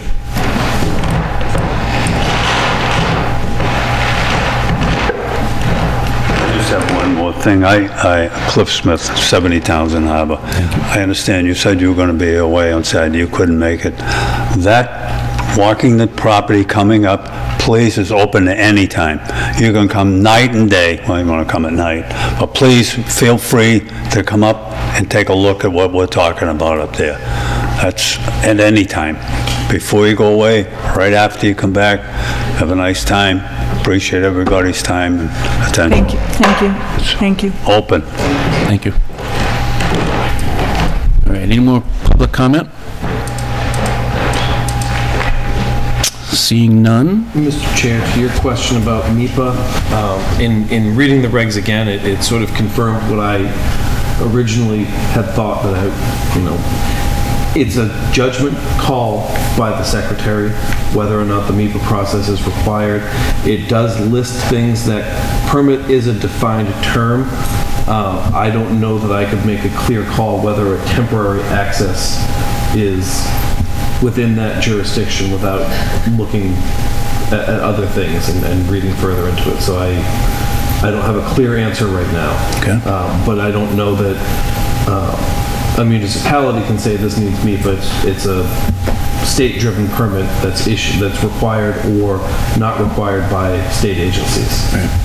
Well, at this point, due to the new information that's come up at this meeting and the information specifically to the Chair of Conservation and the meeting coming up, I'm inclined to continue this public hearing until after that. But that being said, we're still in public hearing, so sure. The applicant would ask that the public hearing be continued to the next planning board hearing. Okay. So for the 24th, February 24th? That's my birthday. You can spend it here, lucky you. What a way to Not celebrate. Say the date again. February 24th. I realize this isn't working, sorry. So, from what I hear, there's really two things you're looking for, an answer on MIPA, and are you going to identify? No, go ahead. I just want to identify what information you're looking for specifically for that 24th, so we can make sure we have a clear-cut answer. To this point, I don't think it's anything from you folks. I think it's entirely from other groups in town. Is that? So you're looking for Conservation Commission? And DEP. I'm looking DEP. for review comments from DEP. Review comments. Nothing's been Right. posted. Right. That'll When come you through. said there was an error, did they not get mailed, or what? Or did they just get it, or? The package was mailed on just right before Christmas. The DEP's copy of the NOI was omitted. We found out late, and then it got back to them a few weeks ago.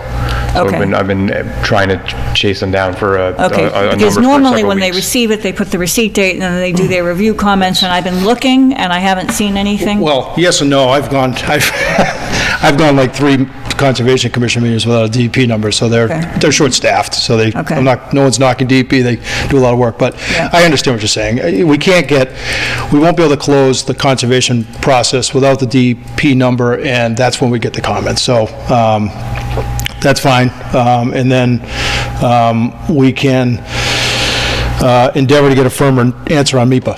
I do like the idea of visiting the site, and I will take up the offers of the abutters. I'll also take you up, Dan, and maybe we can walk the field. And, I think that doing a site visit, especially when you're looking at a project of this magnitude, makes sense. And I think when you can visually, okay, this is where the detention basin's going to go, these are where the catch basins are going to go, I would find that really helpful. Yeah, absolutely. It's fine. I It's your don't know how prerogative. other members feel, but... Yes, no, I'm fine with it. Certainly would like to see a lot of sense. Sure. Was there anything else? I mean, did you find the responses to the peer review consultants? I guess the peer review consultant's response satisfactory. Any other They questions? found your responses satisfactory. Yeah, well, I guess just want to make sure that you find them satisfactory, so we don't. I don't have a problem with the review. I don't have a Except problem with the relative to review. your, notwithstanding your questions that overlap. I would appreciate, you talked about specific standards in the stormwater handbook relative to infiltration basins, and I did a lot of research on the stormwater standards, and I found dry detention basins, and I found, the deep sump catch basins, and I haven't found the infiltration basins, so maybe if you I can could get you that, yeah. forward that to... Absolutely, yeah. That would be great. Yep. Because I'd like to review that. I printed everything else, but couldn't find Well, that one, so... I mean, if you ever... Oh, I know, believe me, I If you know. want to put yourself Yeah. asleep at night, read Yeah. the Stormwater Management Handbook. but- Yeah, Volume 1, Volume 2, Volume 3. Oh, that's right. Well, we can get you that, yeah, no problem. So my two concerns would be that there looks to be a 40 or 50-foot gap between the northerly and the southerly silt silt fence, sedimentation control. I think it would be very simple to close that loop to any concerns from the neighbors about runoff. Are you looking at this gap here? Yes.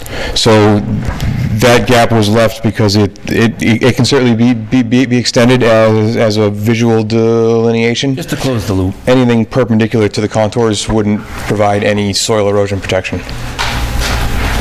Any runoff, so if that would put the silt fence in line with the water, with the direction that the water is going. But we can certainly close that off. And then also, on the construction entrance, I'd mentioned at our last meeting, I like the length of it, but there's no specified length. And the detail says minimum 20 feet.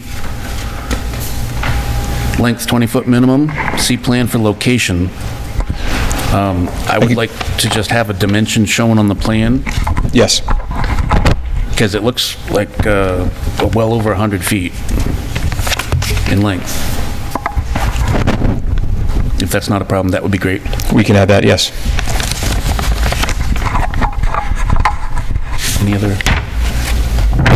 Any other immediate concerns?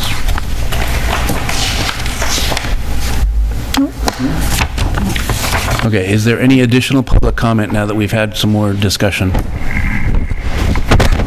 Okay, the applicant is requested to continue to the hearing by the date of February 24th. February 24th. I had a couple of questions and I don't know, I mean, this is just the stormwater part of things, but they've made some references to the watershed area.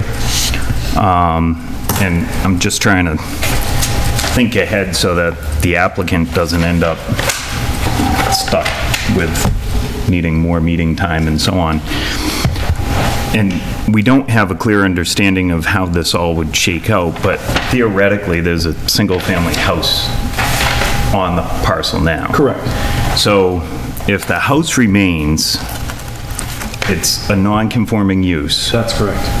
How would they go through that A&R process? Would they need the minimum lot size from the next closest area?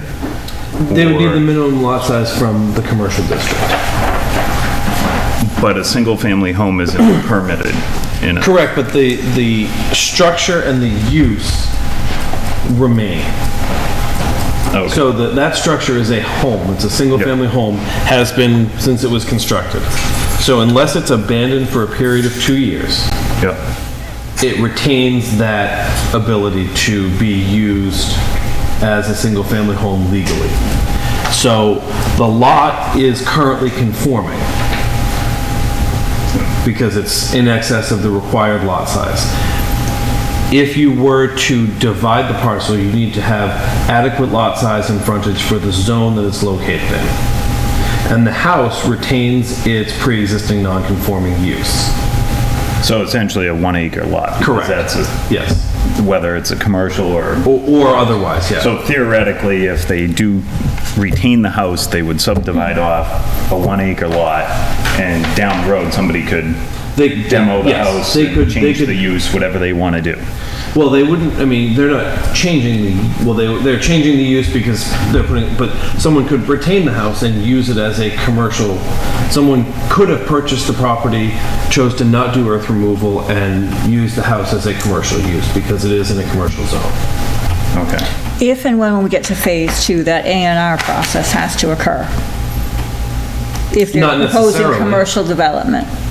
Someone could choose to include the house as part of their commercial development. Okay, could you Someone have a could single raise the family? house. Okay, can you have a single-family residence and a commercial entity? I'd have to look at the zoning. I think that mixed use is allowed in the commercial district, and it would have to, I'm almost positive it is.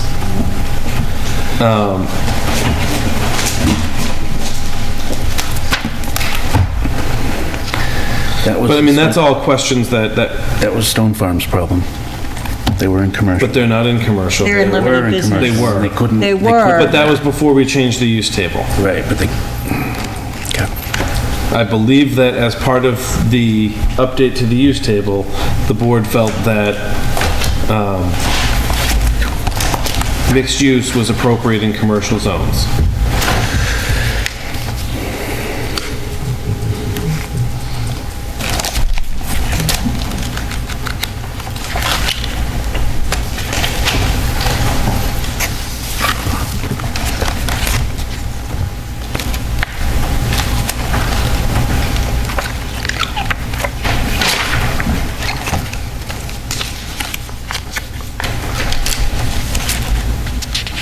What was the specific question? Can they construct a commercial? No, my question is can they, well, Tanner had a question, and then so trying to understand the A&R process and what happens with that house. Can it remain a single-family home on a commercial lot? Does it need to be divided and have the lot area, or the 1 acre lot area? Yeah, so according to the table, mixed use is allowed in the commercial district.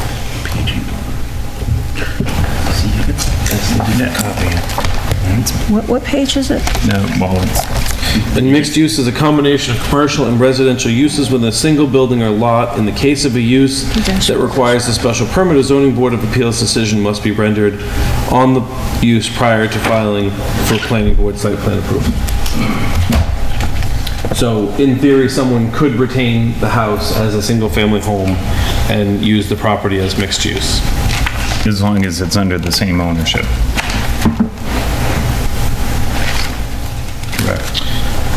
We don't do, ownership is not controlled by the town. So they could condoize it where they create some sort of legal document that meets out ownership and responsibilities amongst the two parties. I mean, in this situation, I would envision if someone were going to live in the house, they would be the owner of whatever business happened to be on the site, but that's not necessarily required.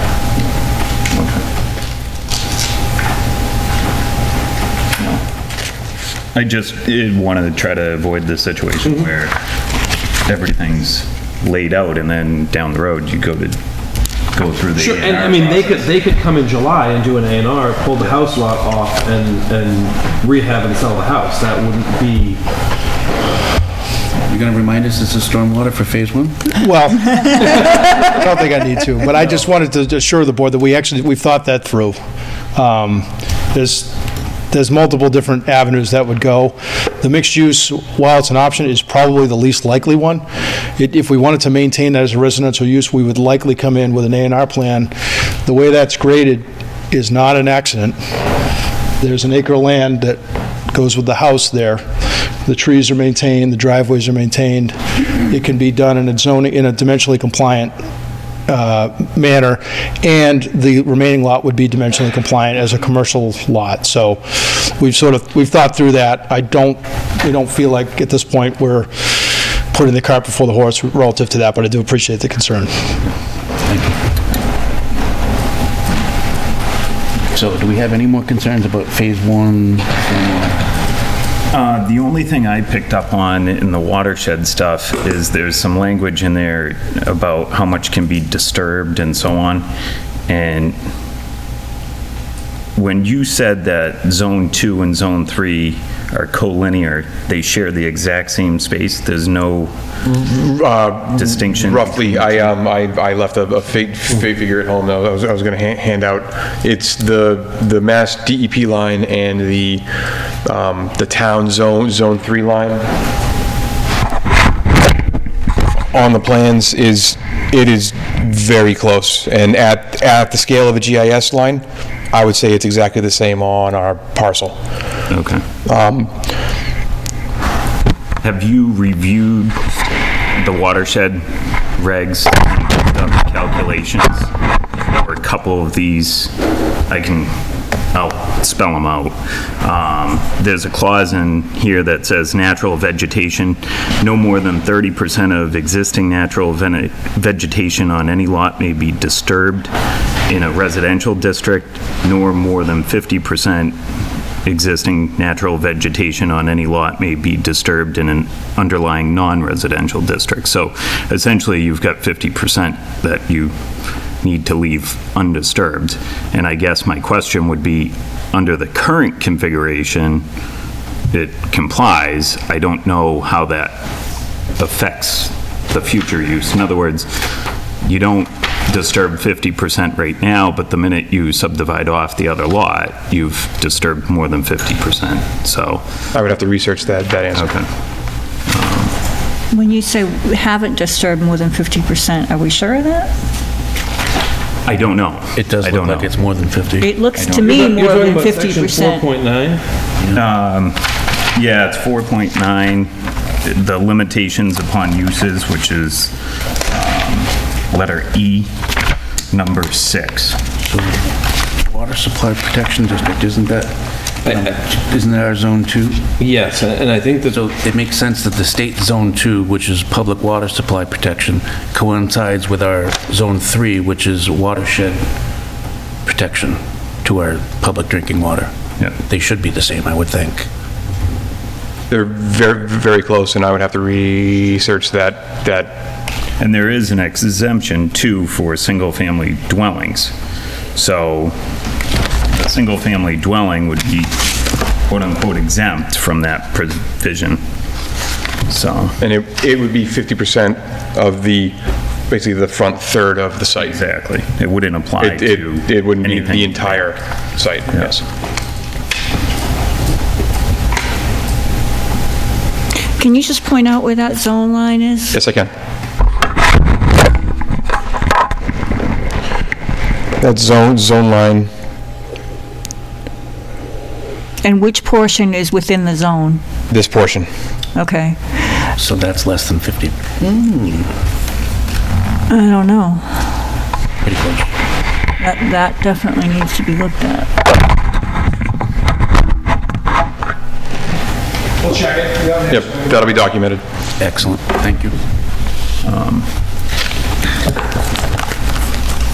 And where this is not, is this a change of use, or is this not a change of use? Because...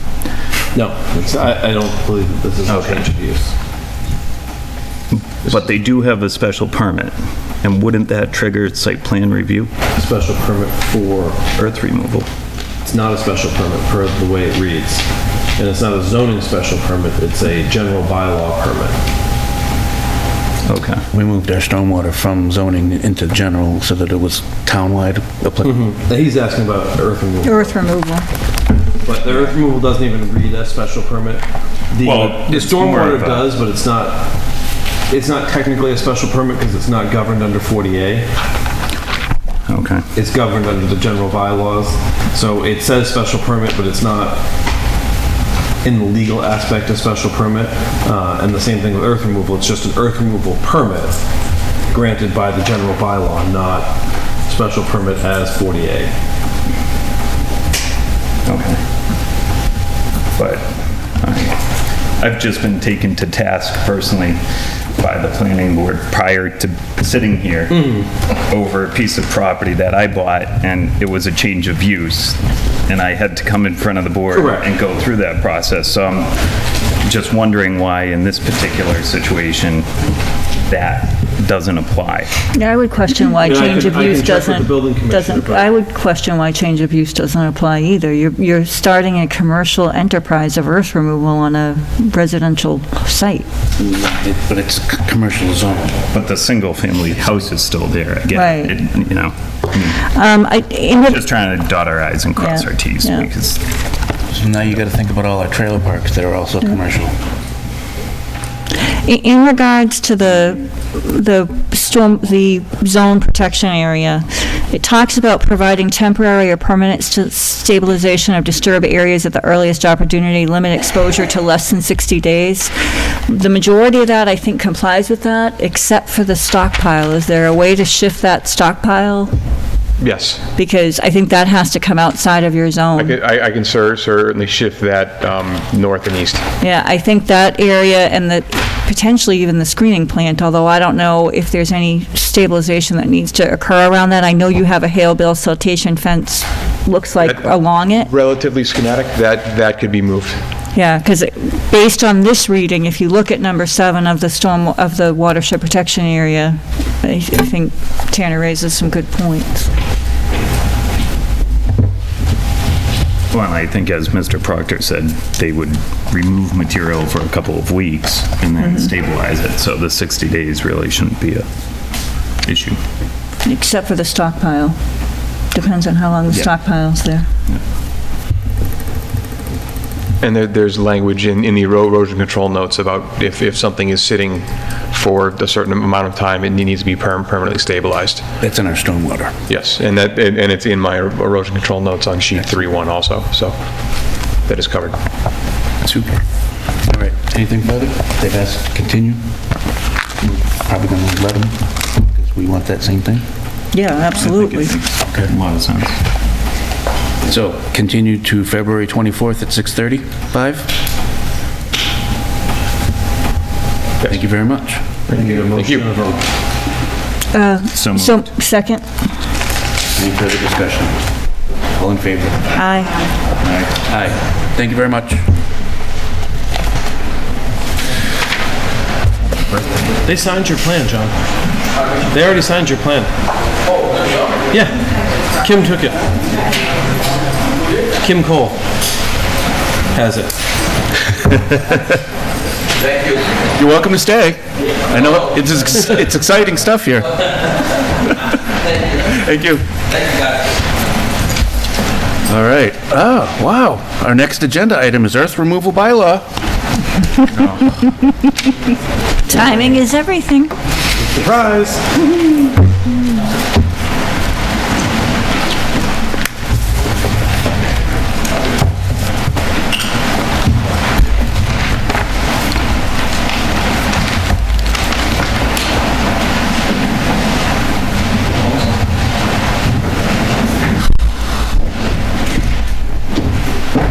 All right, so draft 3, January 29.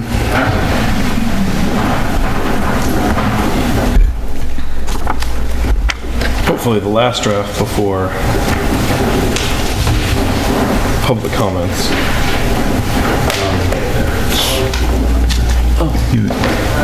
That's okay. Do we have a version yet that shows the existing and the proposed changes? So this is earth removal rules and regulations. Draft 4, draft 3. Because this is draft 3 of the bylaw Okay, only. bylaw and rules and regulations. Do we have a copy of the bylaw as it exists today with the red lines, with the red text as revised by this revision? It would just be one giant cross out. That's not going to work for me because... But that's what it is. The existing bylaw isn't reflected in this. We're So not what I'm- changing the existing to Correct. replace What it. I'm working on right now is a PowerPoint presentation that compares side by side the requirements of both. Well, then how come the last couple times I've asked for that, you've said okay?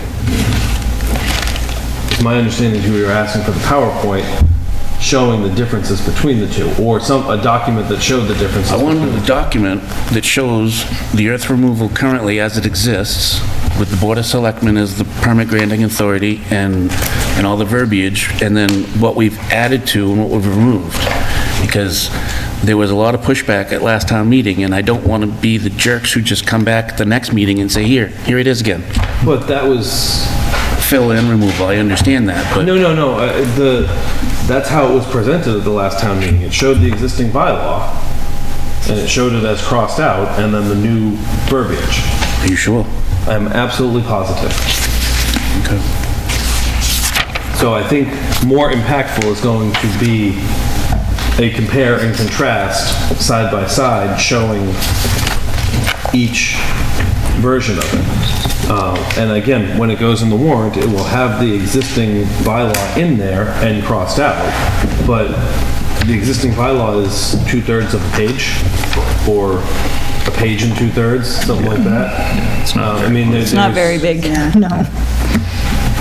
Well, and I think we can stick with the key talking points. Yeah, and You I know, think that's, I think it's... How many yards yeah, triggers it. And correct. Well, and I think, given this situation, I think the abutters is an important piece. Is there a requirement in the existing one to notify abutters? I don't know off the top of my head. So I'd like to and we can- understand that. I can look right now. Yeah.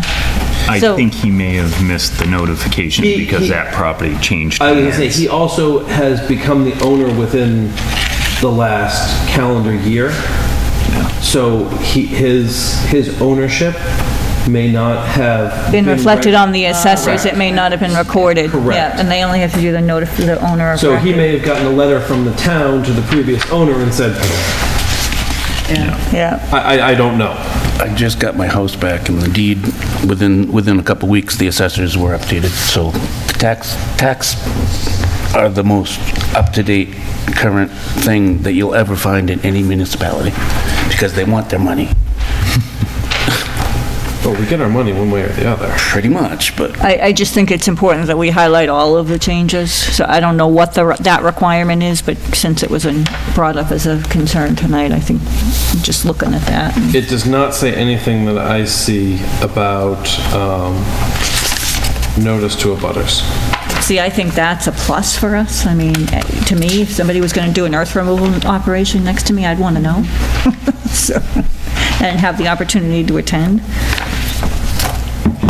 So, yeah, and I mean, I think that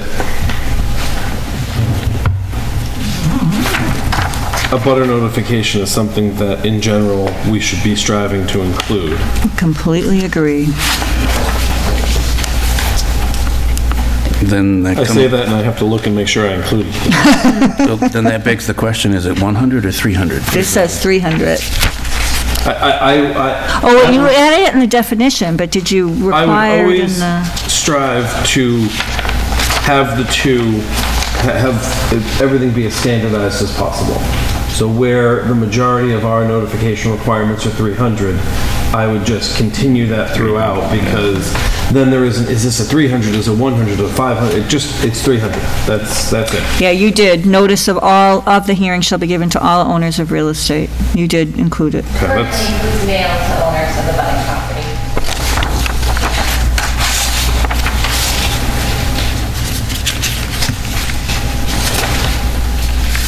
Yeah, so it is included.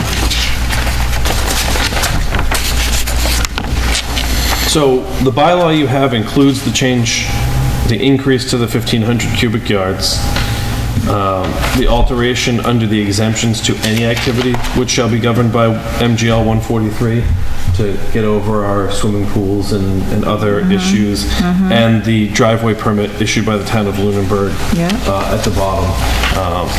And then when we get into the regulations, 4.1.8 is the soil testing, which we talked about. And, I mean, some of it was easy, the minimum and the licensed soil evaluator. I added a sentence because we talked about what happens when you get to the base of your original test pits that are 15 feet deep and you're going 30 feet.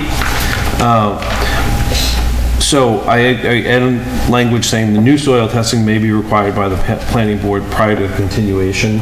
And that way, on a case-by-case basis, the board can look at that. And I imagine in most cases, you're gonna say, yes, we wanna see new soil testing, but it gives you some leeway in there. So 4.1.8, is this to say that if somebody came with a 20-acre site, they wanted to clear, that we would only require 4? No, a minimum of 4 locations. Additional soil testing locations shall be required at a 1-to-1 ratio for each acre included in the removal area over 5 acres. So for every acre, you're doing an additional test pit. So every 5 acres, you're doing 4, and then every additional one, you're doing 4 more? Nope, for every additional one, you're doing 1 more. 1 more. Okay. That was my understanding of what the board had decided was reasonable. That sounds reasonable, yeah. Okay, thank you. And you'll notice 4.1.13 was not in there before. This was something that came up in discussions with the Board of Health regarding the property we were just discussing. When they went for earth removal, there was a question about a septic system that was not located and was within 30 or 40 feet of the property line, and within less than 100 feet of where they were doing earth removal, and there was some concern about would the earth removal have an impact on the septic system and how come it doesn't show. And so in discussing with the Board of Health, they've requested that we have septic systems within 100 feet of proposed earth removal boundaries be located. Not necessarily property boundaries, but within the area that they're proposing to remove earth, just so that there can be knowledge that it's happening and that there's a septic system there. And Make sure it doesn't impact the the fill board or can, whatever. yeah, can evaluate whether or not there's a need for additional engineering or review that the septic system won't be impacted. That seems kind of silly to me, because I have a good understanding of locations of soil absorption systems, and they're required to be 20 feet off the property line, and the breakout 3 to 1, at 100 feet, you need to be 33 feet deeper than the bottom of the leaching trenches, which, how often do people cut more than 33 feet? But there are many times where variances are granted to go less than 20 feet and for the fill to extend over, for fill easements. There are many fill easements in Lunenburg if it's a tight lot. So I think that's the concern. And then, to pick up on Matt's point, no excavation shall be permitted to occur within 50 feet of any lot line. Correct. So, you've got a 50-foot buffer. You also have the ability to waive that if you felt that it was appropriate. But if you have knowledge of a septic system in the area, you wouldn't. But how are you going to have knowledge? But you're not going to have of septic knowledge unless they put it on the plan. All this requires it be put on the plan. No, I'm saying go ahead and put it on the plan, Oh, yeah, but in terms of, you know, the setback and so on. And I mean, that information is easily obtainable through the Board of Health. Really? Yeah. They have the records. I do this all the time at work, and it's often very difficult to find the location of an existing septic system if it hasn't been done in the last 10 years. Not here. I can guarantee you that. I was going to say especially here, but... No, absolutely, no. Okay. That as well as wells and... Yeah, I was wondering about well locations. Yeah, do you want to include that in there? I'd like to know if there are wells within 100 feet. I'm just going to call it private wells. Yeah. Drinking wells or any wells? I'm sorry? Are you open to public comment? Is it going to be public, or is it going to be the... Relevant comment? Is this about the permit hearing you had at Peninsula Drive? Nothing to do with it. Okay, please come up. Has anything to do with it. Drinking wells or any well? Drinking wells. I'm not necessarily as concerned about agricultural wells. That's why I want to be as clear as possible, because I don't want them chasing down wells that are unnecessary. What would you like to comment on? Okay, Katie Adams commenting as a earth removal permitting authority. Having gotten involved in this more and more over time, you know, in the past 2 years, Gary Rhodes helped a lot with educating us. What I'm highly concerned about is we're working on the details here with the planning board on how to make the permitting authority better for the selectmen. If we can't get the permitting authority moved to the planning board, all the work you're doing has no true purpose, and I'm stuck with a permitting authority without these adaptations and without better understanding. And so all these things that are being done now technically should be being done by us, so we can provide better outcomes for that of which we are currently responsible for. I completely agree, and you guys are welcome to do it. So, well, that's fine, or we'll just go by what we have. But that being said, I think when this goes to town meeting, because we have already done it once and failed once, I don't think we should do it again and fail again, is that the most important thing is to move the permitting authority. That would help everything that's happening right now, because it really doesn't go with what we typically work on and all these questions and all the engineer review. It really coincides with the stormwater, the earth removal permitting. So more important than changing it, I think, is getting it to the right location.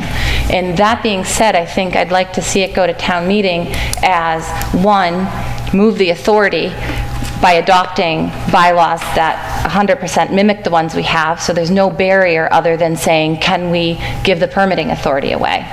So step one, can we give the permitting authority away and you submit bylaws that are identical to ours to be yours?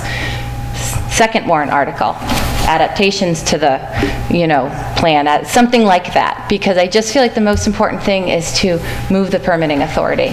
And if we bring any barrier that says, oh, we don't like the change of the amount of this, or we don't like the setback of that, and that prohibits it from passing, then we're going to be keeping it and eventually adapting it, and people are going to have to do the runaround to get permits in multiple places. I think the best thing we can provide is moving the authority, and I wish we could do that, or maybe we can do that as a separate item. I thought that came up at our last meeting. It did. It did, and you were going to check with town council. It's on my list of things to check with him Okay, off. because I completely concur with Ms. Adams' I statement. do as well. I do see a snafu there, is if the permitting granting authority is accepted at town meeting and the regulations and the new bylaw is not, then that leaves us, who are sticklers for the rules, enforcing a 10 cubic yard. Yeah. Yep. That would. Well, and you know what? Not Next many- year it'll change. Well, I think that is foregone. It should have been being enforced. Well, either way, under either circumstance, it's the building commissioner that. It's the zoning Regardless, I mean, that's an open door zoning position, officer. basically revolving. I mean, we had a temporary quit and then come back, and now he's gone again. Well, now we have a permanent, right? Well, we do.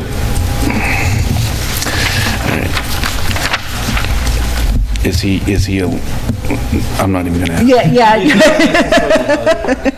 Not even gonna ask. All right, so what else? That's it. That was the changes that we had talked about.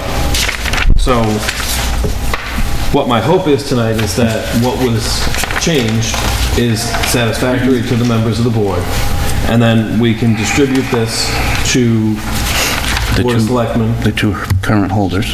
I've sent both holders copies of this stuff as it exists. I can send them a final copy.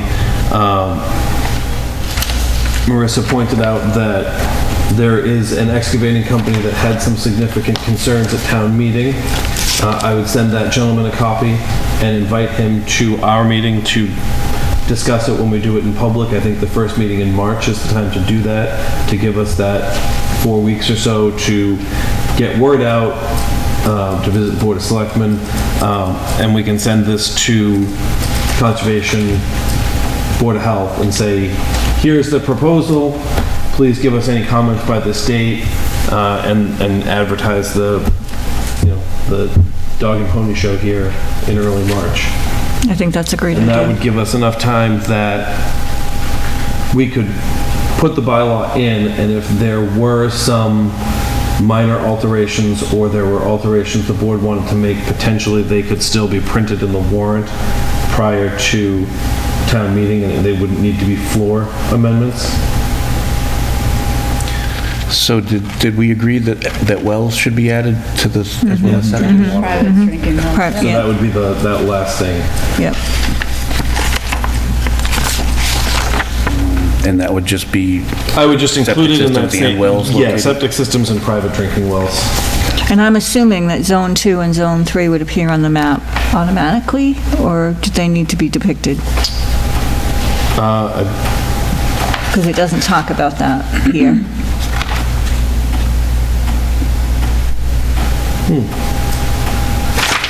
I think we want to add that. Property boundaries. I'm not sure which map we would rather follow. It's a little confusing to me why DEP has A different one than the a town different- does. You know what I mean? They classify it differently. I would use our zones 1, 2, and 3. But aren't our zones approved by DEP? Because they oversee the wells. Yes, That's what's yes, so yes. confusing about Okay, this. so the fact that it's Zone 2, Zone 3, our Zone 3 is included in what DEP classifies as a Zone 2, and that's just my understanding. DEP is a global, whereas we have micro. So our Zone 1 is wellhead, our Zone 2 is aquifer, and our Zone 3 is runoff. Okay. I believe. Yeah, so I'm going to include that. And the only other question I have is, what about floodplain? Do they have? Floodplain's on here. It is? Yeah, 4.15, top of the second page. All easements, points of ingress, And egress, floodplains, wells, septic okay. systems, and that's on the actual property. Do we care about adjacent floodplains or just floodplains on the property? Just, I mean, you can't control anything on the adjacent properties. And really, the floodplain issue is, if you do work within the floodplain, you're required to file a special permit and provide compensatory storage if you're filling to a point where you're reducing the storage. If you're excavating down, FEMA's like, You're yay, more increasing compensatory capacity. storage. Yeah. And then also, there's also the fact that our FEMA flood zone has not been updated since 82 or 84. Yeah, a very, very long. It's coming. I'm sure it is, yeah. At some point. No, in the foreseeable future. And then just FYI, it raised the flood elevation up to 2 feet, sometimes more, just in Concord. Really? Did they do an actual flood study in Concord? I believe they did, because that was a... I don't think that would be subject to a flood study. That was a prehistoric lake. There's so many, the soils. That could potentially, I mean, with all the water bodies here, that could really... I don't think we would be subject to that. Let's hope that you're right.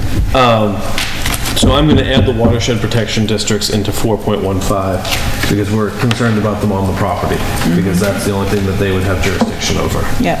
And then 6.5, trees or shrubs may be planted in order to provide screening, natural beauty, and reduce erosion.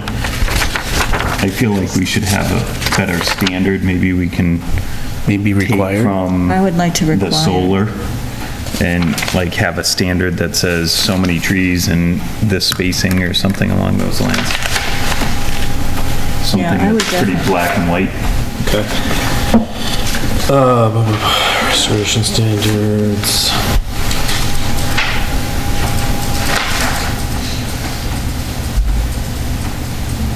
Yeah, I definitely think I having guess some sort of screening is... my concern about that, or my thought about that, is there may be places where it's not necessary. But we can waive any requirement, right? Correct. You can also, because it will, well, it's not a special permit. I'm just thinking the project that we just reviewed. The majority of that site is going to be grass. And that's a reasonable restoration step. And that's going to handle the erosion in the short term, which will eventually turn into pavement in the long term. Well, my argument would be that, yes, grass is reasonable if it's a residential use, but during an earth removal operation, I would want to have more adequate screening for dust protection and for visibility issues. So from an abutter standpoint, I would like to see some trees. I mean, one of the people who talked tonight talked about the fact that they're sparse trees and that that's going to be their view for some period of time. And dust is a huge concern, especially when you abut a residential area. This is restoration standards, though. This is not okay. during... Okay, this is This that's is restoration. at the end. What is there You've done for... your earth removal. Yeah, what is there for screening of abutting properties during the process? Is There there is anything? nothing. Well, so then I'm wondering, should we move that up under operation standards? Because we're just saying existing natural vegetation.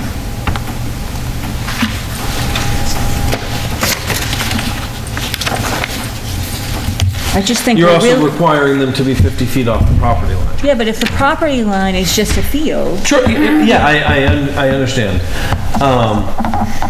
We're concerned about screening solar farms, but we're not concerned about screening an earth removal operation? That doesn't make sense to me.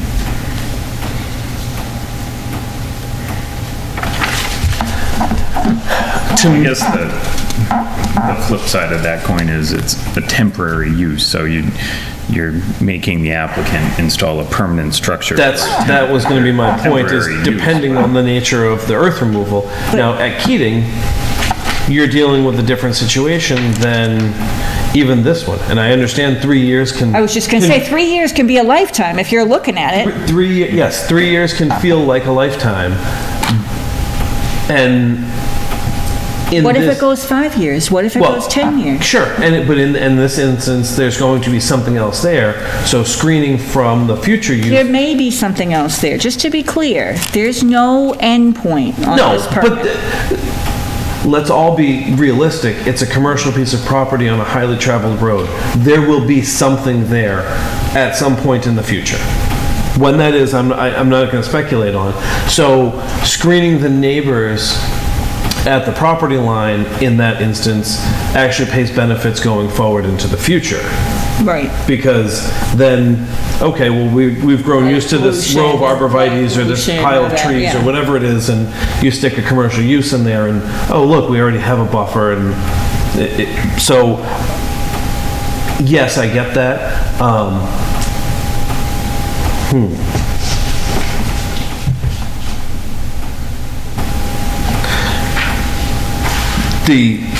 And sort of the flip side to that is, and I think we've talked about this, and I think Tanner's probably made the most reasonable comments because it's what he does. When you plant screening stuff, you're planting this, and you're planting it this far apart. So by the time, even 5 years, you're only starting to get the benefit of screening from something that was planted that has grown. So I'm not saying we can't require it, I'm trying to sort of talking through the process of what's the efficacy of it. If someone's planting, and I guess if you require a series of evergreens, there's more benefit because you can require them 6 feet tall, 20-foot space, but you're still...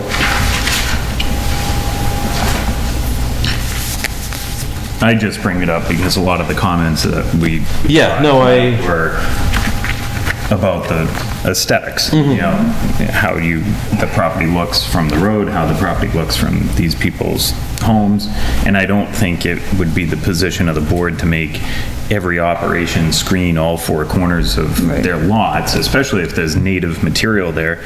I mean, I would make the assumption that just about anybody would err on the side of leaving what's there versus cutting trees to plant trees. Right. You never know. In some applications, I think it would go a long way to say, we're gonna have a 6-foot row of arborvitaes there and... So let me do this. View.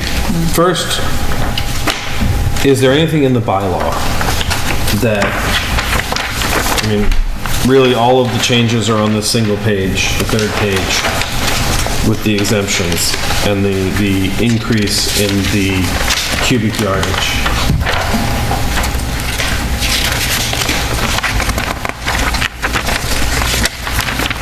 So we can change the rules and regulations with the public hearing? Correct. Okay. Advertised and noticed. Or advertised, because you can't really notice abutters to regulations.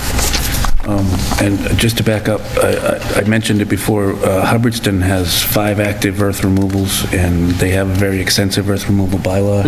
Have you taken a look at that? I'm sure I did look at it. They've got some really extensive restoration standards as well.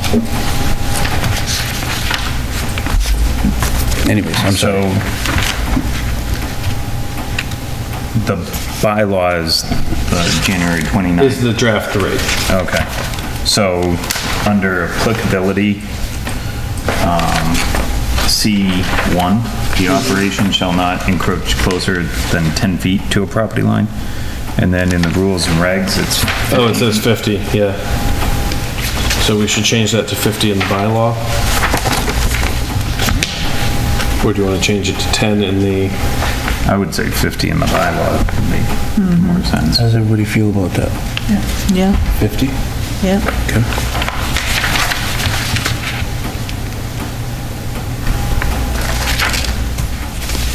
And then under number 2, we'd have to just change that as well. And then a 1-to-1 slope shall exist between the operation and... No greater. No. Can't be an inverse slope. Yeah, but that's a really steep slope. Yes, well, I mean, it's a straight. Yeah, it's 45 degrees. Yeah, we rip wrap stuff like that. I don't know that that necessarily makes the most sense. No, it's I guess also- it depends on the extent of the removal, but if you have a 15-foot slope that's 1-to-1, that's pretty difficult to stabilize. Most of these fine materials and well-sorted gravels aren't going to hold a one-to-one. So, not gonna maintain we're gonna that. call it a 2-to-1? At least, I would say. What is it now? Do we have any requirement now for slope? I don't believe that there is anything in the bylaw that speaks to slope. You guys are more familiar with this as engineers. What is a reasonable slope? 3-to-1 is typically acceptable with loam and seed, and when you get to 2-to-1 or less, then you'd want to have a little bit more, like 2-to-1 typically would put soil mat, and then 1-to-1 typically would rip wrap. Yeah. So 3-to-1? What's Title 5? 3-to-1. 3-to-1. For breakout. And then, yeah, they're side slopes, you know. So why are we going 1-to-1? Why don't we go back to 3-to-1? You want to make it 3-to-1? Yep. Okay.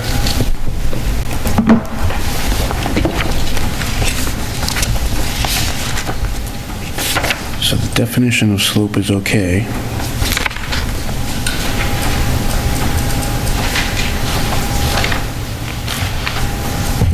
And where are we changing it to 3-to-1? Number 2, C2. And then our restoration standards say 2-to-1, so we have to change that. We'll change that to 3-to-1.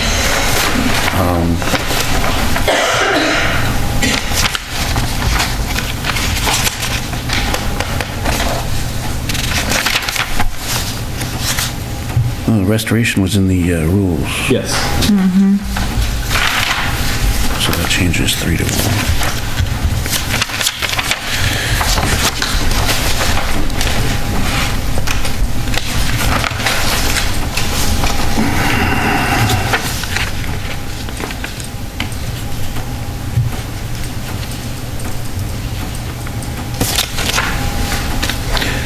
So 1 vertical to 3 horizontal. Do we still want to grant the exemption for earth removal in conjunction with a driveway, given the fact that we changed the trigger to 1,500 yards?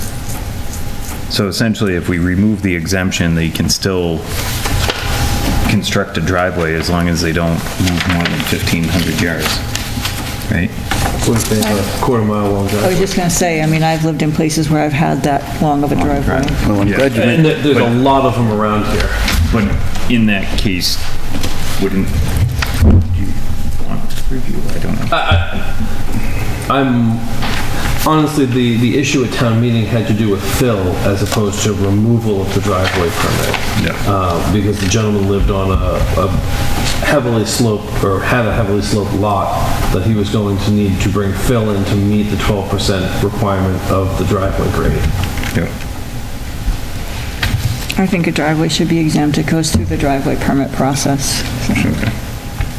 Well, and if they're working around wetlands and everything. Yeah, they're gonna get kicked by conservation. so what, we actually have driveway permits? Yes. Yeah, issued by the TBW. Nope, issued by No, the zoning building officer, department. building department now. Oh, okay. Used to be DPW. I was gonna say, I don't remember dealing with that, but it's not us to deal with. No, it's just a review of the plan to ensure that it meets compliance with the bylaw and that site distances are adequate per the police department and access is adequate per the fire department.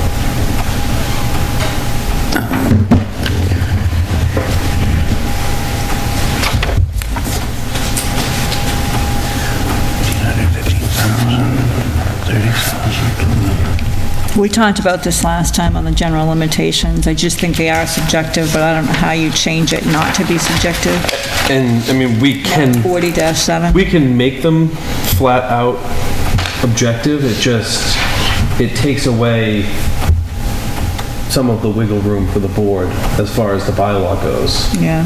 I mean, even just looking, will endanger the public safety, public health, or constitute a nuisance. I mean, what's a nuisance to me may not be a nuisance to someone. And again, it's similar to special permit standards, Yeah. which are also Yeah, subjective. And yeah. if you can support your claims of nuisance with information provided by the applicant or abutters, you can usually make something that's defensible.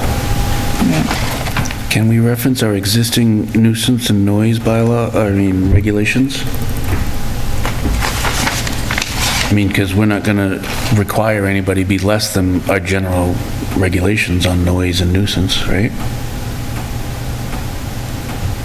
I mean, we have general bylaws on noise. We don't have a noise general bylaw.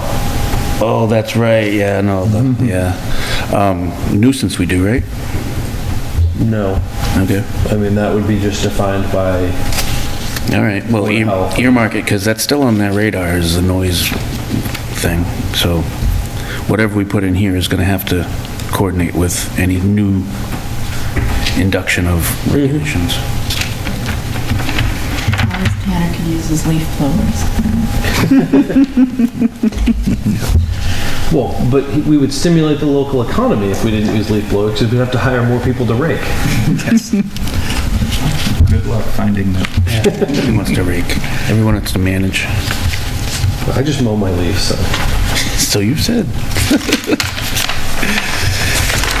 It's composting. In situ.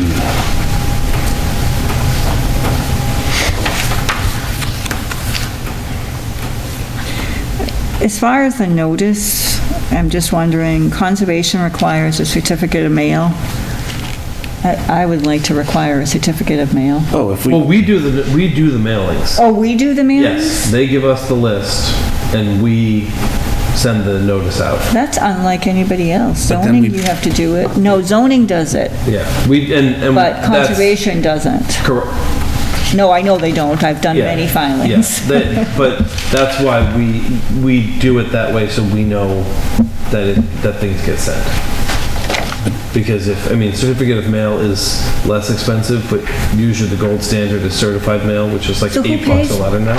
Oh, no, certificate of mail is cheap. Certificate is cheaper. Right. Certified mail is like $8 a letter. Yeah, it's now. $8 a letter. That's why conservation adopted the certificate of mail. Yeah. They pay us. They give us stamped envelopes. and Oh, they do? We stuff them Okay. and apply the labels. Okay, so the cost will be billed to the applicant, okay.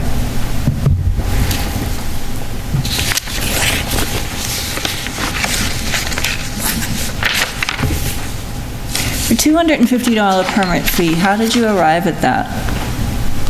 What is the permit fee now? Probably like $50.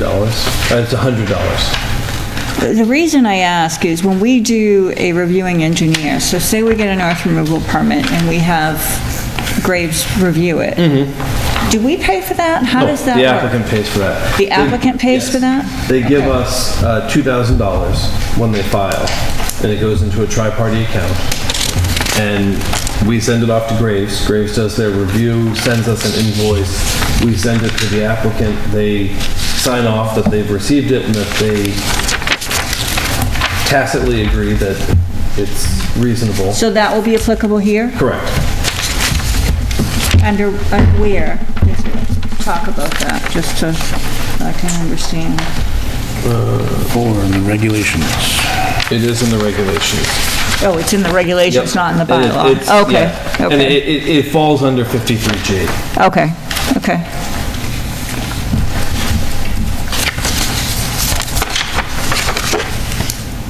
So where we don't have in-house staff that is qualified for that type of work, we could charge an applicant the fee that council would charge us to review a master deed that we were requiring them to do because we don't have counsel, but that's kind of, we don't generally do that. But if there were a specialized type of council or review. The one that always sticks out in my mind is I worked in a community that someone wanted to put a cell tower in. And we needed to hire a radio frequency engineer to certify that what they were saying was appropriate. We had to bring this gentleman in from Vermont, house him overnight, and the applicant had to pay for all of that because he was the only one in New England who was qualified to perform the review. Were you here when they wanted to put cell towers on the water tower next to Highfield Village's proposal?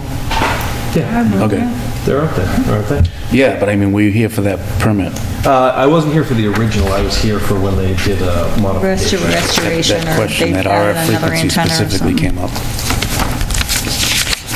Under the continuation of existing soil removal operations, does that fall in line with the existing permitting process? Because it says basically they can continue the use in accordance with the terms of such permit, which shall hereafter be enforceable by us. But then it talks about they may continue to operate without being required to apply for a permit for a period of 3 years from the effective date of this article. So it's just a little bit confusing. And I don't know what would be an existing earth removal operation that was not required to obtain a permit under the prior bylaw. Yeah, I guess there isn't any. Well, there's only 2 totals. And we're going up Huge. exponentially. 15 times. So, I mean, we can take that out. Okay. Because you're right, that's not anything that's going to apply. And then the only other thought along those lines is I know did we settle on a 3-year permit? I thought we settled on 3 years with 2-year renewals. So the initial is 3 years. The initial permit is 3 years and the renewals are for 2 years. I mean, so actually now we have 3 earth removal permits. Why? That public hearing we just had. No. No, We only they have- they're the we- second we permit have- holder, We right? have probably 10, but we have 2 parties that hold. All 10. Yeah. Okay. But that's not one of them. Yeah, that is. He has a permit. He has a permit. Powell's don't? No. No. Oh, that's what confuses They me. turned in their permit. Okay, so it's Keating's and Proctor's. Yeah, they had finished whatever removals they had been doing. Okay. I guess the only comment I have along those lines is I'm wondering if this should become an annual thing.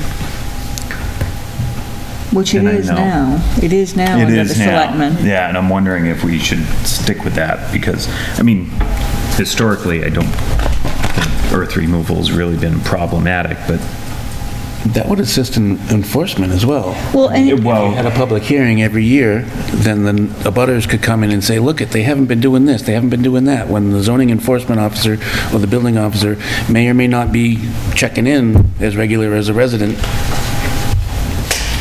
I think having an annual renewal process makes sense because it requires the zoning officer to go out and to look at the operation. And I think that's how a lot of these permits ended up, we were just routinely approving them and renewing them. And it was when Mr. Rhodes got involved as the building commissioner and started going to see them and said, you're not doing earth removal here. We need to close this permit. And I think, and then if there were issues, and there happened to be one, they were identified. Well, it says, in no case shall a permit be issued initially for a period longer than 3 years. A permit may be renewed for up to 2 years or lesser time as determined by the PGA after evidence is presented, blah, blah, blah, blah, blah, blah. So, Do you want to change the 3 to 2 and make the renewals 1?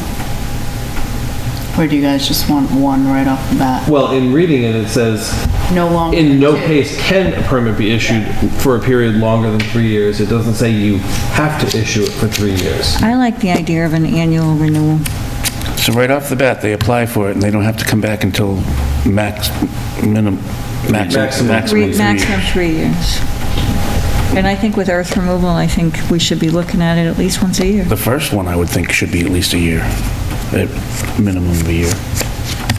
Well, and just to make things simple, would it make sense to follow the model that we have now where they all renew in August?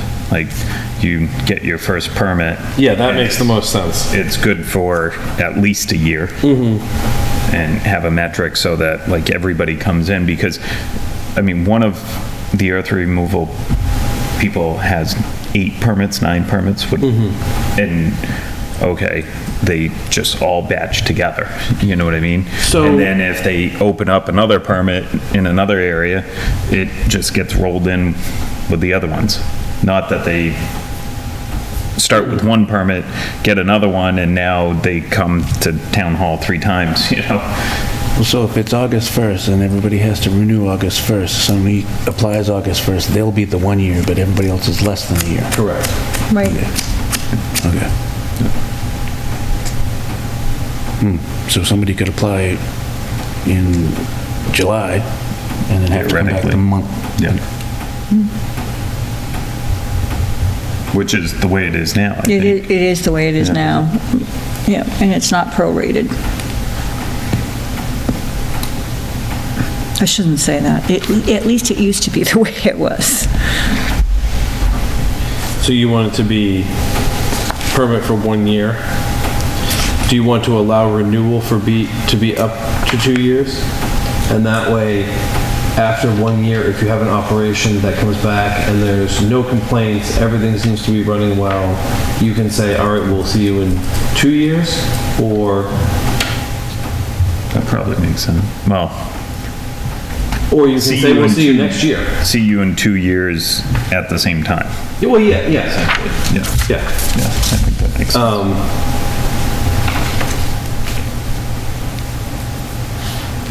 And you want to set a date when they all expire. Permits shall be renewed annually by...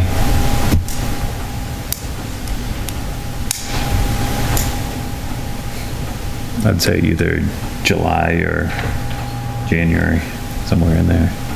Avoid town meeting time. June 30th or December 31st? June 30th, because that gives the opportunity, that makes it more sense for the zoning officer to view the sites. That's fine. Trying to do it in December, he's not going to be able to see much.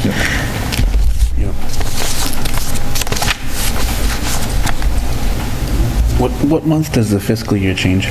July 1.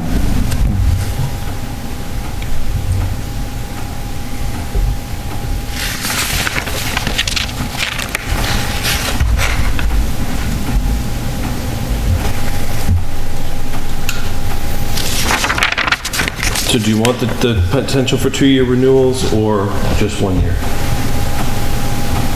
What section are we at? 140-9.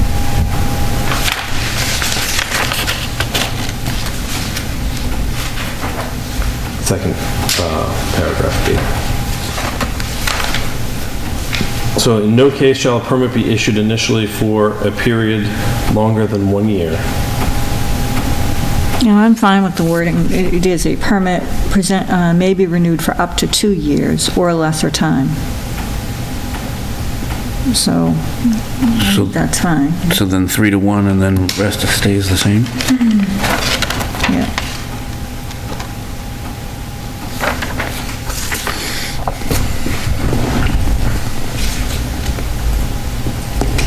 I would, rather than a public hearing may be required by the permit granting authority, Yeah, it should be. I think we should have, Yep. shall be.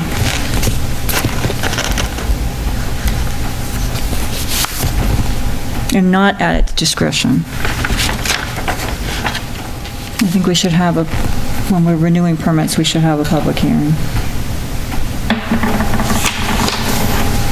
So that's not A you're talking about? Because it does say... Talking about B, the last sentence in B.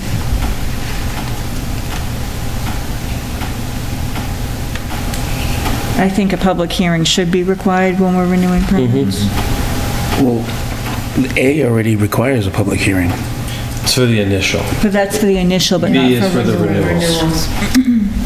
So, It just gives the abutters an opportunity to come in and be aware that there's a hearing going on. And then I'm going to add a C that says permits shall run July 1 to June 30.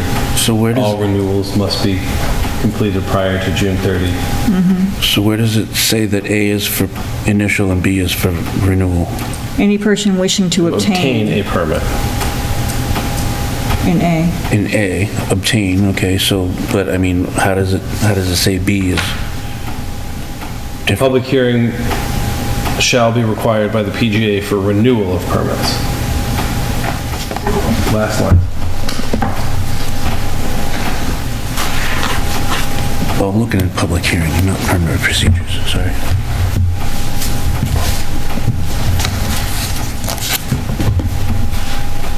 On the public hearing renewal, do we do notification of abutters, or do we just put it in the newspaper? I would say it's going to follow the public hearing process. Okay. So the applicant would pay for that? Correct.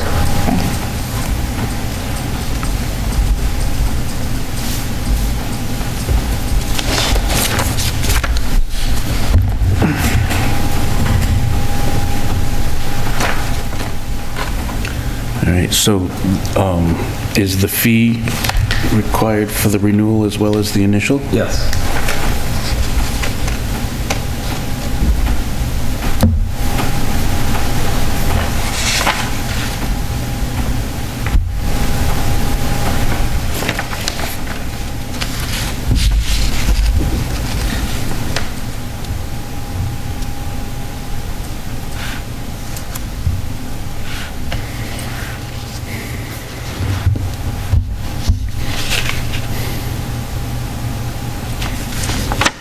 So does B under 140-12 give the building inspector the opportunity or the right to enter the site to conduct inspections at any time?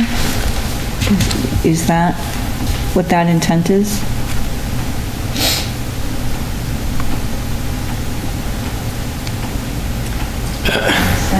I mean, it doesn't give him unmitigated right to enter the property, but he is the enforcing agent, and if, to the extent permitted by law. Okay. So if he were concerned that there were a safety issue, could he enter? And yes. Could he go to a judge and get an administrative search warrant? Yes, they usually will issue those within 24 hours if it's something concerning. In most instances, it's going to be if authorized by the owner. Okay. I mean, I know that this past summer, all we did was call Keating and say, we want to come down to inspect. Great, tell us when you want to come. We'll meet you and we'll drive you around. And I mean... Well, they're going to have hours of operation, right? Correct. I would think that the officer would be able to visit during any one of those during operation. Correct, but if you just drove over to Keating and decided to pull into the quarry, that's... problematic. Yeah. There's a public road that goes, oh, the quarry, right, yep. So, you know, would he be within his right to be in there and inspecting that? Possibly. Is it really the most intelligent, logical thing to do? Probably not. I mean, those things could run my car over without even, you know, having a bump. My truck could almost. But that's just, you know, it's one of those things where it's in there as a, if we need to, we can exercise it, but in most instances, it's cooperative. Okay.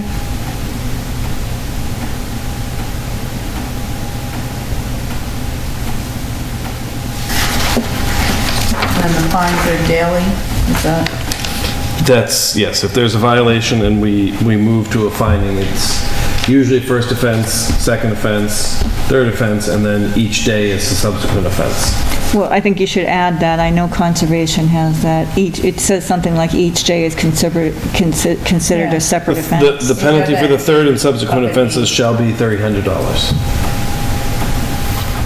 in F. Each day such violation Okay, so it's in E, okay, yeah, okay, okay. When you talk about non-criminal disposition procedures of MGL Chapter 4021D, do we have to have adopted that? I know we have, okay, because there was a question at one point that we were enforcing fines, but we hadn't adopted that or something.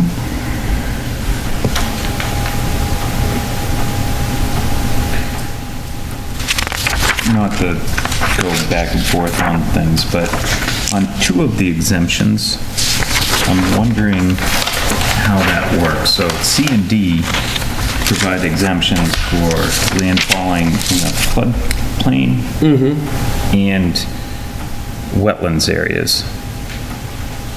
But do we want to provide an exemption from like the soil testing and seasonal high groundwater, because those aren't required through conservation of the floodplain bylaw? Yeah, why are we exempting that?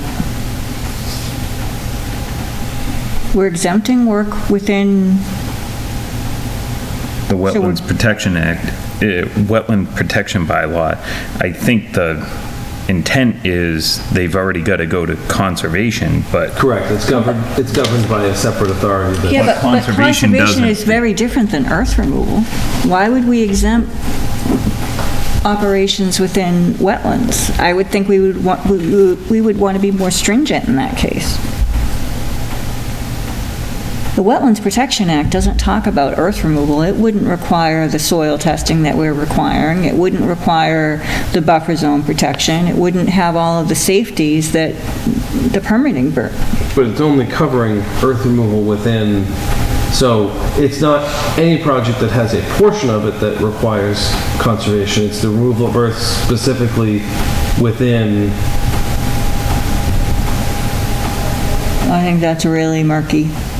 Okay, then we can take it out. I think... I mean, all of this stuff has been in there the whole time, and... Now I think we're just looking at it closer, I think, but I didn't catch on to that. But I mean, we've had the bylaw for 3 months now, and... Okay, but every time you look at things, you notice new things, Anna. I think I that know one. my brain works under the concept of if it wasn't for the last minute, nothing would get done. So and we're approaching the last minute, so we're taking now out... it's going to work. We're taking out C and D? Yeah, I don't know why we would exempt those. I feel like those two particular areas, as Paula said, are of More scrutiny.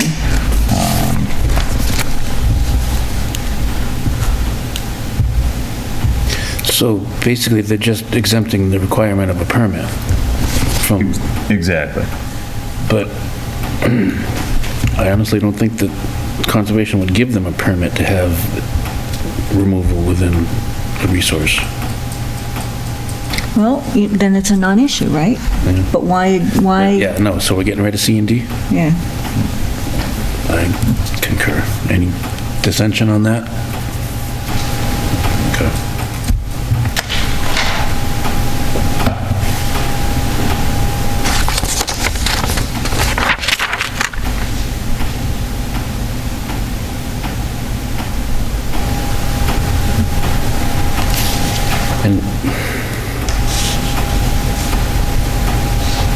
And F, I mean, isn't, removal only applies when it goes off the site, right? Correct. So if you had a 50-acre farm and you were digging out 1,500 cubic yards or 1,800 cubic yards at the southern border of your farm and moving it to your northern field, that wouldn't be earth removal. Okay. Okay, so that makes sense, I guess.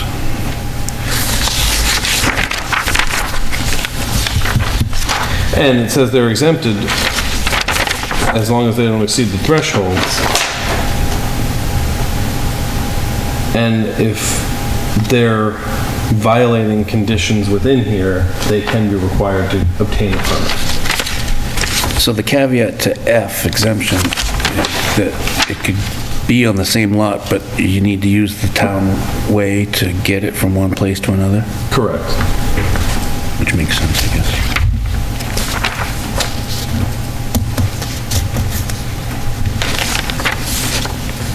And I think it would be incredibly rare that you had to use a townway to move from one part of the parcel to another. As the years go by, rarer and rarer. I agree. Yeah, if you had wetlands or something. That. Or more and more rare.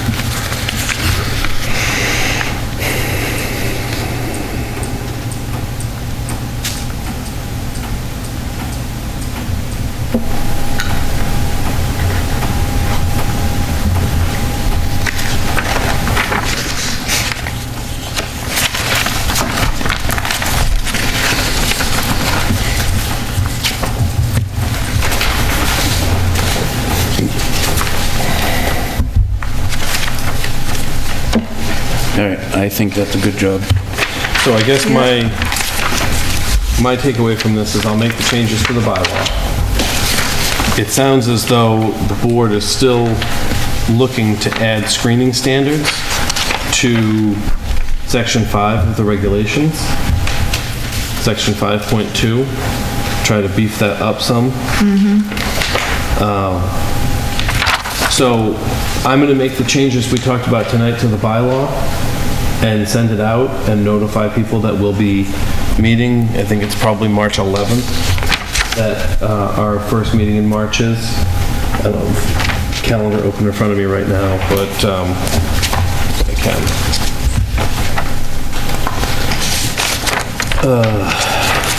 I'm sorry, it'll be March 9th. Went the wrong direction. That we'll be having a public forum on this that night.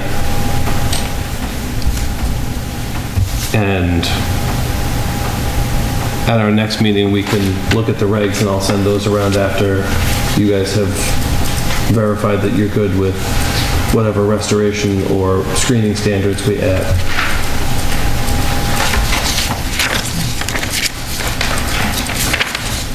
So we can go through the... We can, yeah. I mean, I've got a couple of things I picked up on. One under 5.7, all access roads shall be treated with stone or suitable material for a distance of at least 200 feet back from the public way.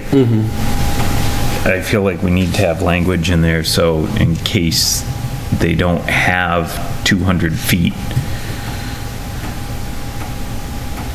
I think that can be a waiver. Okay. You mean as far as the property not being 200 feet deep and then performing earth removal? Yeah. Yeah. Or like the project that was just here, that Yeah. drive wasn't 200 feet. No, I mean, maybe 100 feet is reasonable. Yeah, I think a lot of it is a function of how well it's maintained. If you have 100 feet and you go through it with a machine and scarify it up a little bit and add a little stone, that's just as effective as 200 feet that you put down and never touch again. Yeah, so we'll change it to 100 and we can, as you need, can waive. And then I thought we were trying to avoid the observation wells. I know it's mentioned at 5.10, and then I saw it on 4. Oh, I'm sorry. 1.7. Oh, yeah. The groundwater elevations based on observation wells. Yeah, we were just going to do the soil scientist.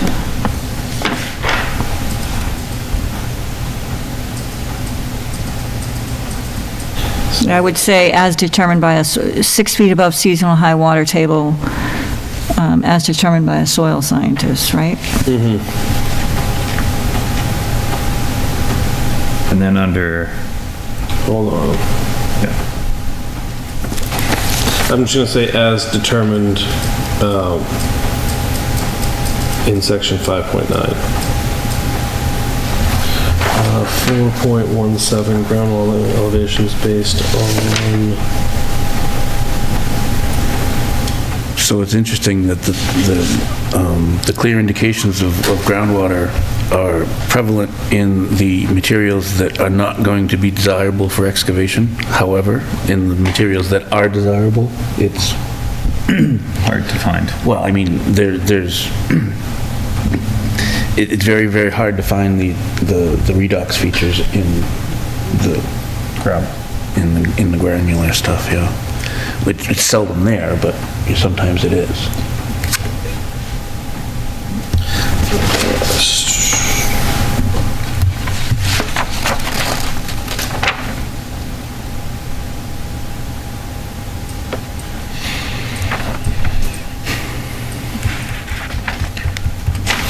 And under 5.9, so the applicant performs a soil evaluation.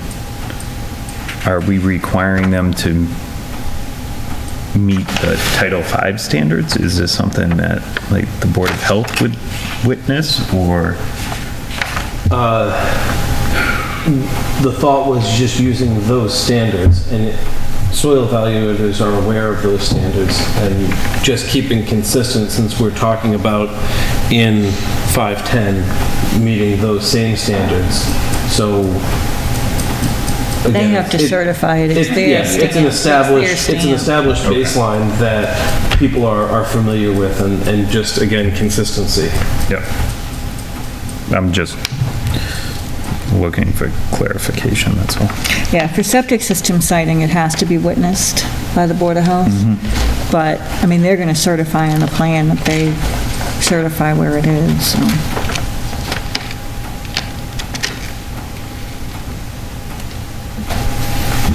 5.13, the temporary shelters or buildings, do we care how they're screened?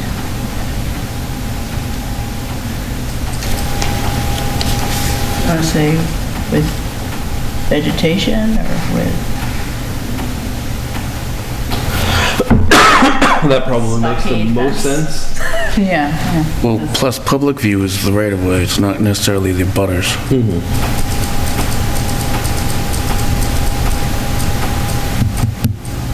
So you're only Say protecting. butters and public view? Just screened from view? I don't know. I grew up on a farm and I had 45 single-family homes pop up across the street, and I find them visually offensive. There was no screening required for those homes. It's just one of those comments I like to make. Everybody's perspective is a little bit different. So what's the takeaway from that? So they're gonna put up a shed to store stuff in for soil removal, and you're gonna have to require that to be screened from the passerbys on the road. I just like mentioning it every once in a while. I mean, what's the consensus? Yeah, so it's Are we either screening it not- from either view, there's or are no we screening it from screening public view, or are we eliminating screening requirements? So for me, I want to screen the whole operation. So it goes back to me for screening the operation from the abutters, and the operation is already required to be screened from public view. So to me, I don't care about the buildings on the site because the operation itself is screened, right? Well, I guess you could have a building outside of the operation. I guess that could happen. Is the whole operation screened from public view? Well, that's what... There's a sentence that says that. I thought there was. No, that's what you guys want in 5.2. Whenever existing natural vegetation occurs, it shall be maintained on the land undisturbed for screening and noise reduction purposes. Yeah. I thought I read some. Tanner's point and what you're saying is you'd like more specific screening requirements that cover the parcel as a whole, and that needs to be written up. Yeah. I think we can take out the screening requirements for temporary So you think buildings. you want to take out 13? I do too. In the scheme of things, I look at that as being very a minor part of the puzzle. Yeah. And under restoration standard 6.1, we need to adjust that. Yeah, to 3-to-1. 13 goes away.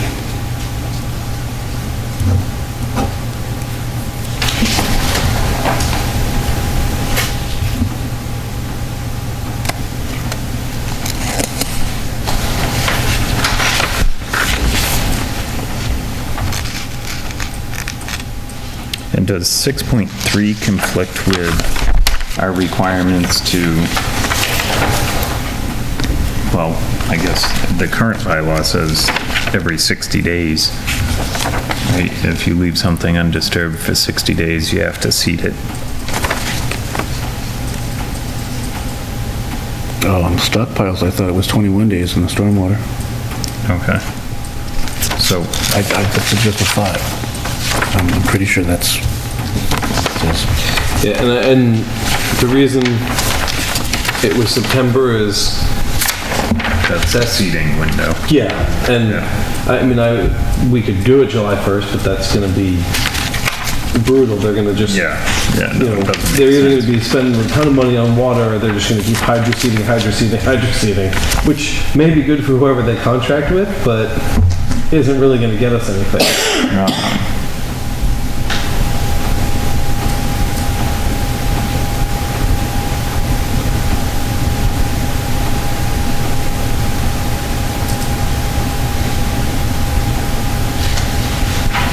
I just feel like we need to develop a little bit of the standard there so that, I mean, this really applies to the permanent seeding. So I Yes. guess if they have stockpiles or something, they leave them undisturbed for 30 days and, or 21 days. And I think that's something we can condition in the permit. Okay. We can come up with a series of standard conditions that all permits would get.